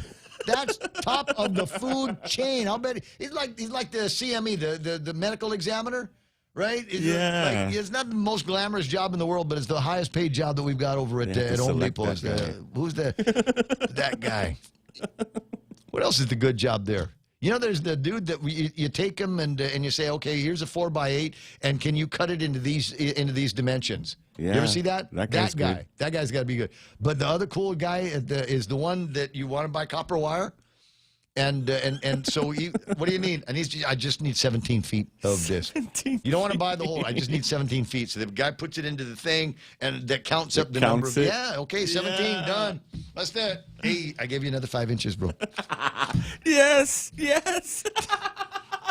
They got one of those at Benson too, right? That's the wire kuya. Where's the wire kuya today? All right, Jimmy Craig on the line, and we were talking earlier about profiling our senators, and so I tell you the story about somebody over at the legislature, and you have to tell me who it is. And we used you as an example, Senator Craig, Jimmy Craig Moylan. We said, okay, so and so wrote a letter to the governor. Who am I talking about? Senator Moylan. Senator Moylan. Senator Moylan, absolutely right. Ding, ding, ding, ding, ding. Ding. Real Joe's going to say things to you that only winners get to hear. Now, I got the thing yesterday, but it was already towards the end of the program, and I thought it was interesting. You know, I saw where was it? Somebody sent me a copy of the account status. For all of this federal love, right? And it shows you how much money we've got, like $1.5 billion, literally $1.5 billion. And it showed you, where it was supposed to be going, how much of it has been committed and how much has been used. And at the bottom line on this report, I looked at it and it says, it doesn't look like I think there's $1.2 billion that has not yet been spent in federal money around here. Arguably, it's because we're waiting on other plans to get put in place, or arguably maybe we just haven't figured out how we're going to spend that. And that was the gist of the letter that you wrote to the governor yesterday.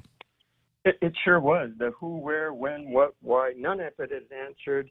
And so if you're not going to do a plan, at least tell us what you got on your mind, right? If you're not going to provide us something, give us an idea, right? And if you're not going to do a plan, tell us.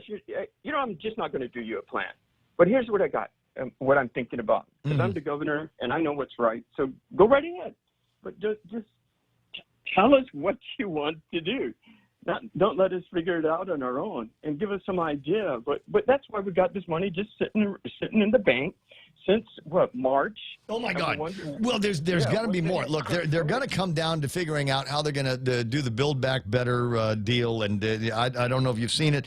Neil Weir sent out a link to the legislation in Washington D.C., and I think this is the last best draft that they've got. It includes money for SSI on Guam. That's nice. It includes money for Medicare, Medicaid expansion here on. I think it's Medicare expansion here on Guam, and I don't know how many millions that's going to be. And it's nice that it's money that we know that we can put towards a program.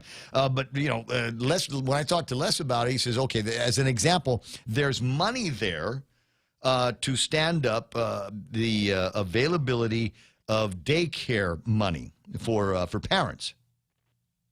So and they say there are programs like that now where you got a parent that I got to put the kid in daycare so I can work, and there's Build Back Better money that or not Build American Rescue Plan money that would do exactly that. But according to Les, they don't have the bandwidth for it. They don't have the facilities in the government of Guam to be able to stand up that program.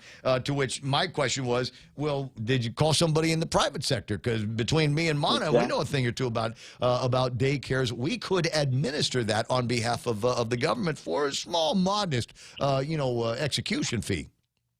Right, and see. So why are these monies not being spent because the responsive departments and agencies don't necessarily have the bandwidth to be able to put these programs and maintain these programs for as long as the money holds out? And yes, I don't know if that's the case. Then farm it out to the private sector. Right. Why are we going to build government with more people? And then how will we sustain that in paying additional workers? Why are we expanding the government of Guam? Why even think of doing such a thing? When if you want to build bigger, better, that's by building the free enterprise, the the small business guys to take care of that. That's how you're going to build bigger, better, not by building government bigger, better.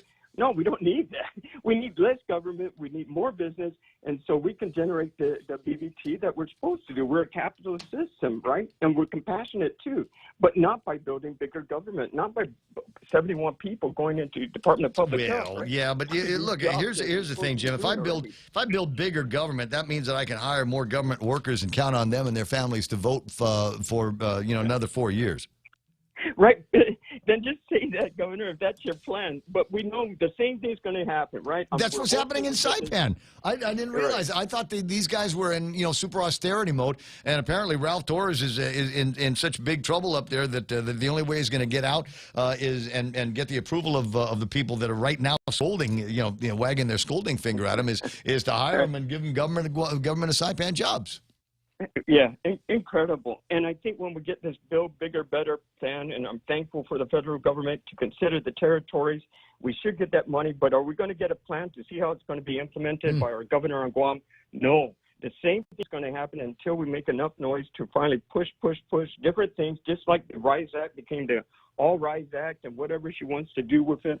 So we already know who we're dealing with in the Adeloop, and this is how we have to get aggressive and point it out until we finally get something done so they can take the money out of this trust fund and put it into the hands of the people and the businesses to make things work if we really want to build, instead of just holding it to the end of coming closer to the election year, and all of a sudden we got this glamorous plans to hire more people and build bigger government so you can win re-election. Yes. Ding, ding, ding, ding, ding.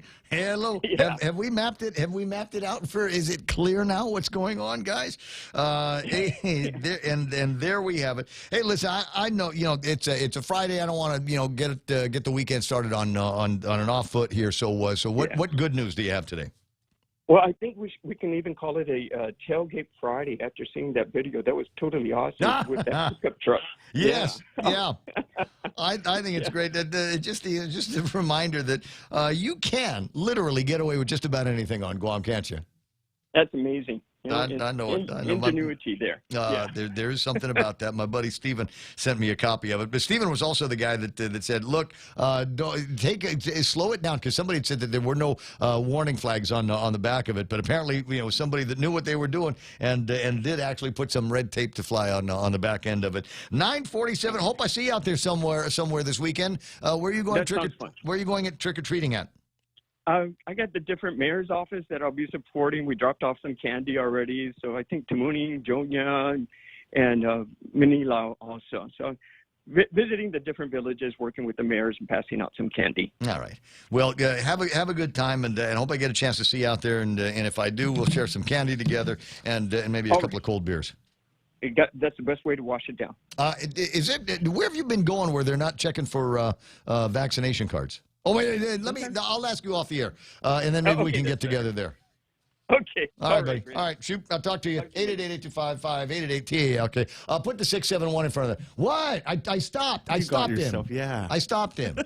But there are places. I was talking to somebody on the phone, and she was like, I'm trying to figure out whether I want to use the accent or not. Because if I use the accent, then you'll know where I'm talking about. But anyway, pretend it's in an accent.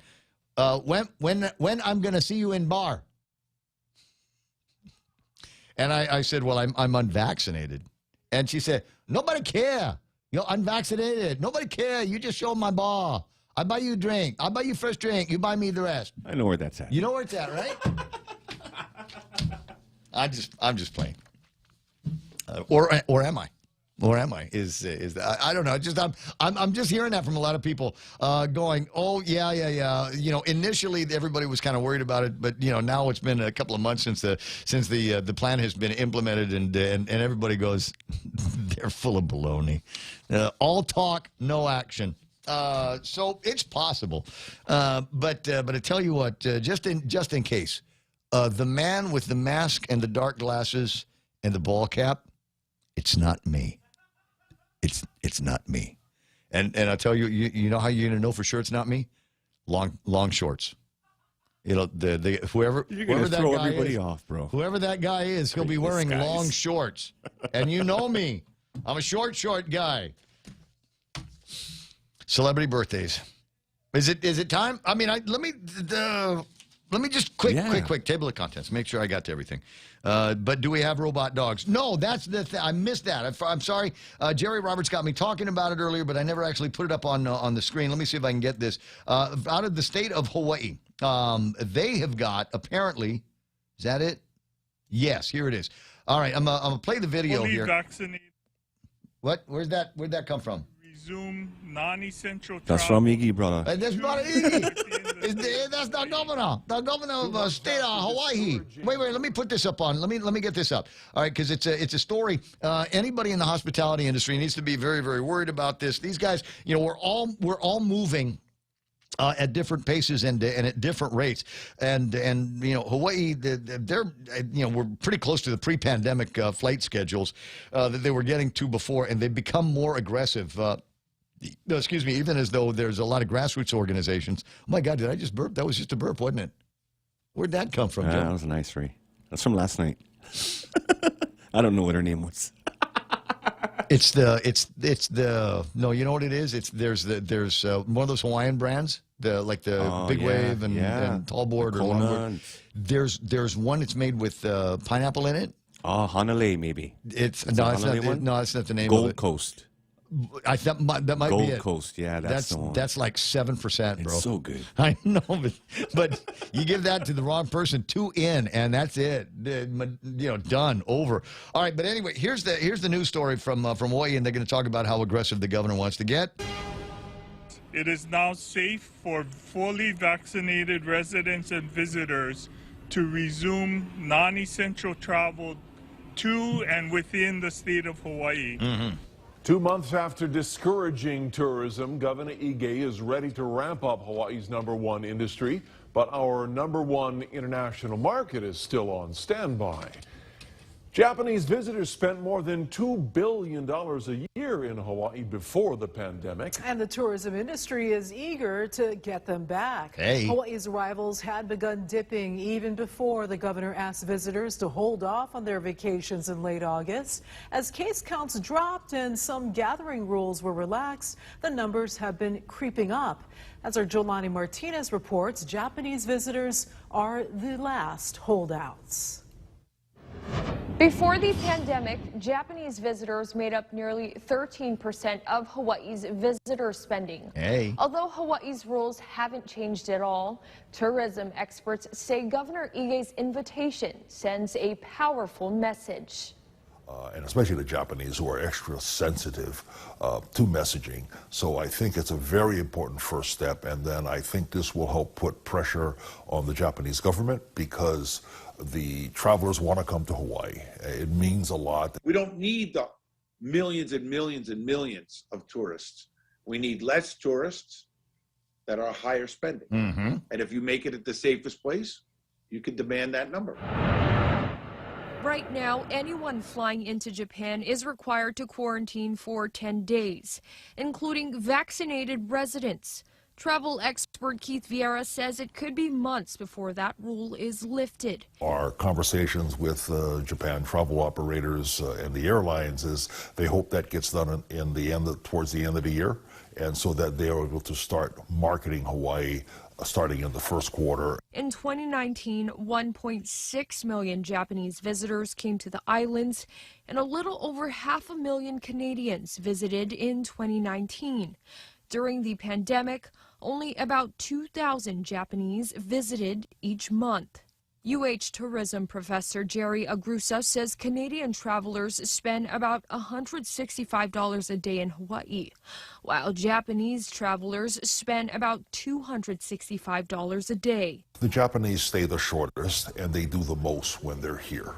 So you have naturally retail, restaurants. They typically buy a big seafood tower and a steak. Hawaii's wedding industry is also looking forward to the return of international travelers. So the point behind me playing this is that we're not in this game alone. And so you've got the governor of the state of Hawaii that is sending out the messages and directing them towards, one of our major source markets. We need to do the same. We need to do the same. It's great that we got Carl there. It's great that we got Jerry there, and all the fantastic people that work down the street at the Visitors Bureau. But see, now the problem is, now hearing this guy talk, I want to talk like him.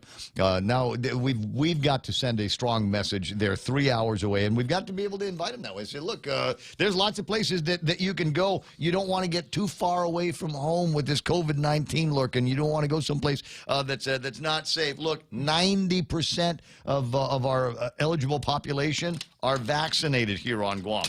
So you can start saying that. Yeah, we've got nice, what was it, I Love Guam masks that you can buy over at the ABC stores, things like that.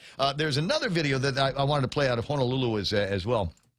And there's this one here, which is as benign a reason to have these robot dogs. I can see this heading sideways in a dystopian universe where I might be hounded literally for my not wearing a mask outside or not being vaxxed, or I don't know, being a white heterosexual male. I don't know where this technology could take us. Where are they doing it in Hawaii? And the Honolulu Police Department provided an update on its newest tool, a robot dog. Spot, the $150,000 robot purchased earlier this year, is used to screen individuals at homeless sites on Oahu. HPD says since the start of the pandemic, the sites have taken in more than 1,700 homeless individuals and have had only 14 positive COVID cases. They believe the mitigation procedures put in place and other technologies such as Spot have helped keep the numbers down. Having the ability to deploy something that can do all the interaction with someone on a mobile platform and take the possibility of transmission out of the equation, for me, I really don't think that over the long term, $150,000 is a waste. Spot is able to take a person's temperature from 7 feet away in a fraction of a second. It also has two-way communication capability and can deliver PPE, food, and water to someone who does. Can you imagine, Real Joe? Can you imagine that technology maybe with a gun strapped on it? I can. Right. It's not that far off. It's just easier. So we just... Do we trust it, Where though? do we deploy something like that? You know, never mind the homeless with Dedito. You know, after about midnight. Yeah. Or, you know, when we don't want to endanger the life of a police officer, we send one of those things out. Here's the deal. It's not an attack dog, and it's got a gun on it, and you can kick it and make it fall down, and it will get back up and chase you. Because you say, walk in there, that's not top speed. You get these things, this get into a Unleash the hounds. gallop. And this is who I'd like it to have worked on first. October 27, about 7:30, cops were flagged down by a guy named Romulus. Victim 1, Prime Mart in Dedito. He reported that an unknown male wearing yellow long-sleeve shirt, dark shorts, and a black pouch smashed the rear passenger quarter glass in his car. He was able to point out the man walking on Woostig Road, pry bar in his hand, and told the cops, "Sir, that's him, that's him. He hit my car." Cops got to him and identified him as Jicko Refini.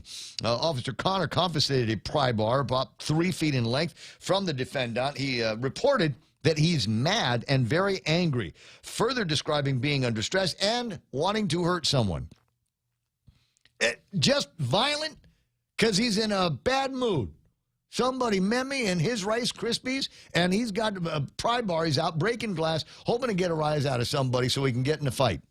Officer Pangolina met with Kyung Buk Lee, victim number 2, who reports he owns Prime Mart. He was inside attending to customers. He heard a loud noise, glass shattering and hitting the floor of the store. Victim 2 then left the store, saw a man in a yellow shirt, beige shorts, defendant walking towards his vehicle holding a long object. He then saw the defendant swing the long object, hit the front driver fender of the car. Officer Pangolina met with Miriam Mitro, a witness who corroborated both the victim's statements and also identified the suspect for GPD. And you might be wondering, I wonder if he's ever had a run-in with the law before. As a matter of fact, they've got a criminal mischief charge, a couple of counts on that, and felony release.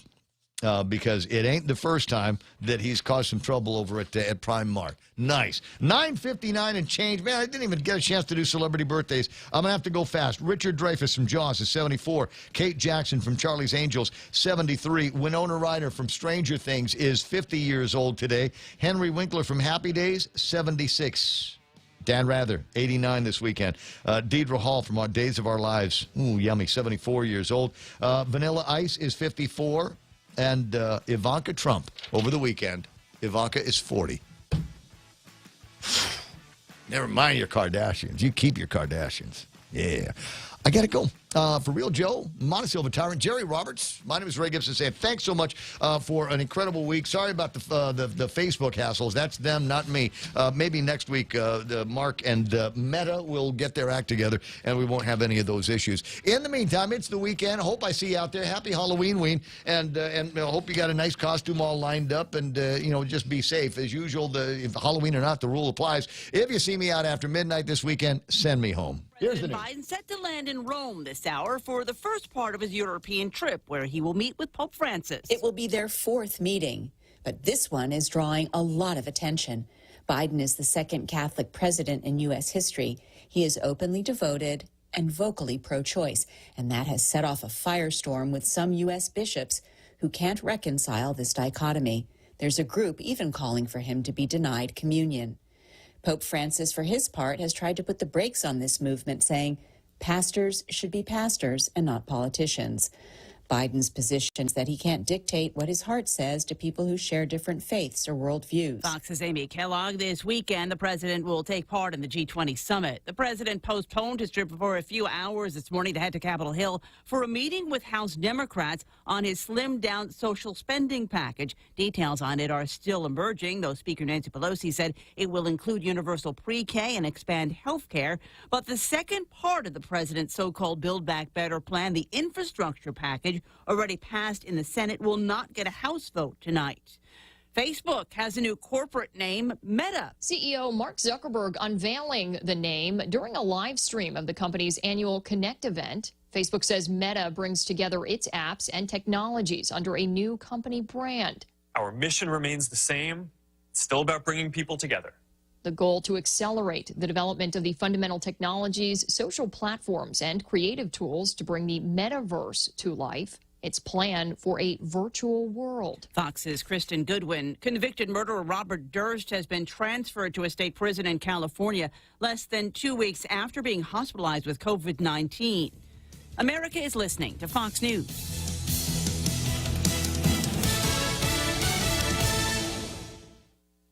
Hey, it's Brett Larson, inviting you to download and listen to the new daily Fox on Tech podcast. There's part of a colorful late 90s iMac on Mars. It's an idea that seems a lot like Kickstarter, called Build It. This isn't the first time we've heard about North Korea hackers trying to get a leg up on COVID-19, a range that was used for satellite TV service in the 70s. Get the latest trends in technology, cybersecurity alerts, and gadget news daily. Subscribe and listen now by going to foxnewspodcast.com or wherever you get your podcasts. Connect to Fox News Audio on the Fox News app. Listen to hear your favorite hosts like Brian Kilmeade, Jimmy Fallon, and Guy Benson standing up for what's right, live and via podcast. Just click listen, then swipe right and hear the latest news updates on your time. And scroll down to hear the latest podcasts from Fox News. And it's even easier to listen in the car with Apple CarPlay and Android Auto. Get programming alerts and notifications. Fox News Audio is on the Fox News app. The voices America trusts. Download it now. A jury in North Carolina sends a message to a hospital with a multi-million-dollar verdict. He sued for racial discrimination and won, convincing a jury that his old employer, Novant Health, did not prove that it would have terminated him regardless of his race. A jury awarding former hospital executive David Duval, who is white, $10 million in punitive damages, saying he's a victim of reverse discrimination. Duval contends he was let go in 2018 due to the health system's diversity efforts. He was replaced by one black woman and one white woman. He accused Avant of violating a part of the Civil Rights Act, which prohibits race and gender discrimination in the workplace. The hospital says it's extremely disappointed and may appeal the decision.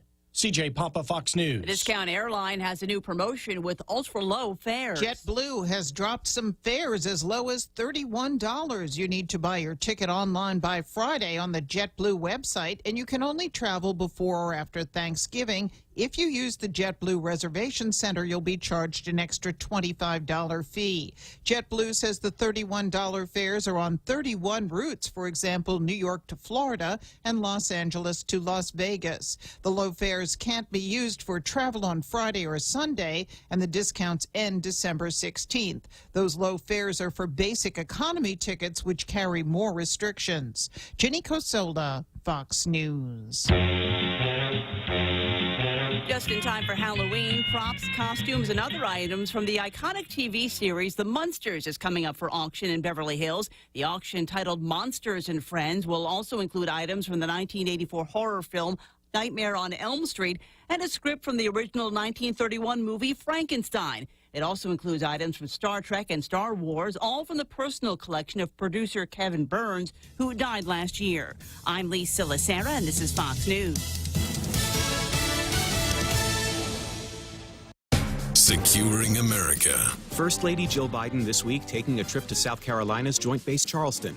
There she praised those who helped in the summer's evacuations from Kabul, Afghanistan. Because of your dedication and excellence, more than 120,000 people were evacuated. The First Lady also talking about the program Joining Forces, the administration's initiative for military families. Your commitment to our country never wavers, and neither will our commitment to you.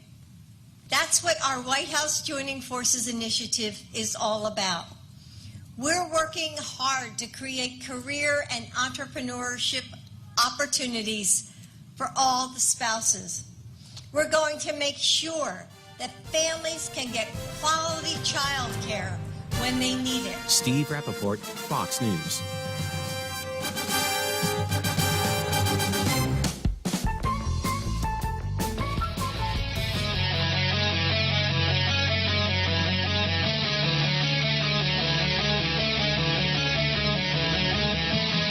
From the Fox News radio studios in New York City, giving you opinions and facts with a positive approach. It's Brian Kilmeade. In for Brian, it's Mary Walter. Yes, Mary Walter, that's me sitting in for Brian Kilmeade today. How are you? I have to tell you, yesterday I did a different show yesterday. Got off the air, and I go and I sit down. I'm in my bedroom with a cup of coffee. And I said, I'm going to relax a little bit before I start to get ready for Brian's show. And I turn on the TV, and what is in front of me? The Merrick Garland hearings. Now, normally, I would not consume the Merrick Garland hearings in a whole lot of detail and a whole lot of depth because they've been going on for a couple days now, and I don't know. It was not something I would have put on the TV. But when I turned it on, Spartacus was there talking. He looked all angry. And I was like, oh, this is going to be great. I'm telling you, I'm